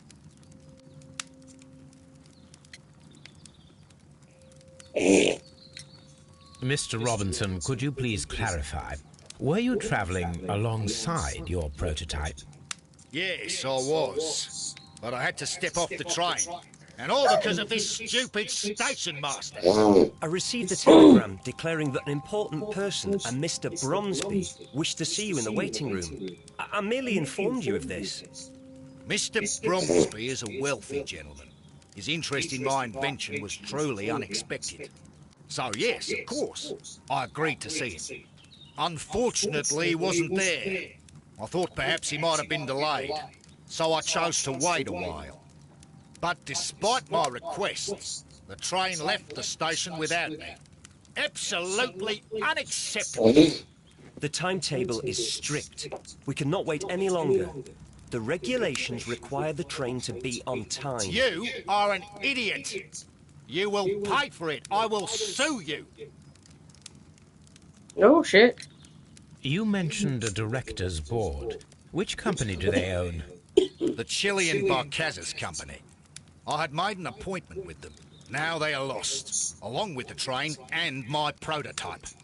What do you know about the Barcazes Company? It's a large South American company.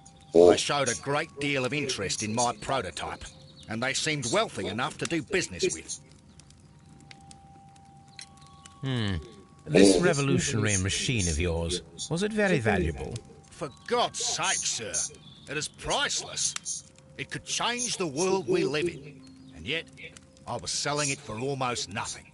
I am a humanitarian, you see. I do not know if I will ever be able to get over this disaster. I cannot believe that it disappeared with that damned train. The ticket inspector forced all the passengers from the train except for the directors of the Barcazes Chilean company. Weird. I will not move from here until I receive my refund. Alright. Retrieve information about the passengers completed.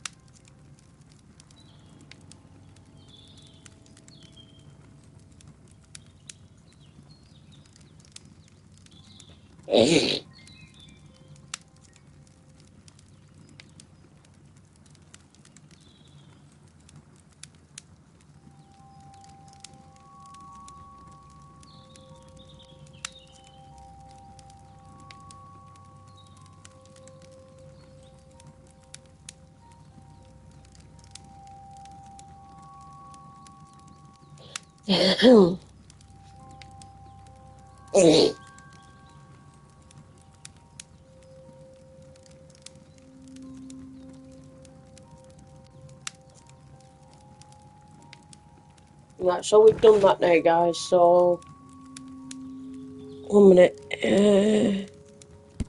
What else have we got now? Directors of the Barcazes company remained on the train after Bridlington station, while all the other passengers were removed. Mr. Robinson stepped off the train as he had received a telegram stating that an important person, a Mr. Bromsby, would join him in the waiting hall at the Bridlington station. So the way I see it, basically, they just got him off the train and stole it. It's the way I see it anyway. Does make sense. They've nicked it. They knew it was on the train and they thought, you know what, let's get him off the train and, you know, fucking scumbags.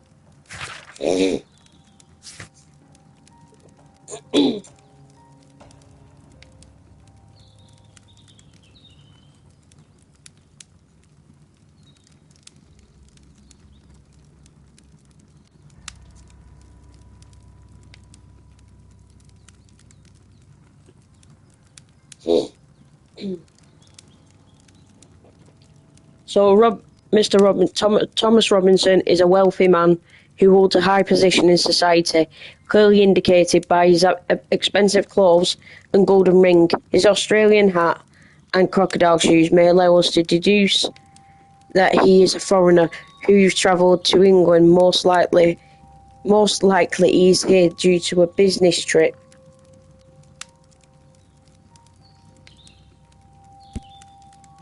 So we've also got an angry passenger. By this passenger's hands and clothes, he appears to be a specialised worker.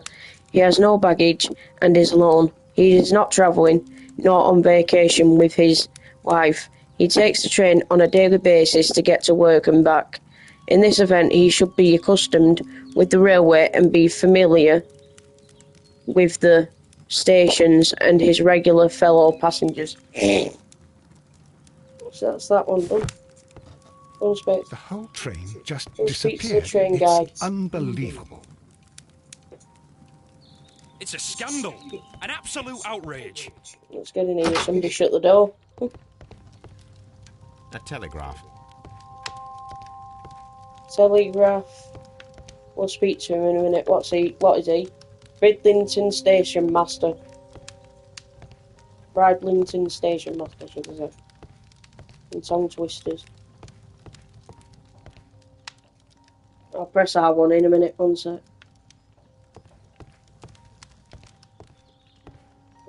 It was over here, wasn't it? R1. Gap in the floor. Sheet of paper. So The we've got some more insurance policy things. for Robinson's machine. A significant sum. Mm. So this is the insurance policy number 256458. Insurance organised by Thomas L. Robinson for his prototype called the Autonomous Electricity Generator. This policy partially covers the loss of the prototype up to 50% of its value. Fucking hell. Maximum cover amount £15,000. Insurance duration 1 year renewable. Jeez. Fucking hell. A lot of money. A valuable insurance policy for a prototype known as the Autonomous Electricity Generator. So we just got that. We just found out about that. Anything else? Probably nothing else now.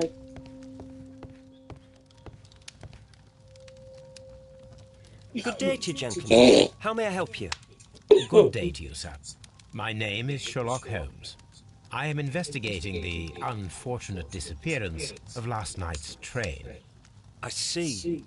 I'm Station Master Bertram, but my supervisor has not informed me about this. I do not know if... Do not worry. I have only a few questions.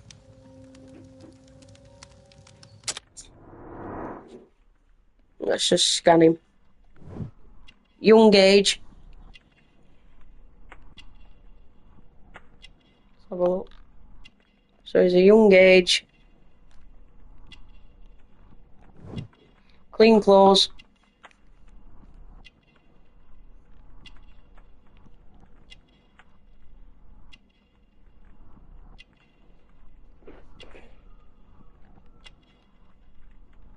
So he's a young age, he's got clean clothes. Instructions.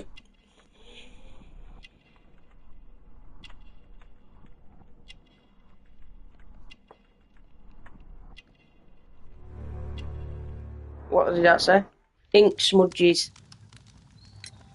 Station Master Everett from Evesham told us that you reported a problem with some passengers last night. Indeed. This train is a regular line for those who work at Nottingham. But yesterday, everyone was asked to get off the train here at my station. I've no idea why, and it delayed the train. But the worst of it is that now I have to deal with two furious passengers who are complaining about the company's service. They stayed here the whole night, but people do not usually pay much attention to the regulations, you see. There are very strict and clear rules. Paragraph 234 of Article 2G-43 states that in the event of a complaint, you must... Yes, thank you. I understand. Apart from the passengers disembarking, did you notice anything else that was unusual last night? I did, and I mentioned it in my report to our higher management on the matter. What was it? Sorry, but I can't tell you. The station master's reports are confidential. Confidential, you say? How long have you been working here? I've worked here long enough to be quite capable of managing a railway station.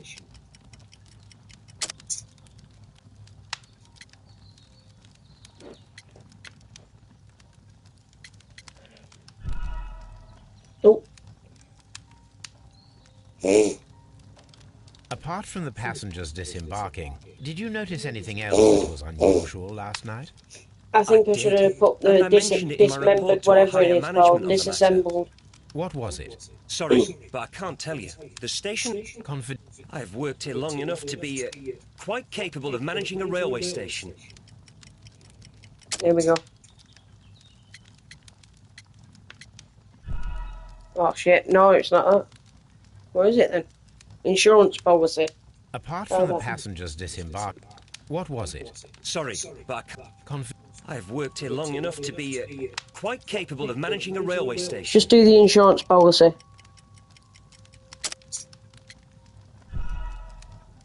Oh, fucking hell.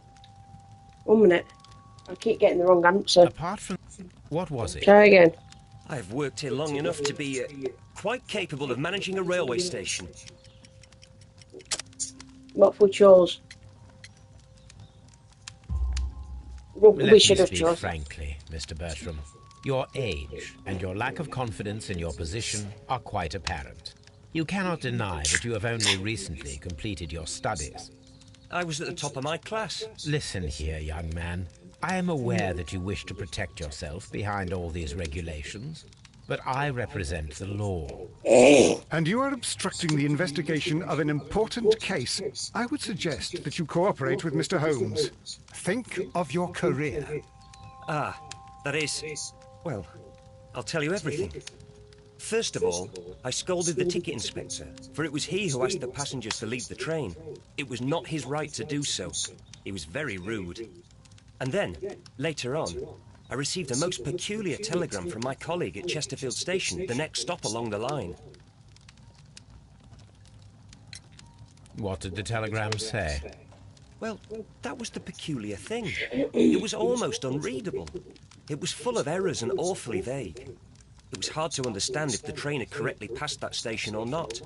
You can read it for yourself. Yeah, we'll read it We for ought to Abel. visit Chesterfield Station. We need to confirm if the station master saw the train or not. So this is a telegram for Chesterfield Street. Chesterfield Railway ETC on... What? That don't make sense. Oh, right, I think they're all muddled up or something, I don't know. Right, 1 minute. There's me trying to fucking read it, I can't understand a fucking word. So the Chesterfield Station Master's report about the vanished train was full of errors and barely readable. It is hard to understand if he confirmed that the train passed through the station or not. A valuable insurance yeah, we've already read that bit. So we can go to Chesterfield now. So this is the station master of Bridlington. He's fairly young, he tries to keep his uniform clean, and he is attentive to his duties. Fresh ink stains upon the fingers of his right hand indicate that this young man has been writing a great deal. It seems that he has almost completed his education, and this is his first serious position. Right. Don't touch anything, please. Don't touch anything, please. At least he's sticking to his job. Right, here we go.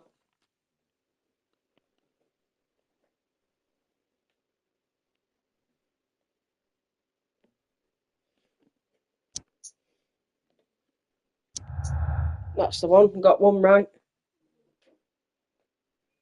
Let's see what it says. So it's either two of them. Is it either an accident or Chileans were left? The Chileans stay on... Chileans? Chileans stay on the train was just... Hey! Was just a coincidence. The train conductor overlooked them. Chileans were left. The directors of the Chilean Barcazas company were intentionally left on the train. The controller removed all passengers from the train except for the Chileans. So which one do I go for?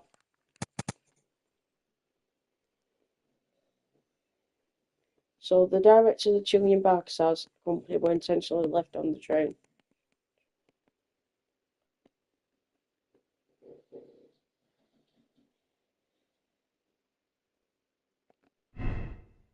I think for now. We'll just leave that for now. Not too sure if it is right. Don't touch anything, please.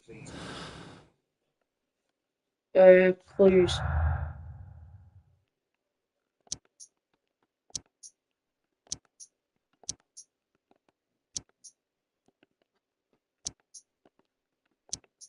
No, it's none of them.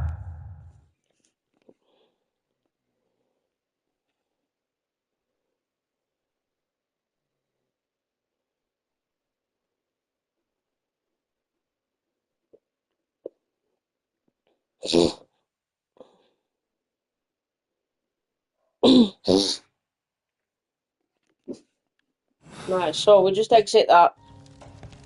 we've done everything in here, so what we'll do is go and speak to that guy again.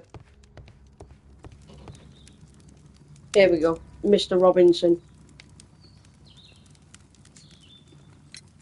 According to this document, you have insurance for your prototype. Oh, thank God. Where did you find it? Near the telegraph station. I must have lost it when I tried to send a message, which I was prevented from doing. I apologise for that, but regulations state that public access to the telegraph is strictly prohibited. Upon my word, you keep on digging that hole of yours. You have no idea who I am. I see that you kept your grip sack with you. Why don't you leave it in the luggage room? I've had other things to think about. I lost my prototype. And this idiot station master just stands here doing nothing to help. Oh, but... Well, that won't do at all. Station master, I believe that the regulations state that any passenger luggage should be taken to the luggage room. I'll do it right away, sir. Sorry, sir. This Robinson is quite a character. We should learn more about him. That's the one. I will not move from here until I receive my refund. It's a scandal. An absolute outrage. Let's go and check what's in his luggage. Wherever it went. Don't touch anything, please. Right, where's the luggage? Go and have a look.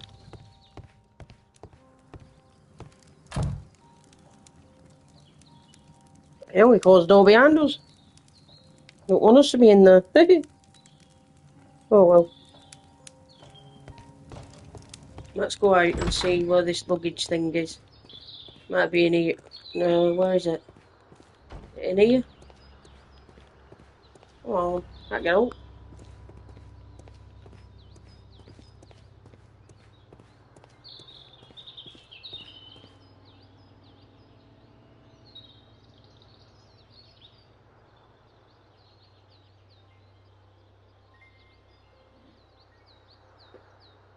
Alright, let's go and check the luggage room, wherever that is. What's this? Left, oh, there we go. Left luggage. Here we go. Let's have a look. Mr. Robinson's luggage. Let's examine it.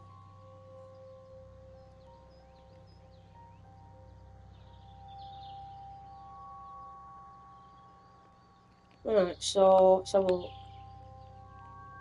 This grip sack belongs to Mr. Robinson. I think we should open it, Holmes. This is what they call force majeure. I'll keep watch. Of course.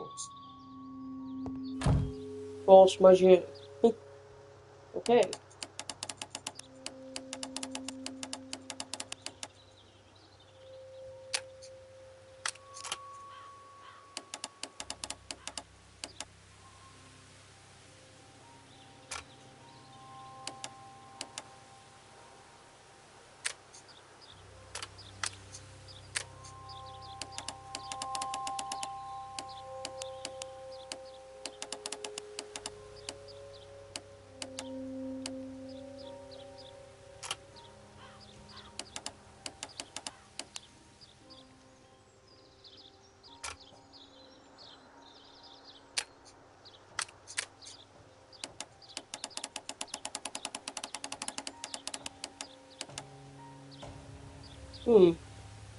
One minute.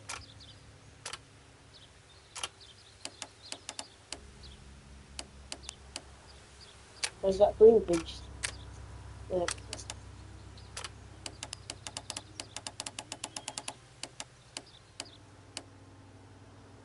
Green pieces there. Orange. 1 minute.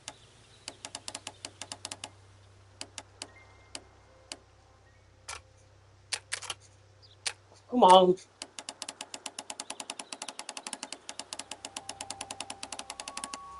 Ah, 1 minute.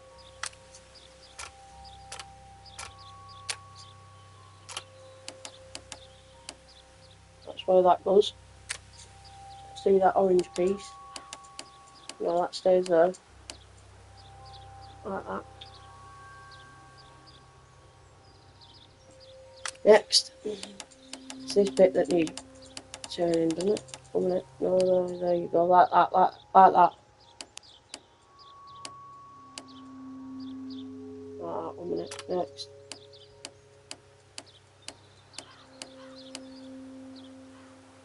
There goes next. Next. Oh. Next.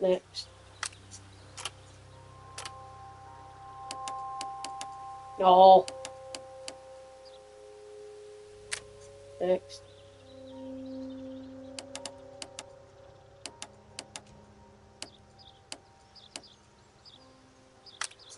Next. Orange. That's right. There you go. Got it. So I was right. Right, we're in. Open sesame. Examine business papers. Look, Watson, a bundle of contracts. Very suspicious. We should study them carefully.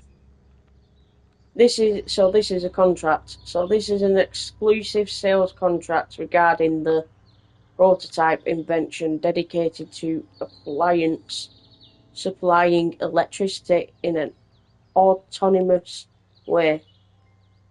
Emerson Electric Company, the buyer understand that they are purchasing this device as is and are in agreement. Mr. Thomas L. Robinson, the seller, is not responsible for any problems that may arise with the prototype after the purchase. Whether or not those issues were known by either party at the time of purchase, the buyer is obligated to make prepayment in amount of 10% of the prototype price in advance upon signing of the contract. The remainder should be transferred within a 1 month term. An exclusive sales contract.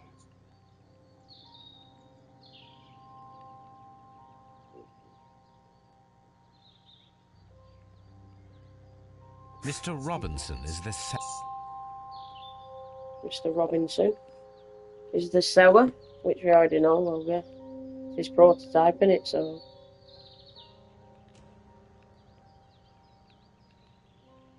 Right, turn the page. 1 minute.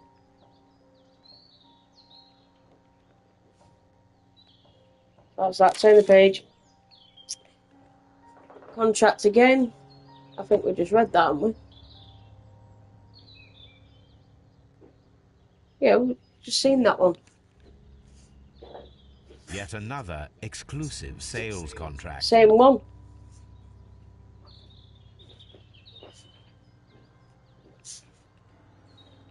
Next. Mr. Thomas Robinson is the Robinson. seller. Again. So it's the same pieces of contract, so I don't need to read it out again. So contract again. And I don't think I need to read this one.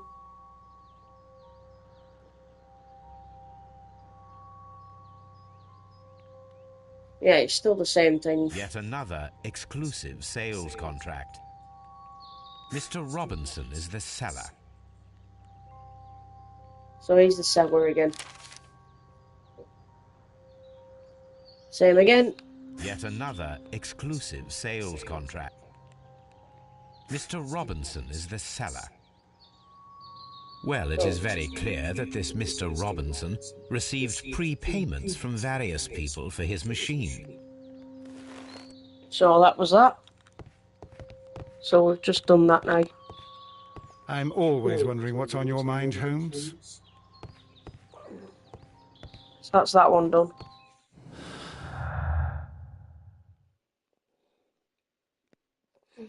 No traces of the train. So that means... So the prototype has insurance.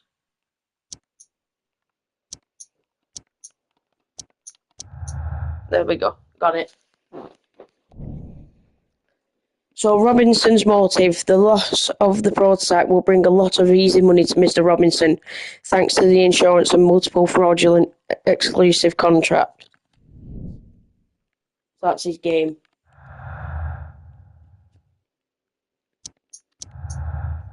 And we got another one. Let's have a look. So Robinson's motive, so we got that one. Easy money.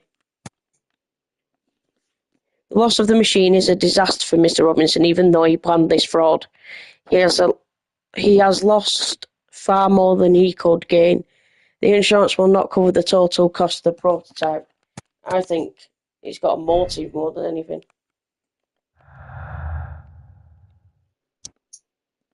That's it. That's all I've got for now.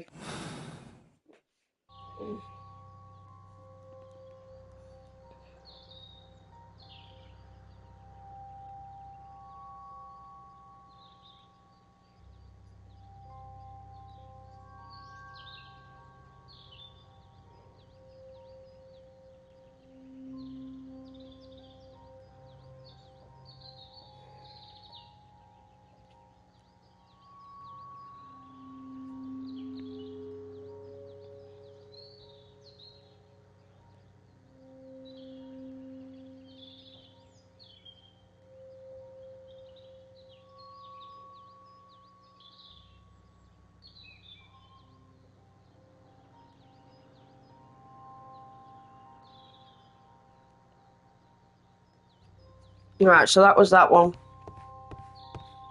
So let's go and have a word with Mr. Robinson.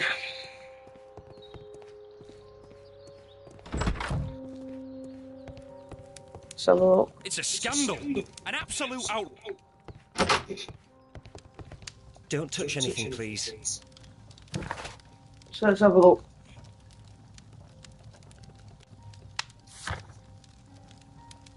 There we go. Let's have a look.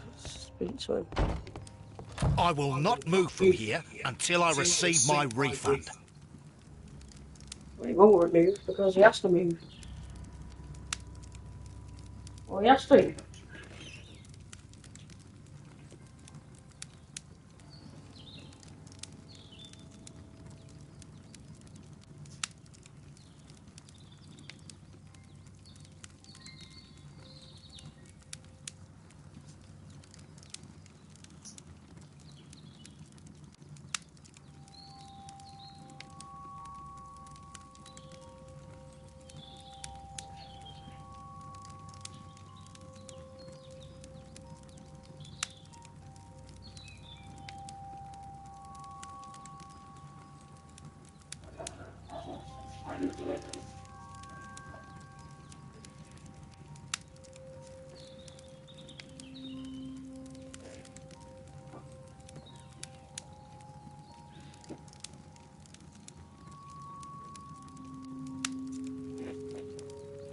Right, so we don't need to talk to him.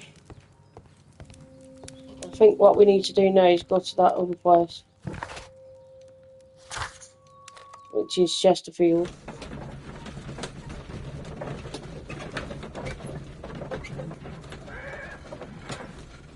Where are you?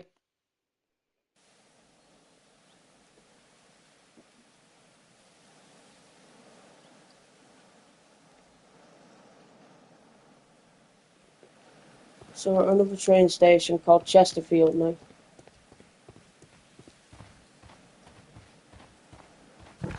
And tracks down there.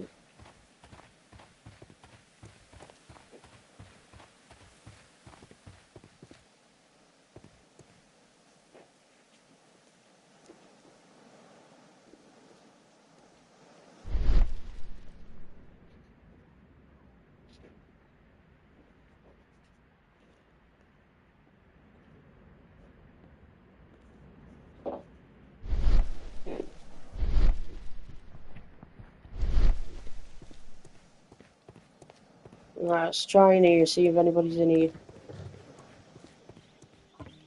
Gotta be something.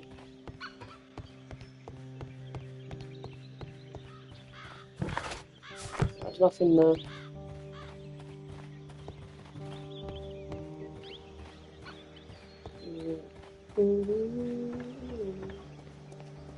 Move.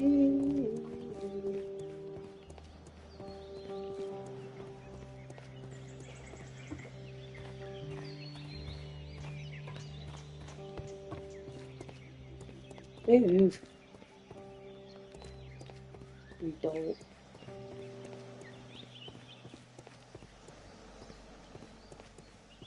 So. Locked.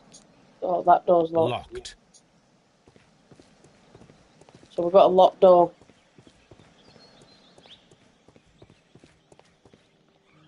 This one's not.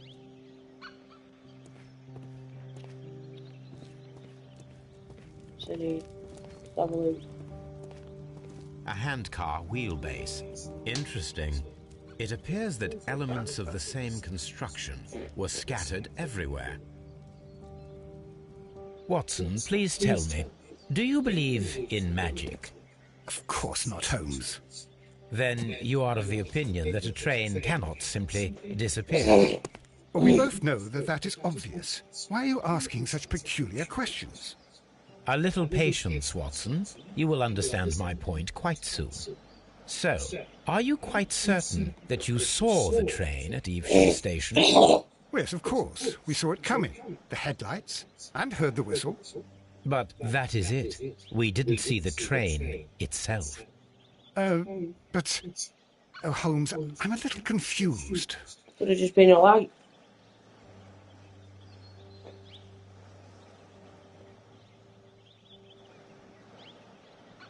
Or something.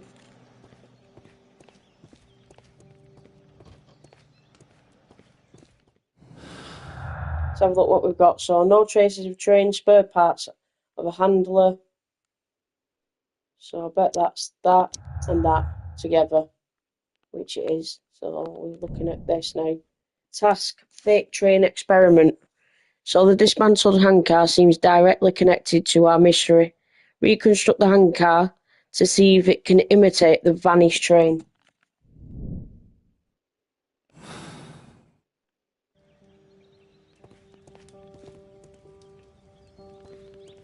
First of all, let's go and have a look in here. Locked. The door's locked. This one isn't. A phishing advertisement. Advertisement. Advertisement. Not advertisement, whatever. This bin is full of empty bottles.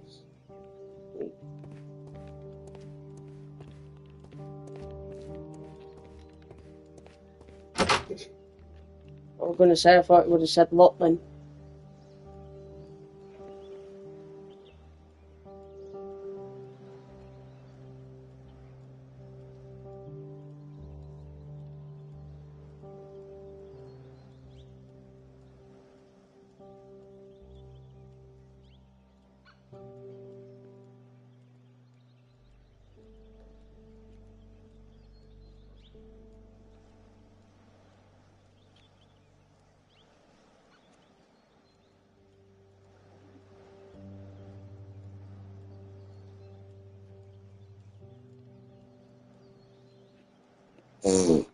Let's check in here. A telegram. Telegraph again. And Morse code alphabet. I had thought that all station masters knew the Morse code, but apparently not.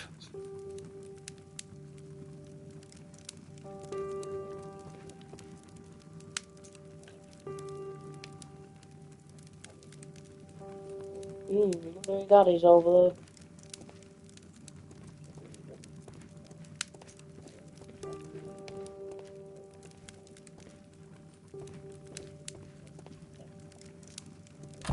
How could he fall asleep at work like this? Excuse me, sir. Wake up. Ah, his breath. He must have swallowed half a distillery. And that explains the how. By his sleeping off the alcohol, you mean? Wake up, please, sir. What? The 18 hours 72 train has arrived? Good day to you. We are investigating the disappearance of last night's train, and we should like to ask you a few questions.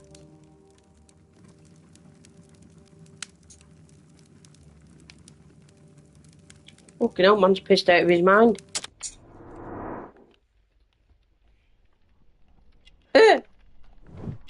Red nose.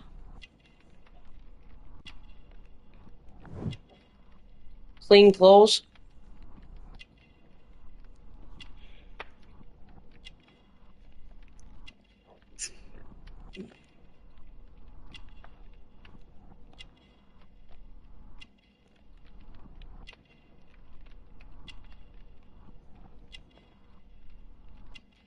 Another one that's married.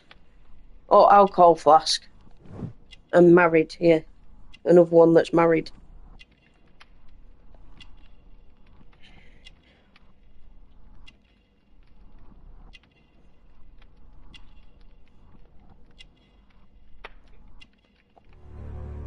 Fishing line. Were there any passengers who got off that particular train at your station last night? No, nobody, it seems to me. Although I did not leave my office, so... No doubt you were very busy. You don't say. You can't ever get any peace around here. Now you have to send a telegram each time a train arrives and departs. Station Master Bertram from Bridlington showed me a strange telegram that he received from you last night. It concerned the train, but it was barely comprehensible. What? He's a fastidious little twerp, that Bertram. I remember everything quite clearly.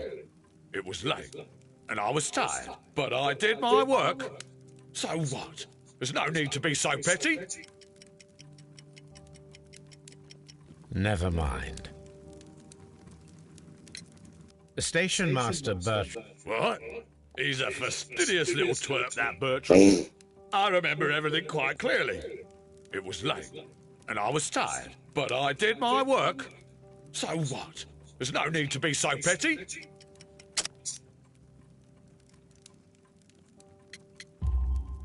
You were not tired, you were inebriated.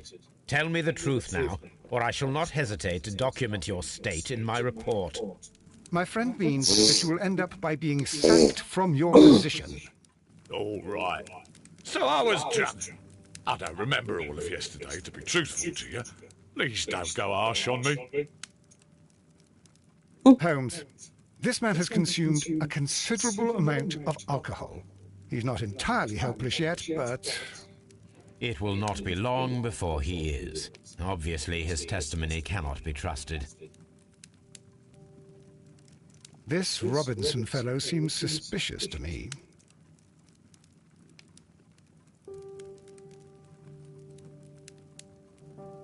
Right, so... Ah, will I ever get any peace? Fucking hell, you should be working. Not fucking having peace. Let's have a look what we got. So the Chesterfield station master has been drinking. He was very drunk yesterday. So let's have a look. So the Chesterfield station master is addicted to alcohol. The hue of his face and his nose in particular can confirm this without any doubt. His wife takes good care of him in spite of this. He is lazy, distracted, and obviously not in any position to perform his duties well. So that's that master, whatever you call them, train master. So let's have a look what we got so far. See our documents.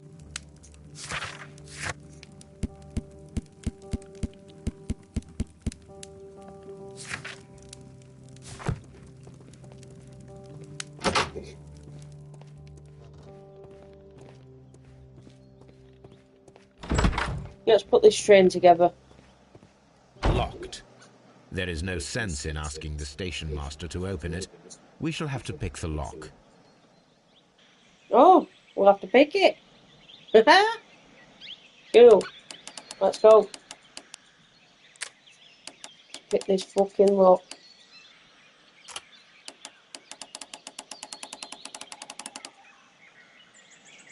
That's that.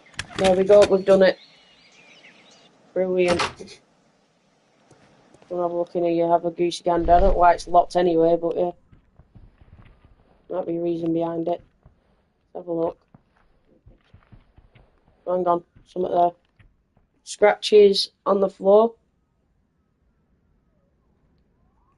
Right, so we're going to examine them. Dragged here.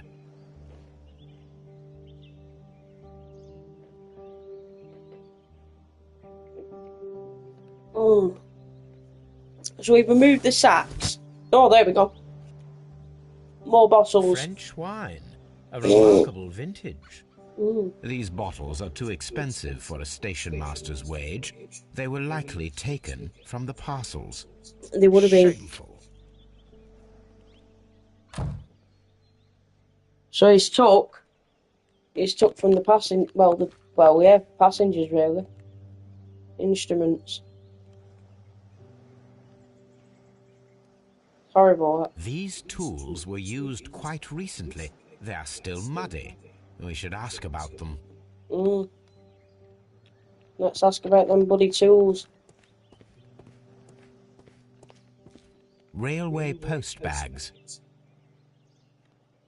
Right,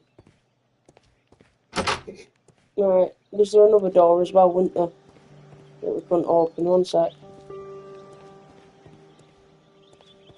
Right, 1 minute. Look at that door. No, look at that door. There was a door down here.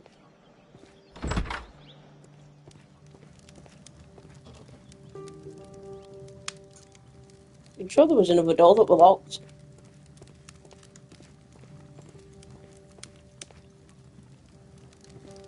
Right, let's go and ask about these trebles or whatever they're called.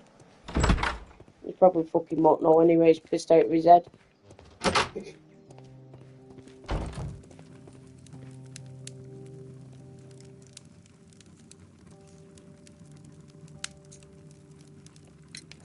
You have quite a number of dirty tools lying around here. Ah, yes. Well, thank you for reminding me. I should clean them. Although, it might be easier to put them outside. Seems it might start raining soon. I meant, what were they used for? Some workers come here and borrowed them from me. They wanted to lift the edge of the railway of one of the stations on the line, so that the water wouldn't come in too close. Who were these workers? Well, they didn't seem to be from the company, but they was fine lads. They invited me to share a drink. And whatever it was, it had a kick to it. They wasn't English. No, I don't believe so. But see, they knew just what a man needed to brighten up his dull evening.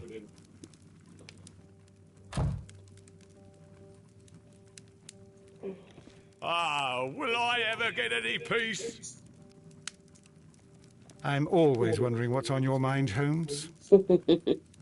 Nothing much.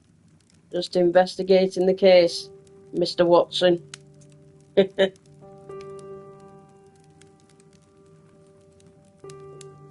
honest, I kind of like it. Been good so far. Been very interesting, put it that way.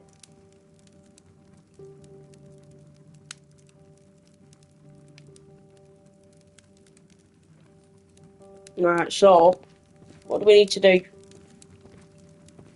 We need to put that train together. What else have we got?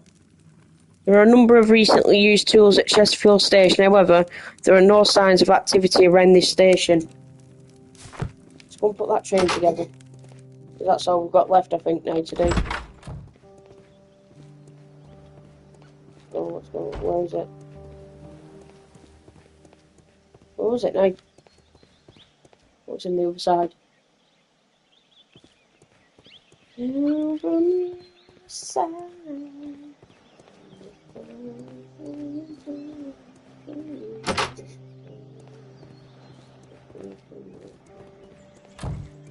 Right, so let's put this together. I should use the appropriate object here.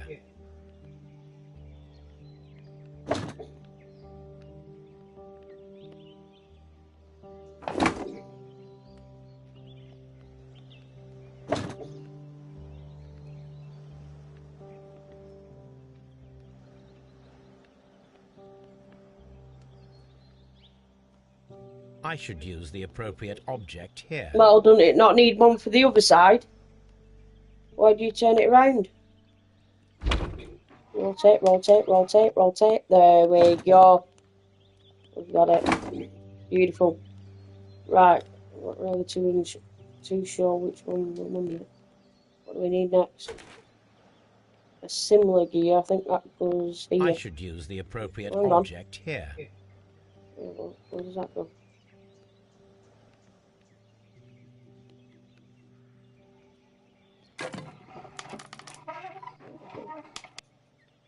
I'm not sure where it goes. Where does it go? Oh, there we go.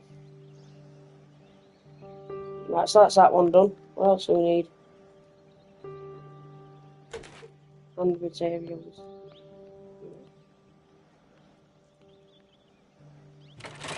There we go. I think that's right, innit? What do we need now? Have a look. What's that then? Wooden board.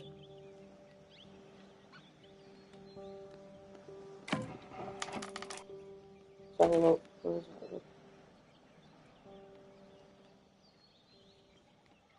that? Come on. Where's that fucker gone, eh?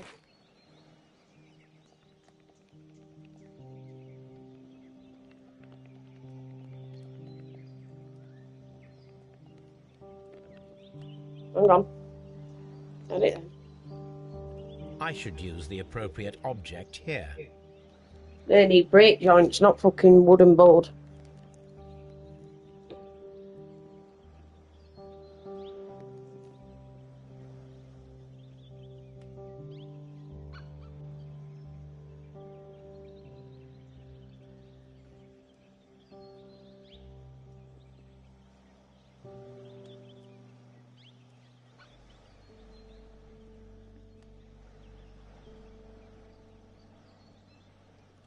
Right, so that's for the brake joints. So we need to move this around, see what else we need.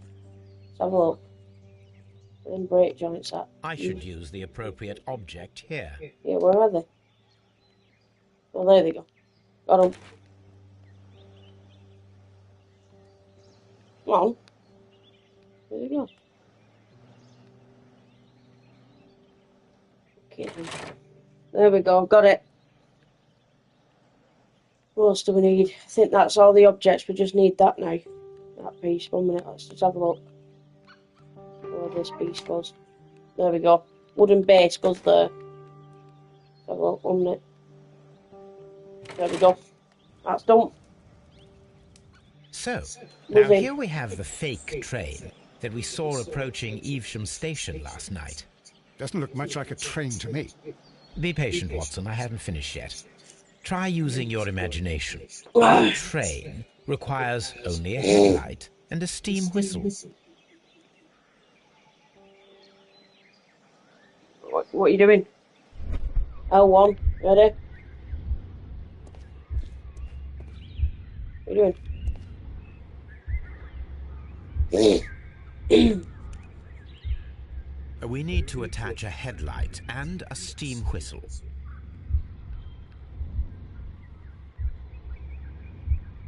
Right, so we need to attach a headlight and a steam whistle. Where are you going to get that from? Have we got any?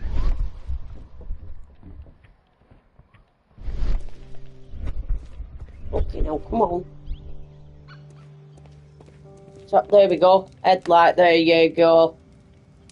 We've got one here. That's one. What else do we need? And a whistle. There we go, got a whistle there. So somebody faked the train.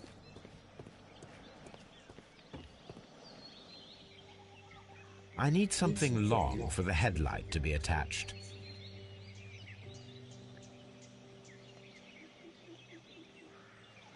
No, it needs something longer, something. Have a look.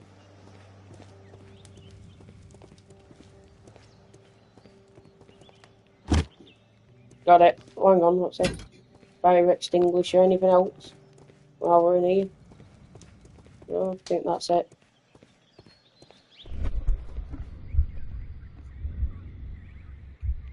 The long pole is now attached. It will allow us to connect the headlight.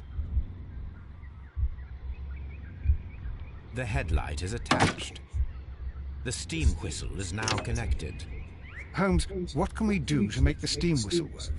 It is elementary, my dear Watson. We shall need a fire extinguisher. The fire extinguisher. Now let us see what we have here.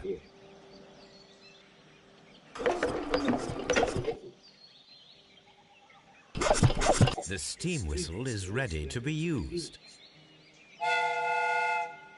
Watson, I do believe that we have created an exact replica of the train that vanished in front of us last night. The criminal mind can be most inventive. I am somewhat in awe. So such a thing is possible. If someone went to all the trouble of creating this fake train, then it was surely with the intention of stealing the real one. Ah, Watson, you should not jump to conclusions. In fact, this does not tell us very much at all, except that the train did not evaporate into thin air. Although you half suspected it. Huh. At any rate, we now need to find where the real train might be hidden. I suggest we use my archives to find a more detailed map of our surroundings. Well, I hope that justifies our having to load your massive archive suitcase onto the cab. It made us extremely unpopular with our driver.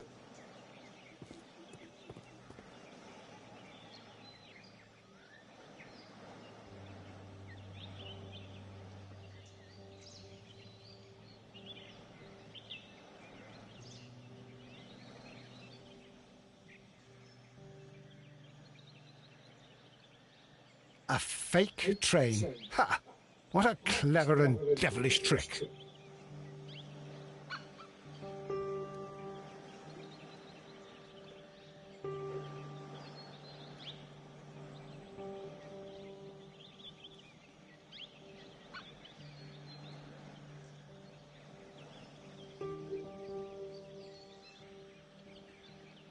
Right, so what have we got now? Let's have a look. So a common map of this railway district that was found on Evesham Station. So we've done all that now. Let's just, what's it called? We don't have anything else to do in here.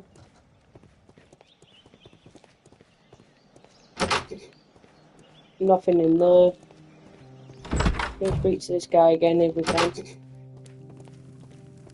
Oh, will I ever get any peace? Let's have a look. Let's go to another location.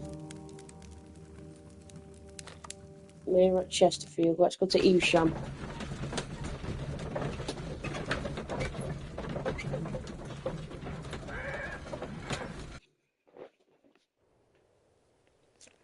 Right, so we're at Evesham Station. Let's go in. Hang on, let's speak to that guy first. The entire train has disappeared. The entire train has disappeared. It's a disaster. Disaster. Railway post bags. Yeah, we've already done that. Was anybody in here? No, nobody was in this one. Just us. Which one was it? Bradlington. Bridlington. Open deductive. Let's see what we've got. So, fake train. What was that? Oh, Chesterfield's master is untrustworthy. There we go. We got some else. So, past Chesterfield. The train passed through Chesterfield Station, despite our being unsure if the station master sent the report. Miss Chesterfield, the train never passed through Chesterfield Station. The station master was drunk. His testimony seems unreliable. He could have sent the report without witnessing the train. I'll just put that. Next one.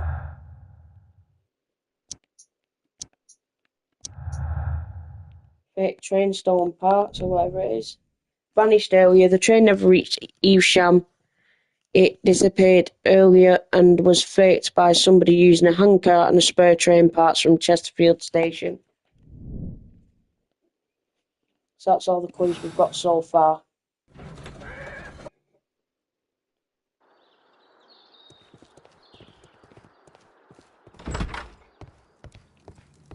It's a scandal.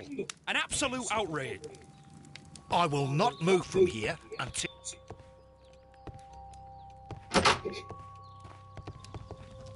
Don't touch anything, please. What do I do now? Chest.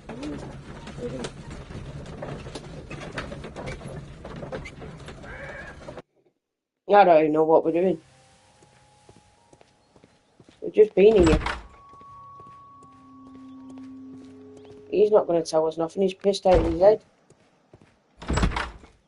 What do I do now?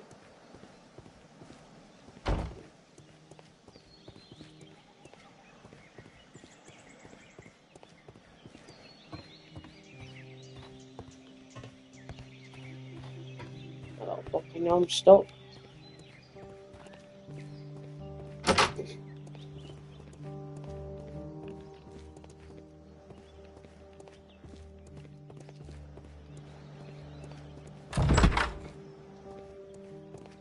What's he doing in there? Right, Rory. Well, somebody to talk to. Right. I'm not too sure what I have to do now. Have a look. What's that there?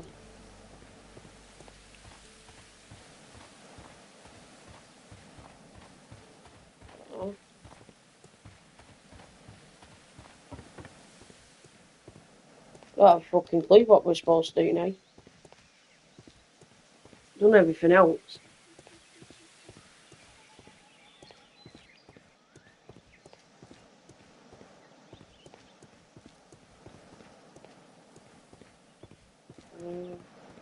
Stop.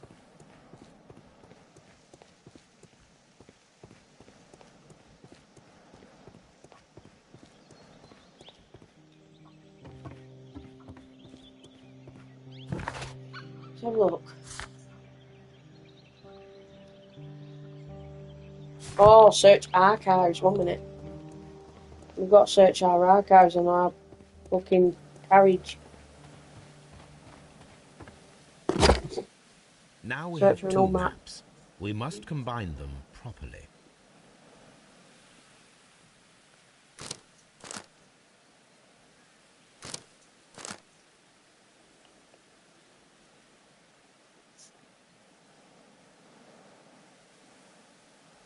Let's have a look. Here it is. There we is go. a side branch to the railway. Its first switch is located between Bridlington and Chesterfield stations. There is one more station to be visited. It is located between Chesterfield and Evesham, and there should be a side railway to the nearby quarry. There is a small section of a railway at the end of Evesham station.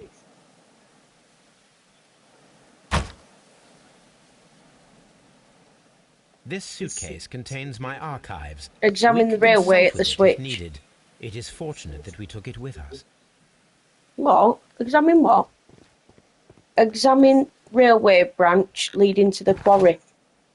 So a detailed railway map including all the branches in this district. Have a look. So we've got railway switch, we've got the station. Let's try that. Not been to the station, I don't think.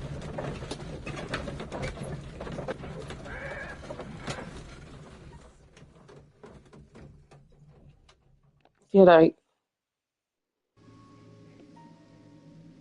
So this is what? Doncaster.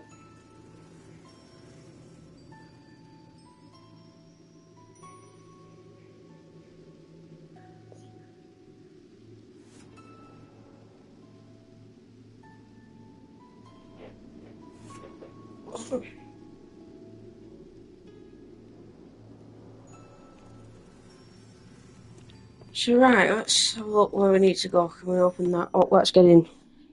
We're in. We're in. Oh. Who's he? A funny character. He looks anxious.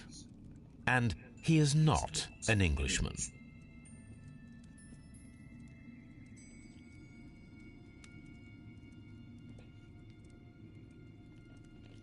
Right, so let's have a look. Let's have a look around. Let's have a look. Let's have a look.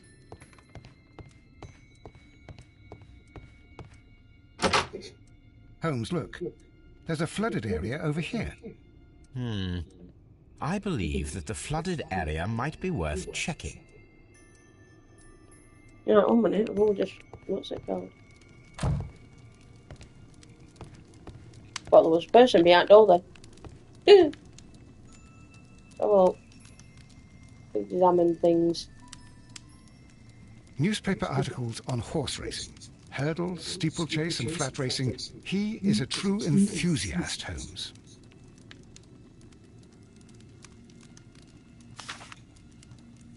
Betting slips for horse racing.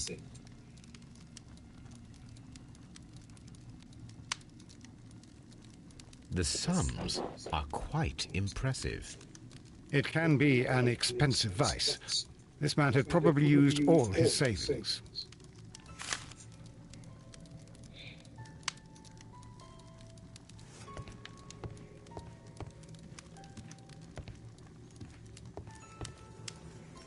A telegraph. Telegraph again. You know, they've got telegraphs everywhere.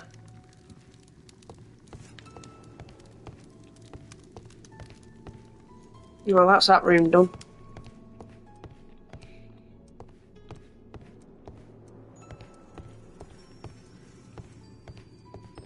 A fake train. Ha! What a clever and devilish trick. So we've got a cigar stub there.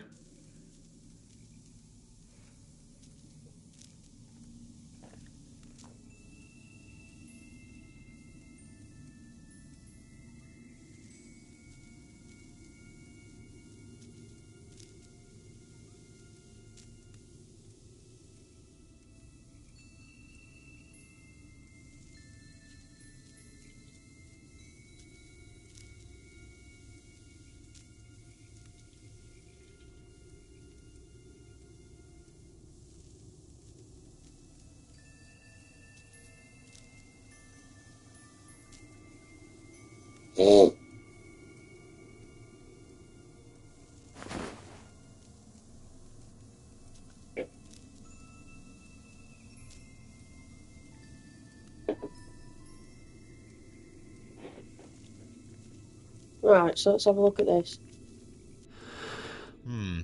This scent is familiar to me, but in order to recognize it, I must combine my associations into one picture.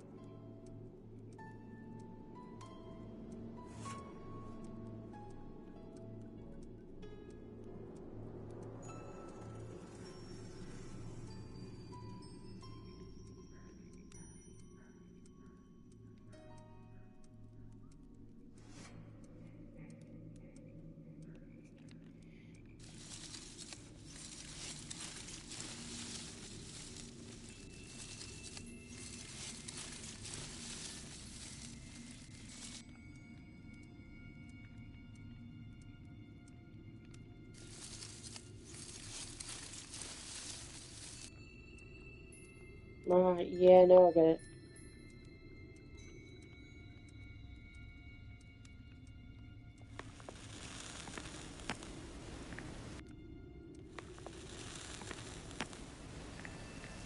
Right, there we go.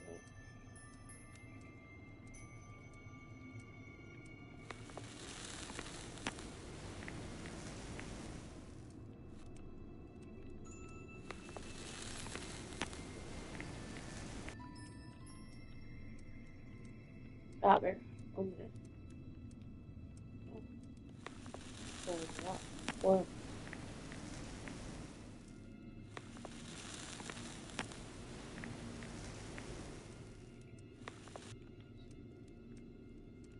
And that one, yes.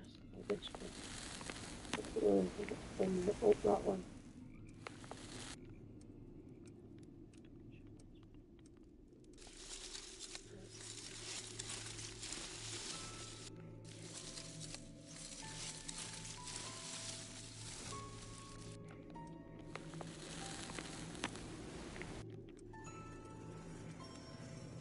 Oh, it made no sense.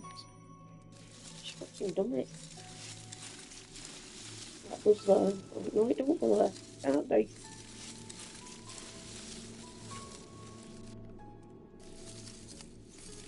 Fucking hell.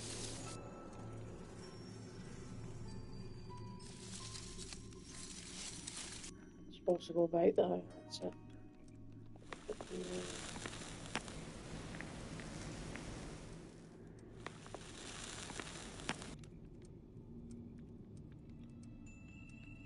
Turn it that way. That looks like it was there. There. Like that.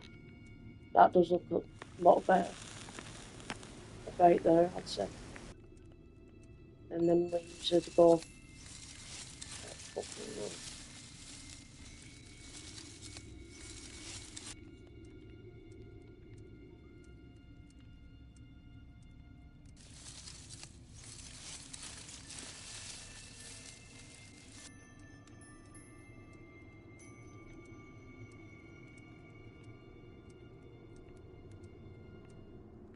Just skip it, I don't fucking know.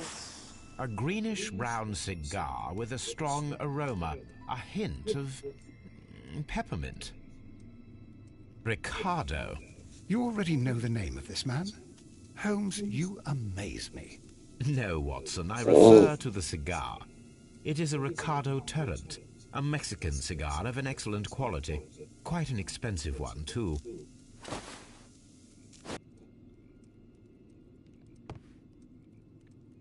There's our one.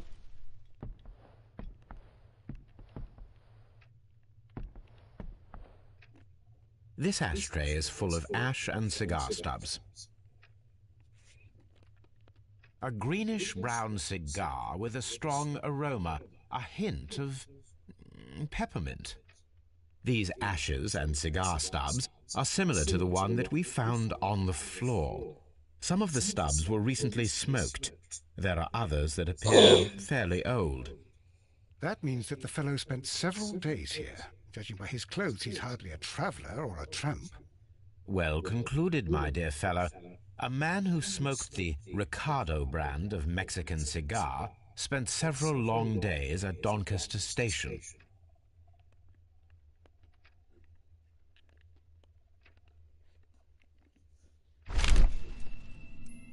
Piece of burnt paper.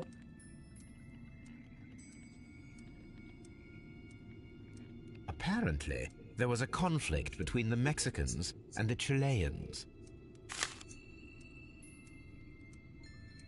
Chileans. This ashtray is full of ash and cigar stubs.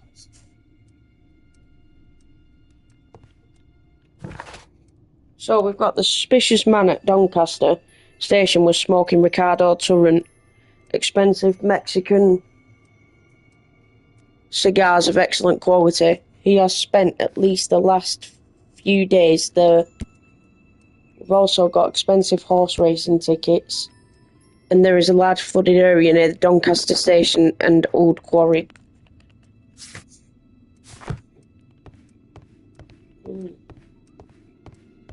Very interesting.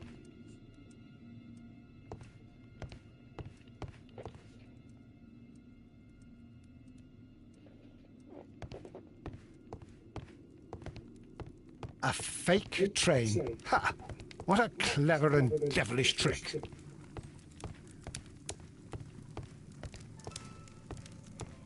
Right, one sec. This door goes to outside. That door goes to outside. Anywhere else? Need to go? We've been in here, I think. Yeah, we've been in there. Check that flooded area. Wherever he said. It's over here, wasn't it? Have a look.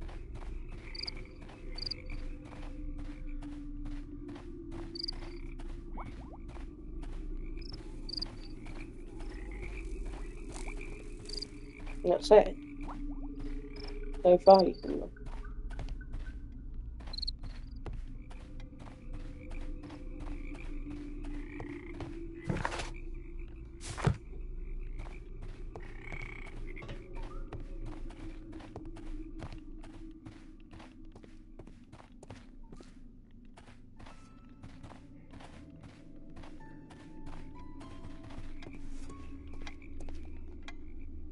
Good day to you, sir.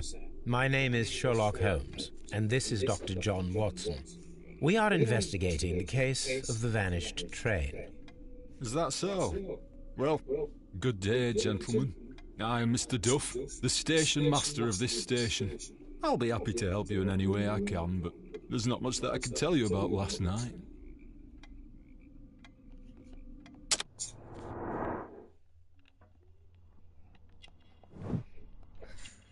Stink.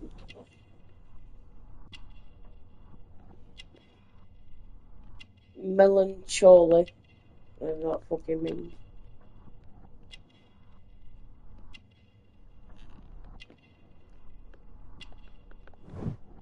No watch. Pocket watch.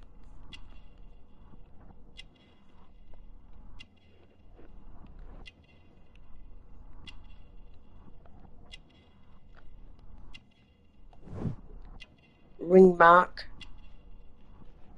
So lost a ring.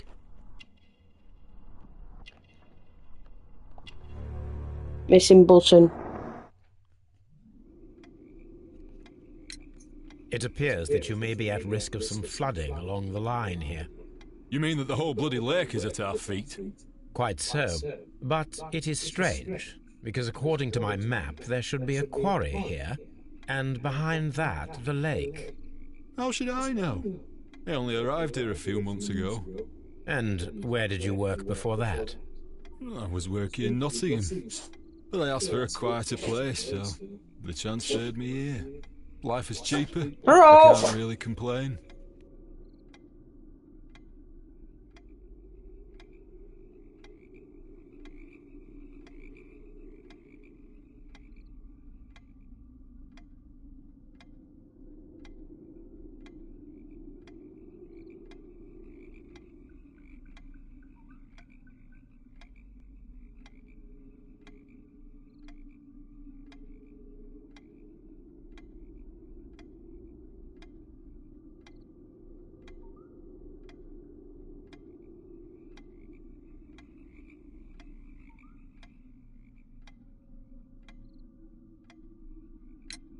Did any passengers leave or board the train last night?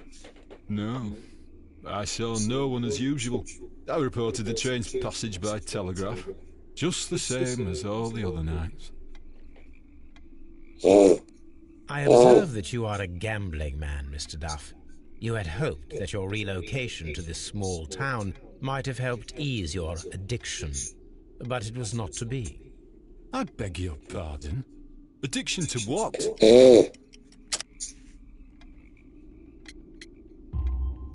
We found a number of horse racing tickets inside your office. Well, we all have our weaknesses. An expensive obsession, surely, for a station master. It is none of your business. I occasionally attend the races with my colleagues. And anyway, that's my private life. There was a gentleman of Mexican origin, I believe, in the waiting room. Did you notice him? What? A Mexican? Here in the back of beyond. Are you quite sure about that? Goodbye, sir. It is obvious that we cannot inspect the quarry. Instead, we can check the You beach fucking area stink, around you the lot. flooded lake. Fucking smell. Fucking farts and everything dirty.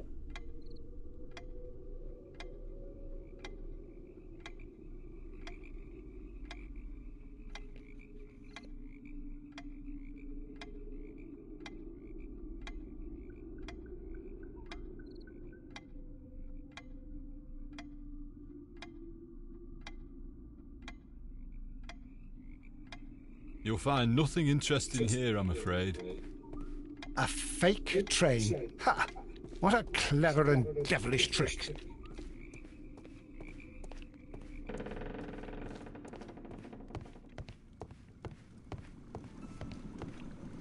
Watson, would you like some tea? No.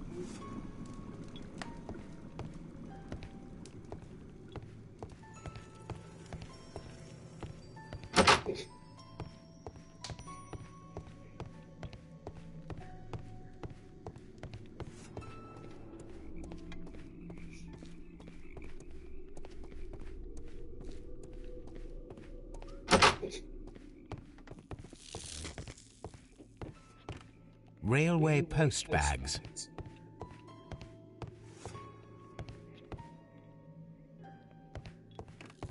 Oh, I've got station master's bag now. This post bag belongs to the station master.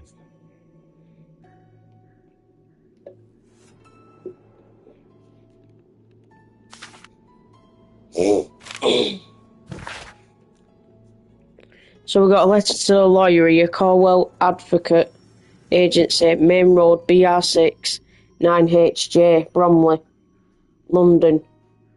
In reply to your last warning letter, I wish to assure you that I shall soon honour all of the latest instalments that I need to pay according to my debt. Yours fully, Edward Duff.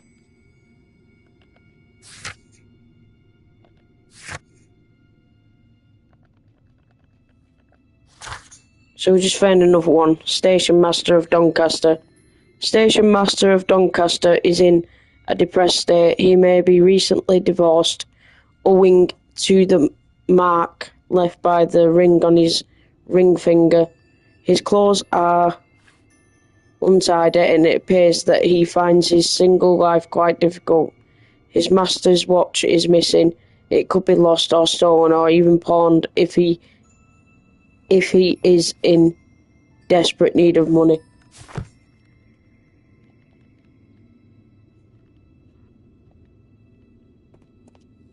So, This just done post it. bag belongs to the station master. Oh, hang on. Oh, wait on. There's another one. The station master appears to have found himself in some financial trouble.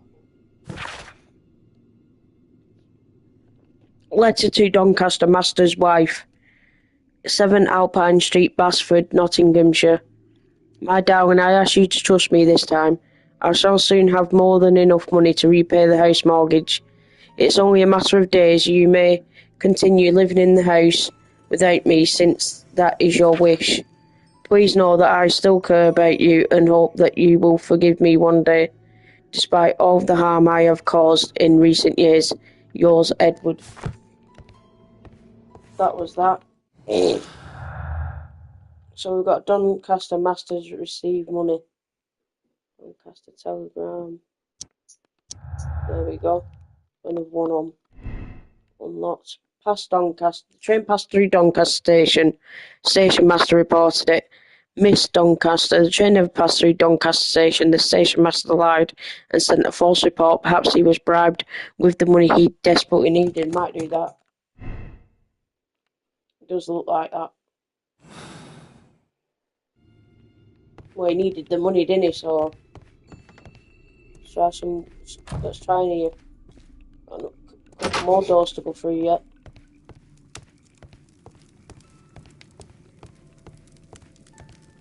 Let's have a look.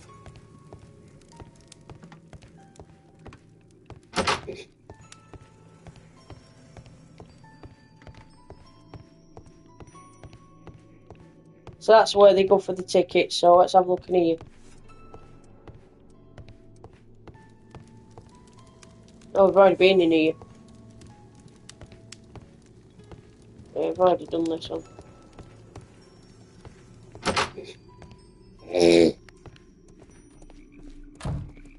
Oh, I thought we had a couple more doors, but we don't. Yeah, let's have a look. This suitcase contains my archives. We can consult with it if needed. It is fortunate that we took it with us. Let's go and speak to him again. Might be something he's hiding. You'll find nothing interesting here, I'm afraid. Well, can I have a look at that flood? Excuse me.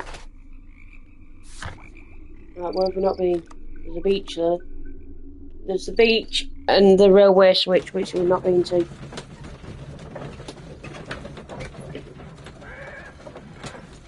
Let's go.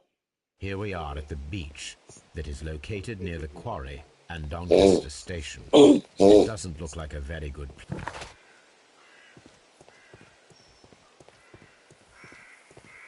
These traces were made by carriage. Look. The vehicle pressed this stone into the ground. It would have been quite heavy.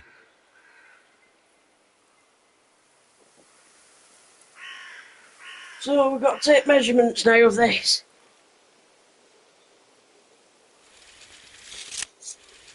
Right, so that's that. Nothing interesting here. So we've got... Oh, so from there... Nothing interesting here.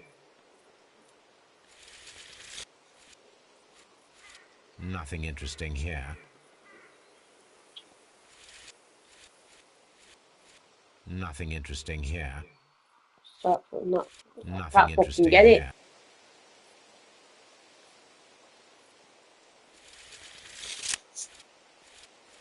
There we go. We're about there. Nothing interesting here. Try that bottom one. That says it's there. Nothing interesting here. So I'll measure it from here. Nothing interesting here. Right? Says it there. Nothing interesting here. I fucking know then. Nothing interesting here. Fuck off. Nothing interesting here. The distance between the tracks is about 6 feet 7 inches. Right, so we got it. The vehicle would have been heavy, as these tracks are quite deep. These traces are relatively fresh and were made by a large truck loaded with materials. The traces found at the disassembled shed near Evesham and at the lake were from the same vehicle.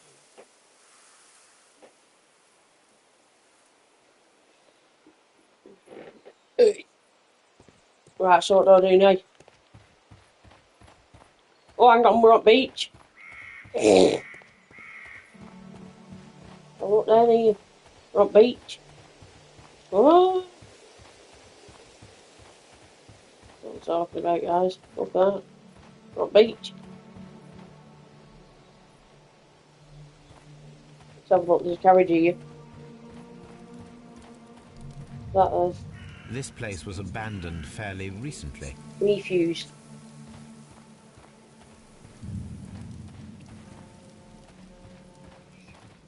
An abandoned gypsy caravan. Gypsy caravan, see, yeah, I knew. I was gonna say. That's gypsy caravan, so obviously you can tell. Have a look. Nope. Observing the coastline and the moored boats, we are able to see that the lake's water level dropped. The lake has flooded the quarry. The dam was probably breached.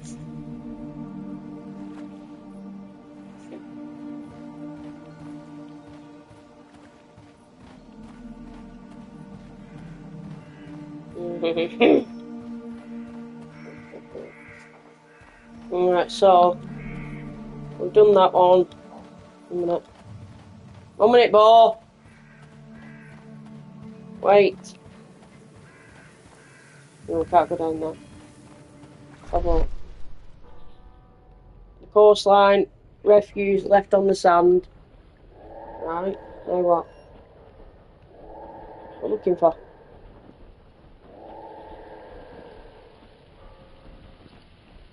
Move, Holmes.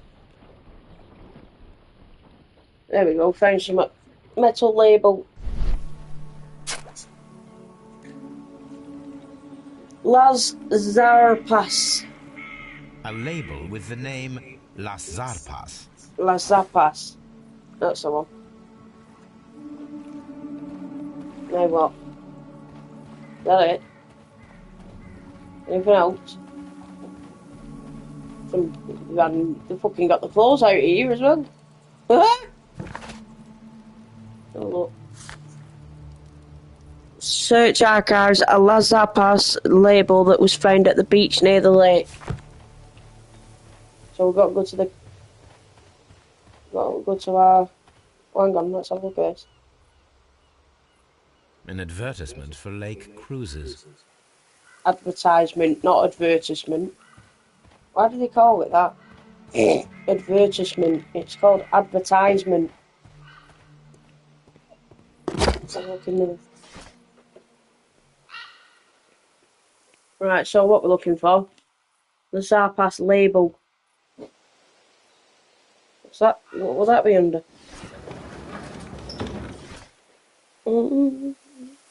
Right, let's have a look. British architects, architecture building. What will it be under? Das Kapital. Technology. It's a badge.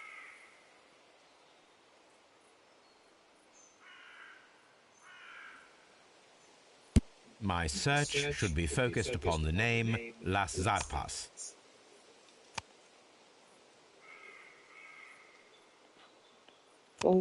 What is Las Zarpas? What is it? My search should be focused upon the name Las Zarpas. Newspapers, what the...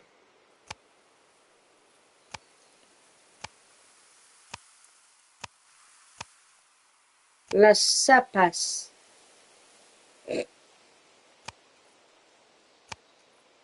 Where is it?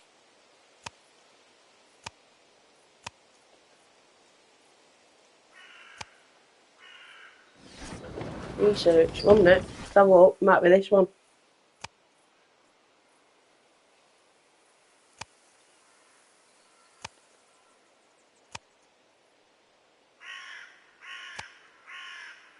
Maybe not. My search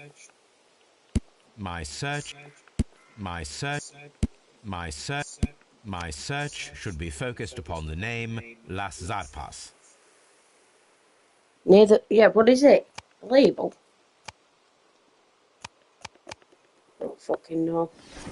Newspapers, what is it? The Zarpas. My search should be focused upon the name Las Zarpas. Right. My search should be focused upon the name Las Zarpas.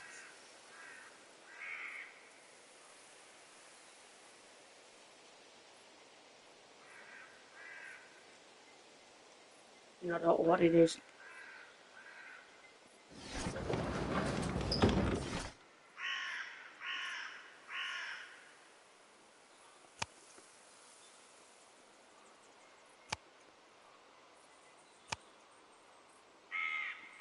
My search should be focused... I don't fucking know what you're asking me to do. Newspapers, what is it? It's fucking the Zarpas. A label that was found on the lake. Well, what do I do?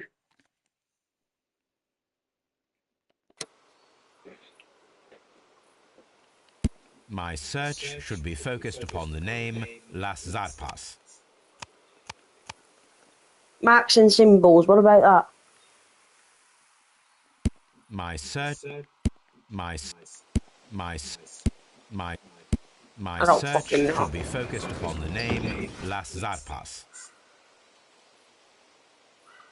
My search, my search, my search, my search, my search should be focused. My search, my my I'll just go search through them should all. my my my It's a my label or search something. should Oh.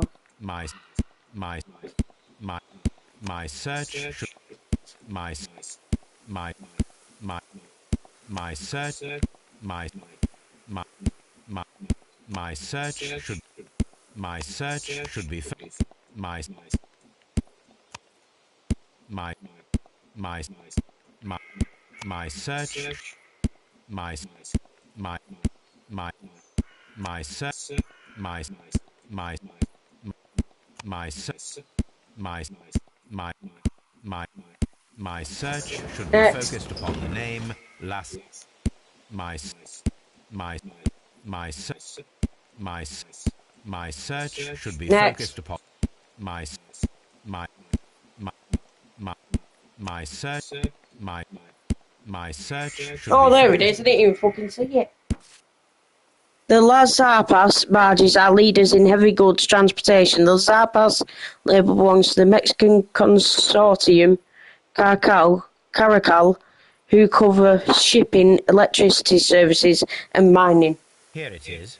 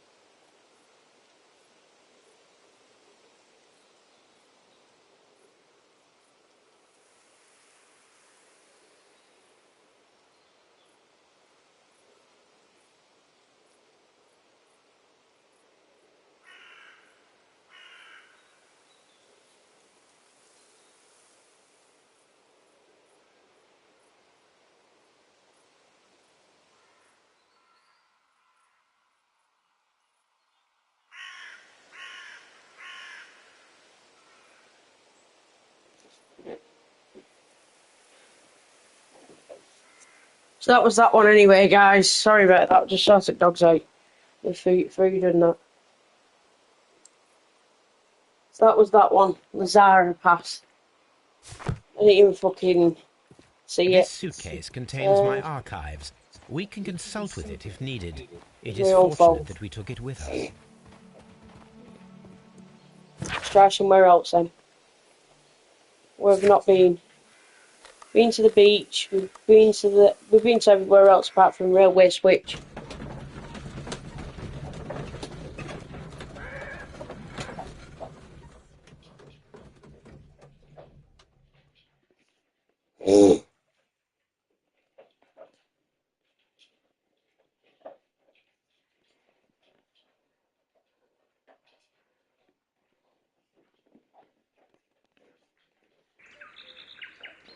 Where's my fucking torch from me?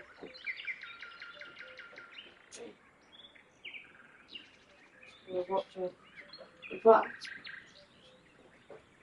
I'll take this so she's not taking it. You wait till I get back so she's not taking the food. Oh, she's like, Dave.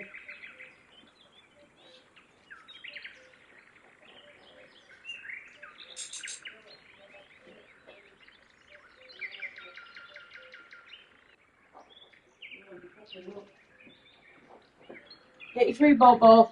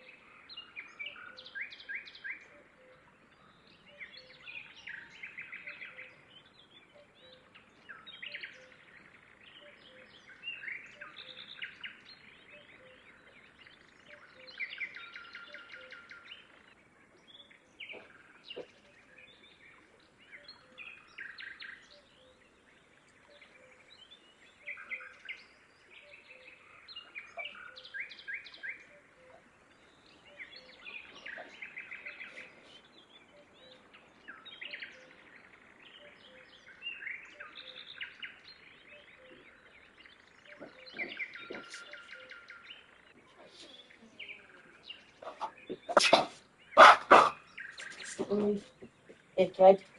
Your dinner's her, Paul. Where's he gone?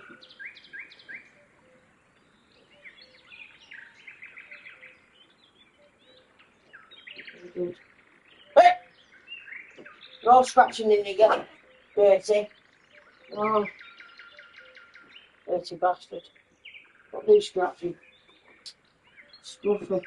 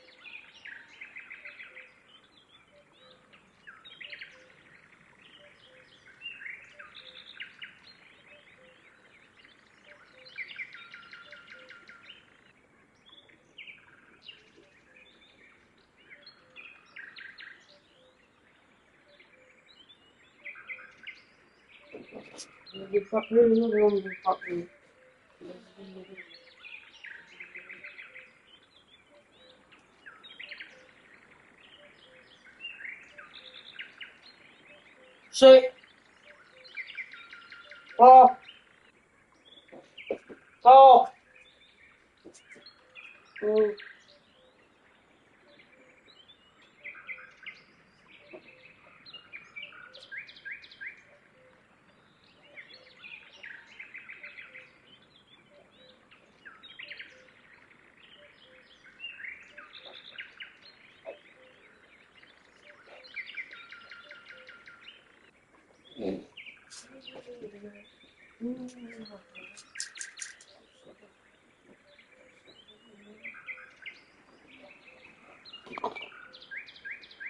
Get your dinner ball.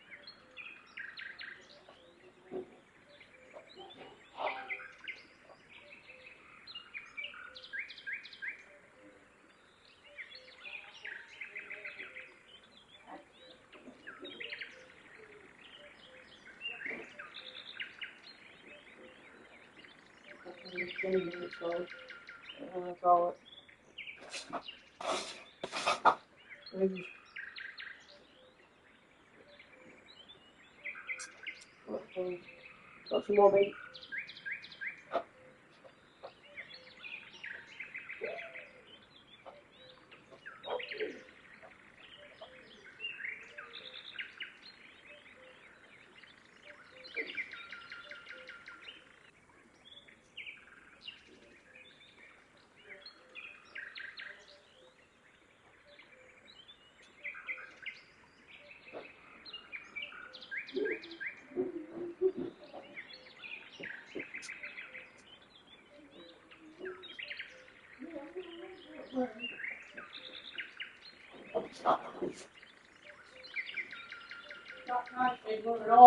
Move!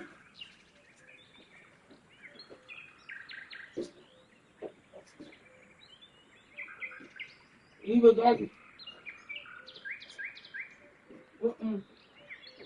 Move. Again.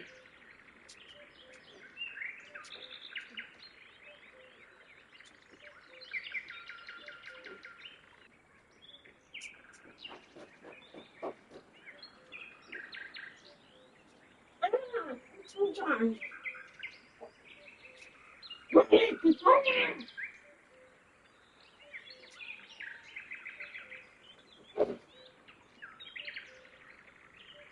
You fucking prick.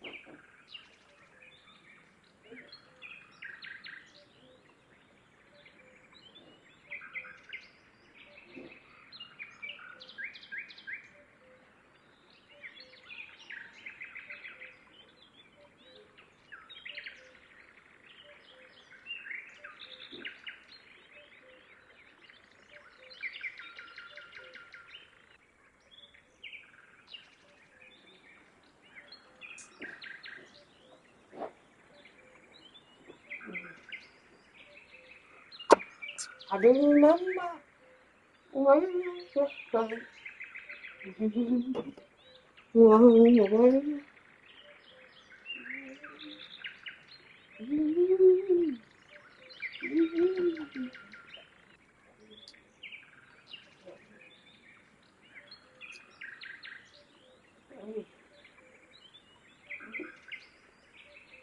That crab sweet.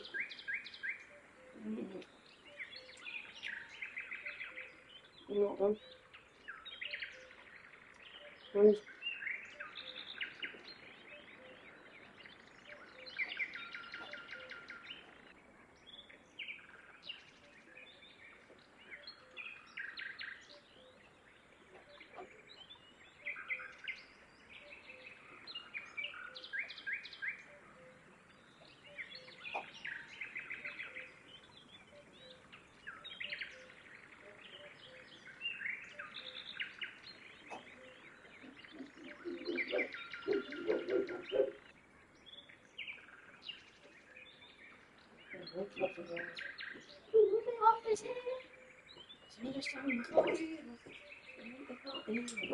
Eat your dinner ball. Bitch. Excited. Let's go video like that. Let's go video okay. Let's go play all that. Let's go video okay. What's up with you? Nothing else, Obo, because I need to eat mine.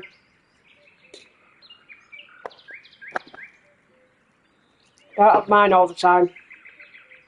You got your own. Yeah, nothing else, mate, no. You can't keep having mine all the time, no, it's not fair. You need to start eating your own.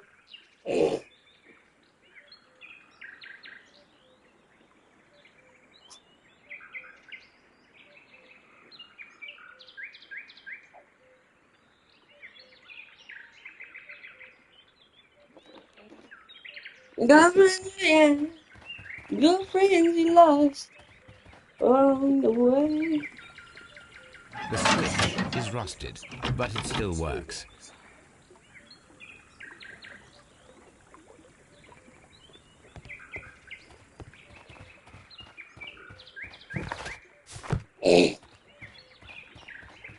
Come on, Thomas, whoever you called. Fucking boxing. Mines? This is interesting.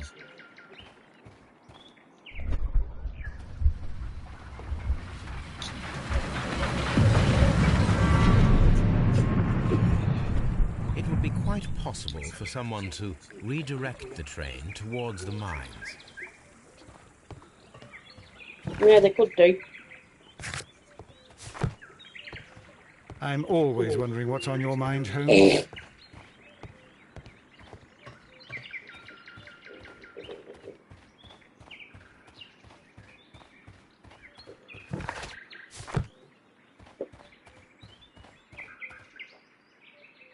Oh, fuck off, I've just got an hammer. This suitcase contains my archives. We can consult with it if needed. It is fortunate that we took it with us.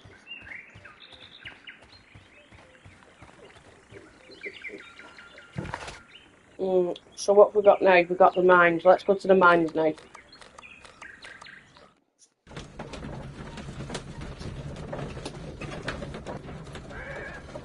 Let's continue. Here are the mines, Holmes. They appear to be abandoned.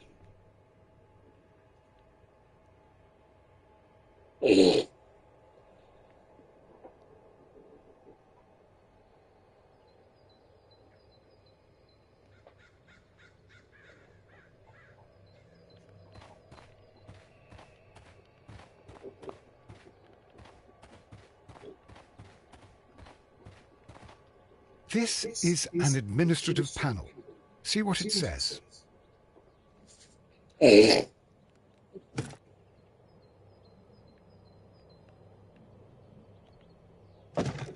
Watson, you are a gentleman, and gentlemen tend to carry handkerchiefs. Might I borrow yours? And where is your own? I haven't the faintest idea. Very well.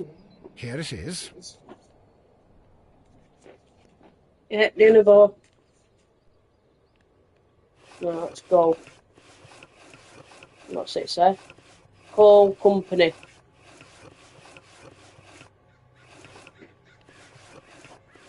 We are coal company.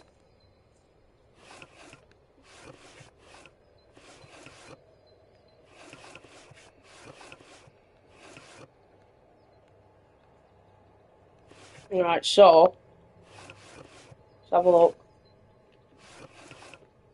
I think that's enough wiping, 1 minute.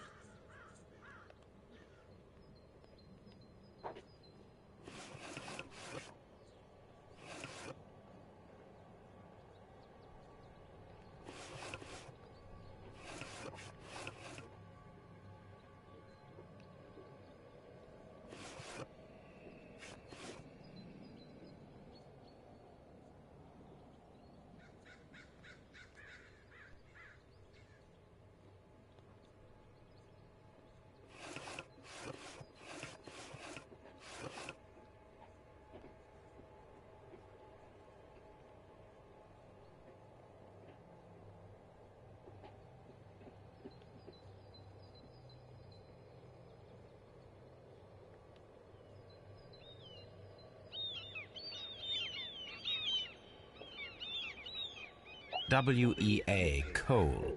These mines belong to them. Right, so there we go. So there is an information panel at the mines with the name We are Coal. So that's that.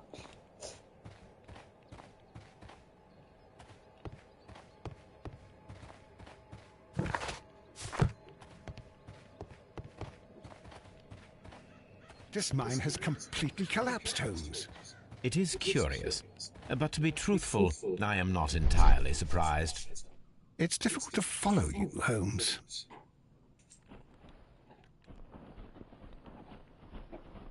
Empty place, traces on the ground.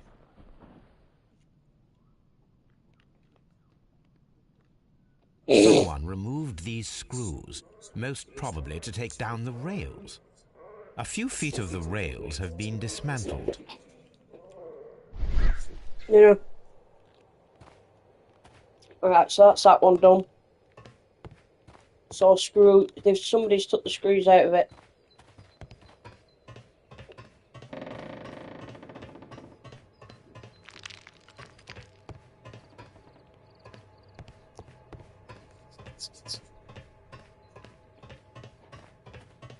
Alright, let's have a look.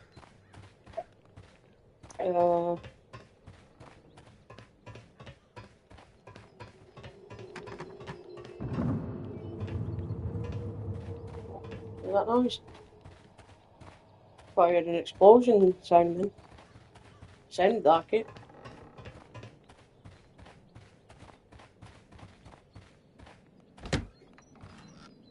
So we can go in through there. And going through there, so there is places to go inside. This is the cabin for the mine's security personnel.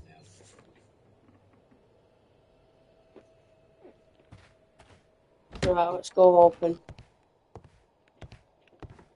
Right, so there's a metal box down here. This Oh, box it's got a lock on it. must be the safe. Let's open it. I've got to do that lockpick thing again. Let's have a look.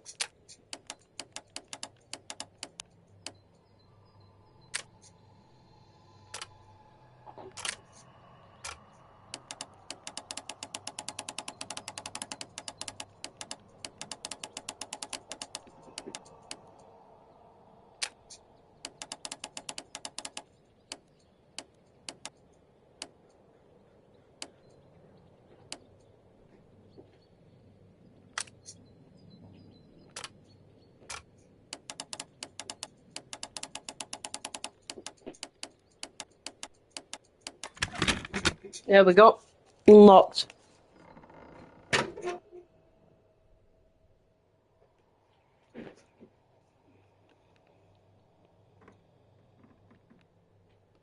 The Mexican company Caracao and the Chilean Barcazas both want to buy the mines.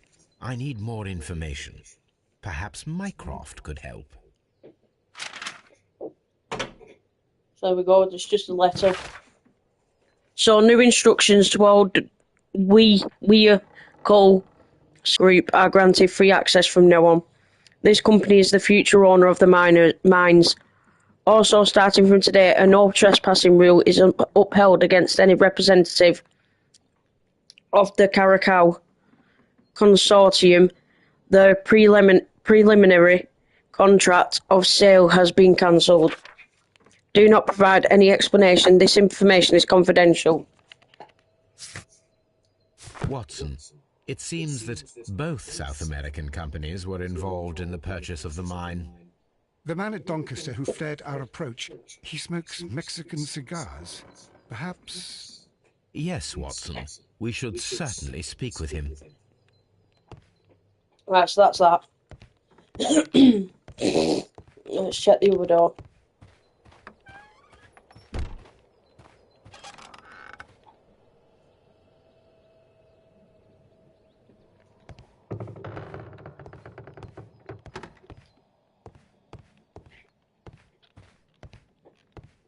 Well, seems to be nothing in here, so that was pointless.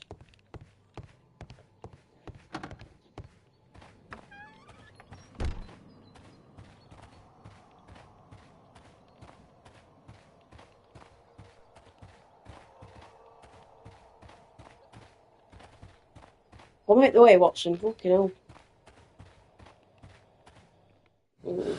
Some ideas. Let's have a look.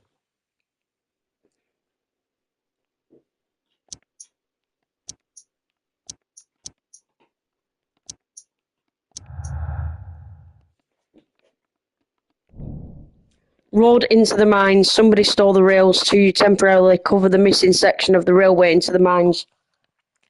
So we got that.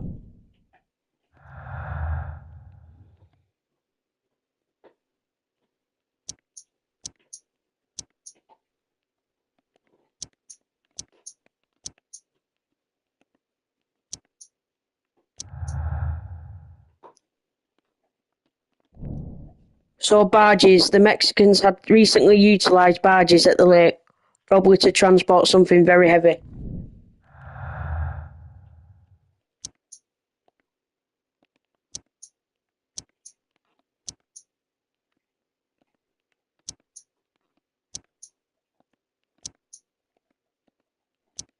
So that's it for now.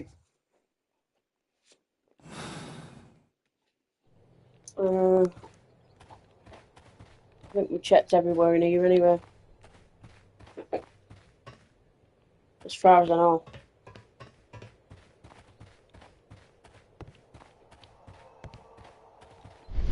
Hang on, there we go. Would have missed something out then.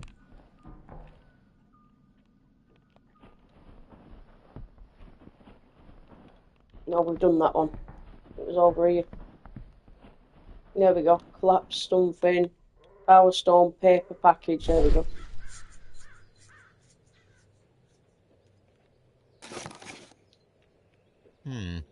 This is an unusual kind of paper, stiff and dry. It was used for a specific purpose. Let us look inside. Is it drugs?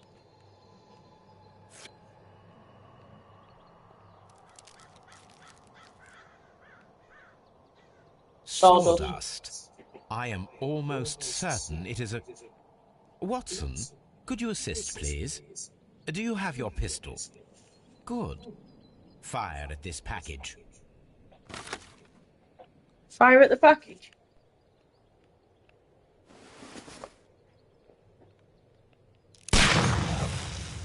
Gunpowder. Dynamite. Oh, dynamite. My bad.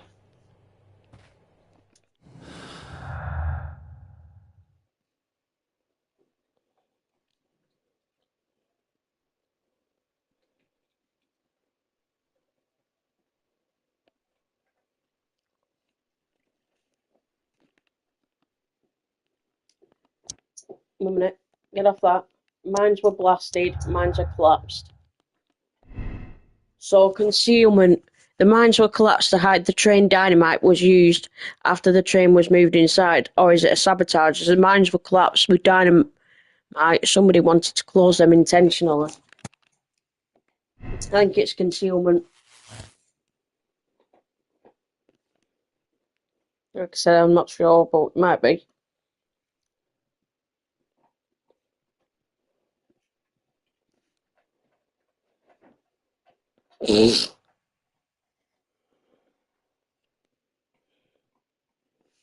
Right, so that's that one. Hang on. Well, that then. Just missed something. Inside mines, the train is sealed underneath the collapsed mines. There you go. Clues. I think that's it for now.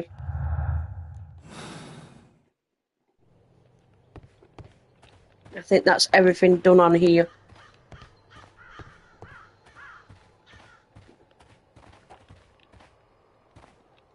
Let's have a quick check around.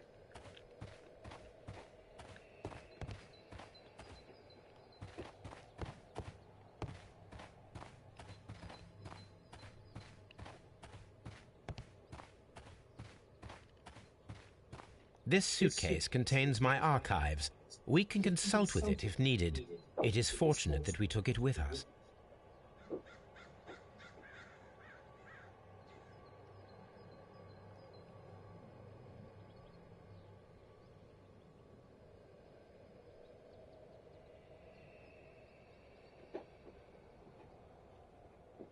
Right, so let's have a look. Where do we need to go? Let's go to Evesham, see what we can do there.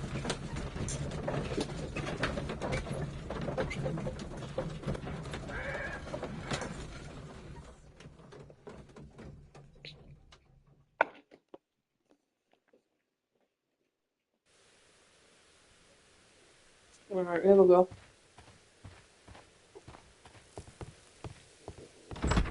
We're at Evesham.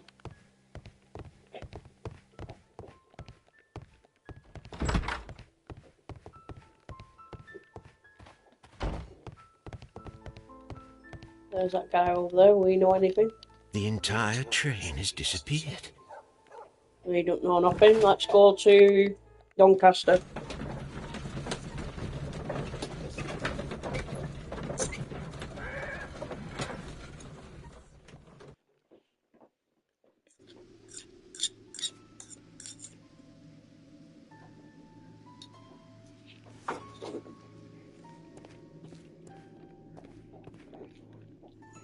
Here we go. Again? Please, sir, we would ask you not to leave. We have some questions. Are you the police? No, we are employed by the railway company. We are collecting witness statements about the train that disappeared last night. Lo siento, I'm in a hurry. Really? It seemed that you were waiting here for someone. Could you tell us if you were at the station last night? No, I just arrived from South America. A formidable journey, no doubt. Which country are you from? De Chile. Mexican. You know, it sounds like it. De Chile. Wrinkles. Smart clothes.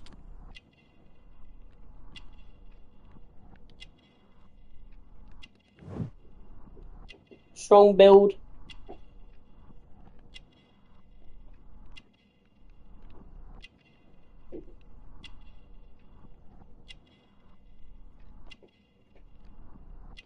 Cigar. Expensive. And martial arts. Chile? But you are Mexican. No, you are wrong. Why would you think I'm Mexican?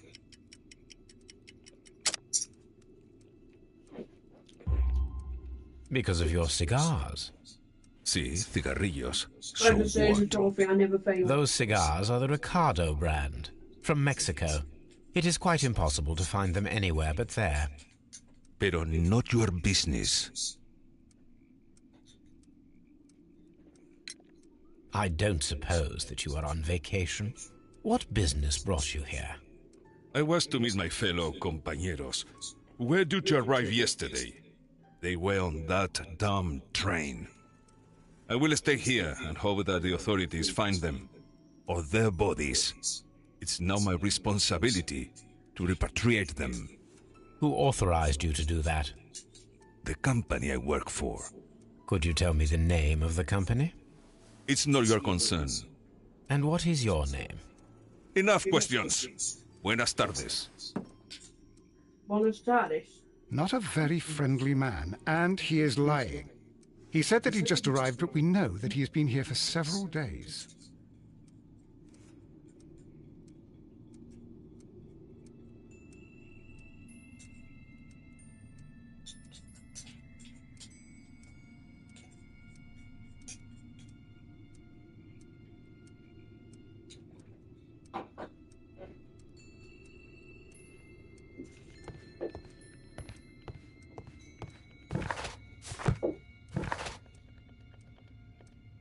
So we don't know the name of the guy, just call him Mexican.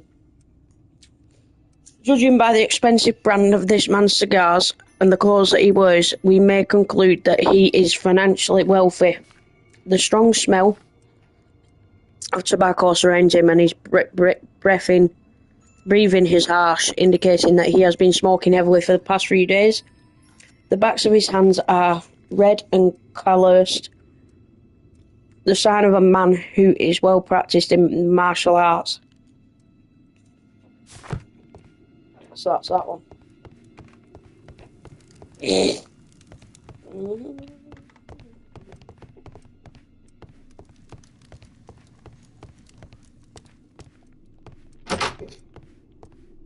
Where does he keep disappearing to?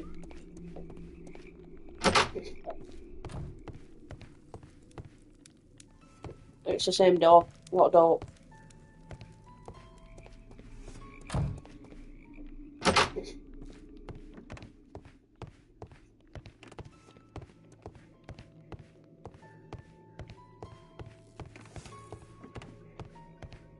Let's ask this guy over here if he knows anything.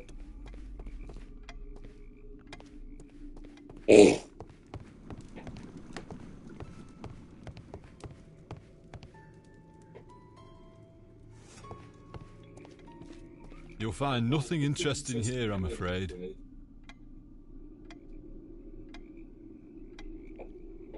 Right, let's try number station. Let's have a look.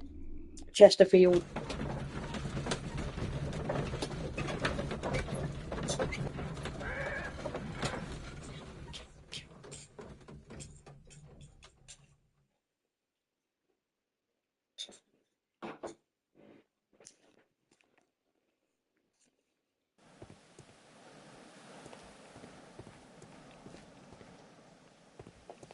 So we're at that Chesterfield one now. So let's go and have a word with that guy. Wherever it is, he won't fucking know fuck all. He's drunk as a fucking skunk. Ah, will I ever get any peace? Will you just move out the way, Watson? I can't fucking move, mate. Alright. Is there any people in here?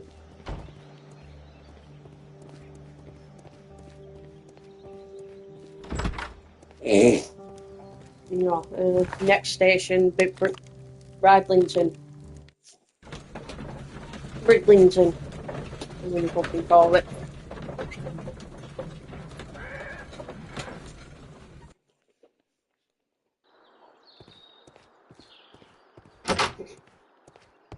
Right.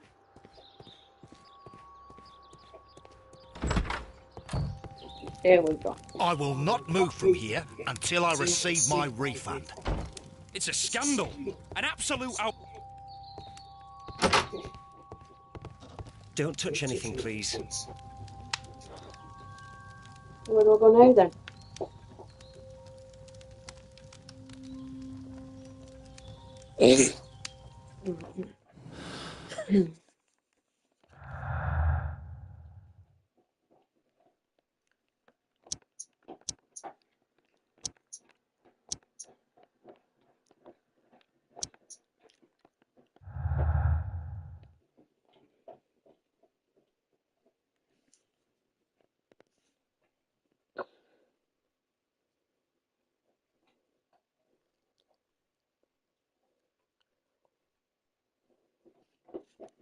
You know, this is getting fucking stupid, this.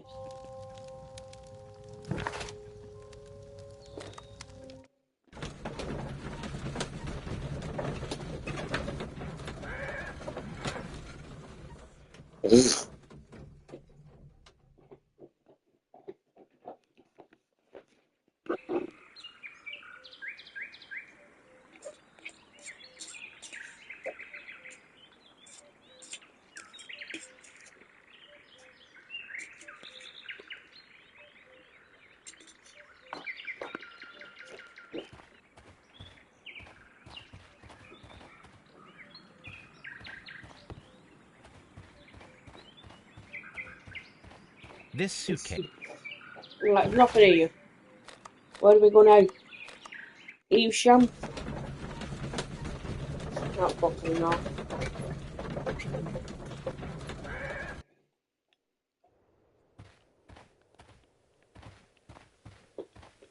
Where's that guy?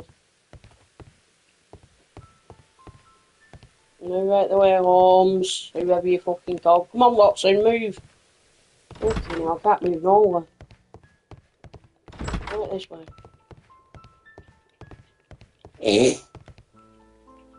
The entire train has disappeared. So what do I do now then?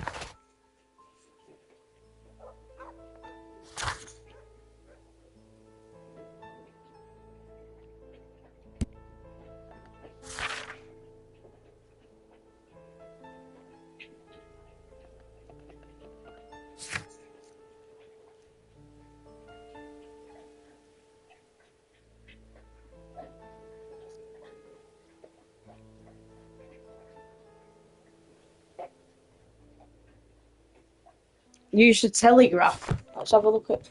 Where was the telegraph now? Telegraph everywhere, isn't there?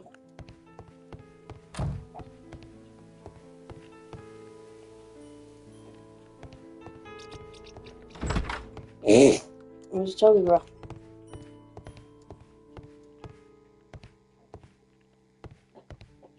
Contact Mycroft, that's all. I asked Mycroft to find out some information on the WEA Coal Company.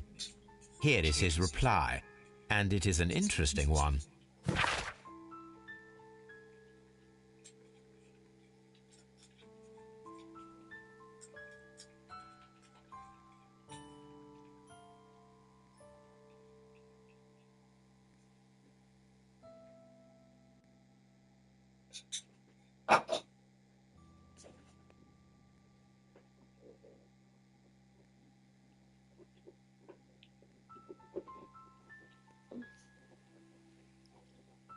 So we've got, there are two companies, the Chilean Barcazas and the Mexican Caracol. Both wanted to purchase the Huayco mines. The Mexican Caracol Consortium had established an initial deal and had prepared all the papers. However, the Chilean Barcazas group, aided by their influential connections, managed to snatch the concluding deal for the mines.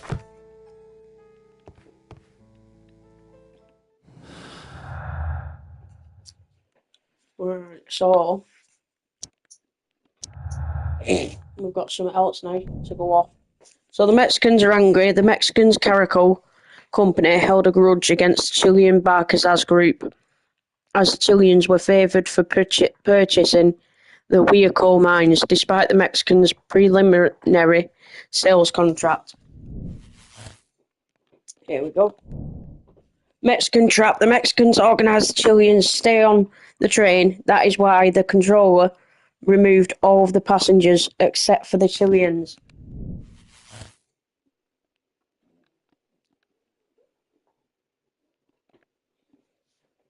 So let's have a look. Mexicans sealed in Chileans. It was a carefully planned murder. The Mexicans killed the Chileans and sealed the train underneath the collapsed mines to hide their crime. Is that it? We've got something else here. The Mexicans held no grudge against Chileans. Business is business after all. But Mexicans are angry. The Mexican Cartel Company held a grudge against the Chilean Barcazas group, as the Chileans were favoured for purchasing the coal mines despite the Mexican. I don't know what. Mexicans are angry. Well, they do look angry actually, so yeah. Have a look at clues. Bloody quarry stone.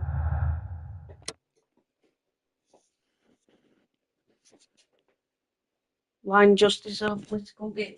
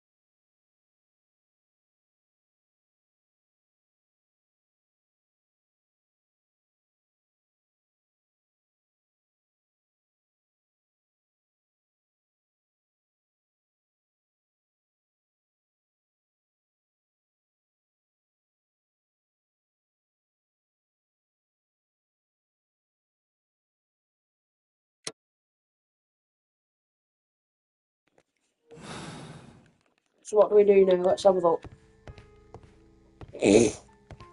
I think we basically got all our information now. It was the Mexicans. Holmes, I don't understand. Why do you care so much about this business with the mines? The entire train has disappeared. It's a disaster. I think I'm just going to come up with a conclusion. It was the Mexicans that fucking did the killing or whatever it was. I'm just going to go with it. Because that's how it's coming up to.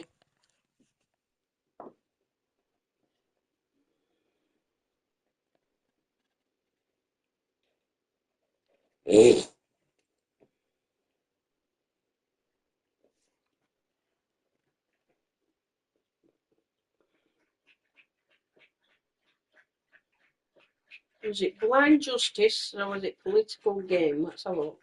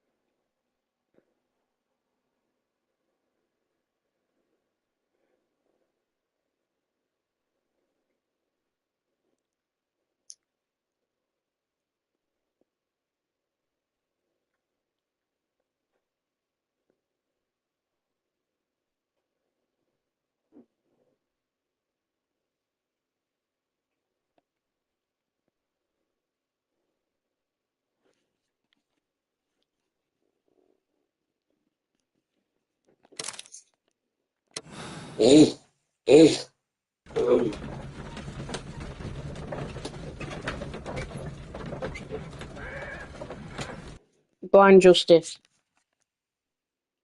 Then the case is solved, Holmes. What do you intend to do? Well, I shall require assistance for the arrests. There were accomplices. Ah, but I know that look. You have your own ideas. What are they, Holmes? On the one hand, we have Mycroft and his tedious political games. He will locate the guilty parties without any trouble.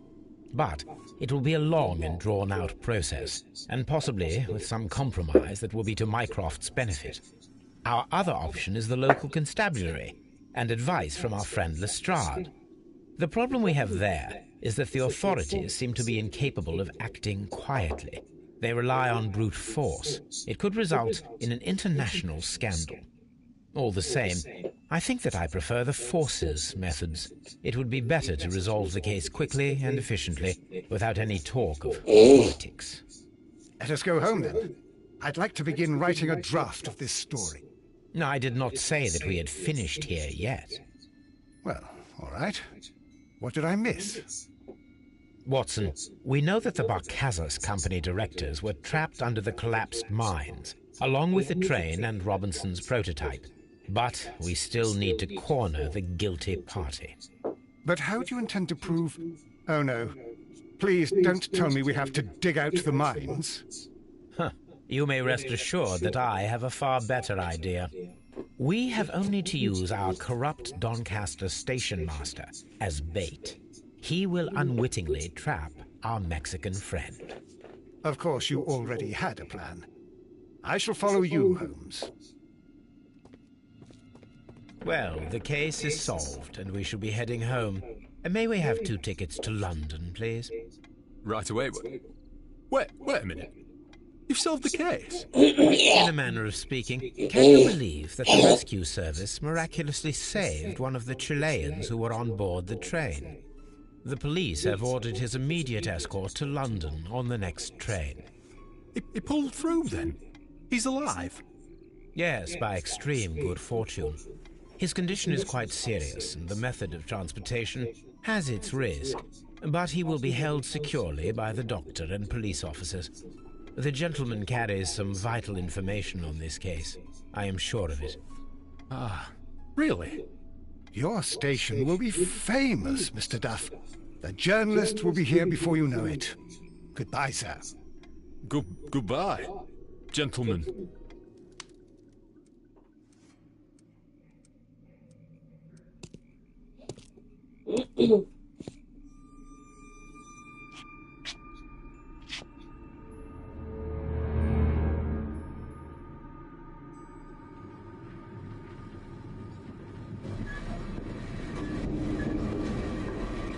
Gentlemen, you are under arrest. Caramba! You traitor! You double-crossed me! Oh, shit.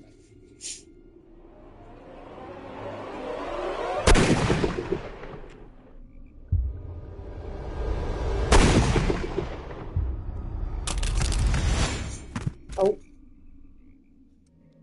How dreadful. 2 dead bodies. What a terrible ending to such a great case. There, my dear fellow. It is all right. You did your best.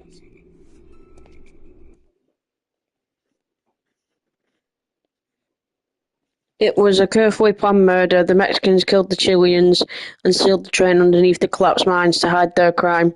The Mexicans' inhumanity towards the Chileans cost many lives, so the decision was made to act quickly. Lestrade will be informed.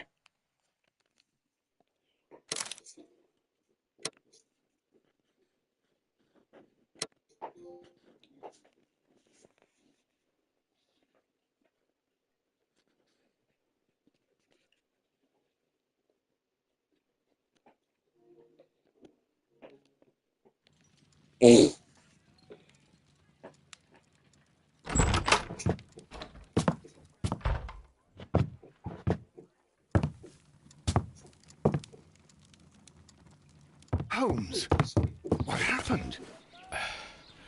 I feel Deathly. And you look it. Let me examine you. Please don't tell me that you've returned to your old habits.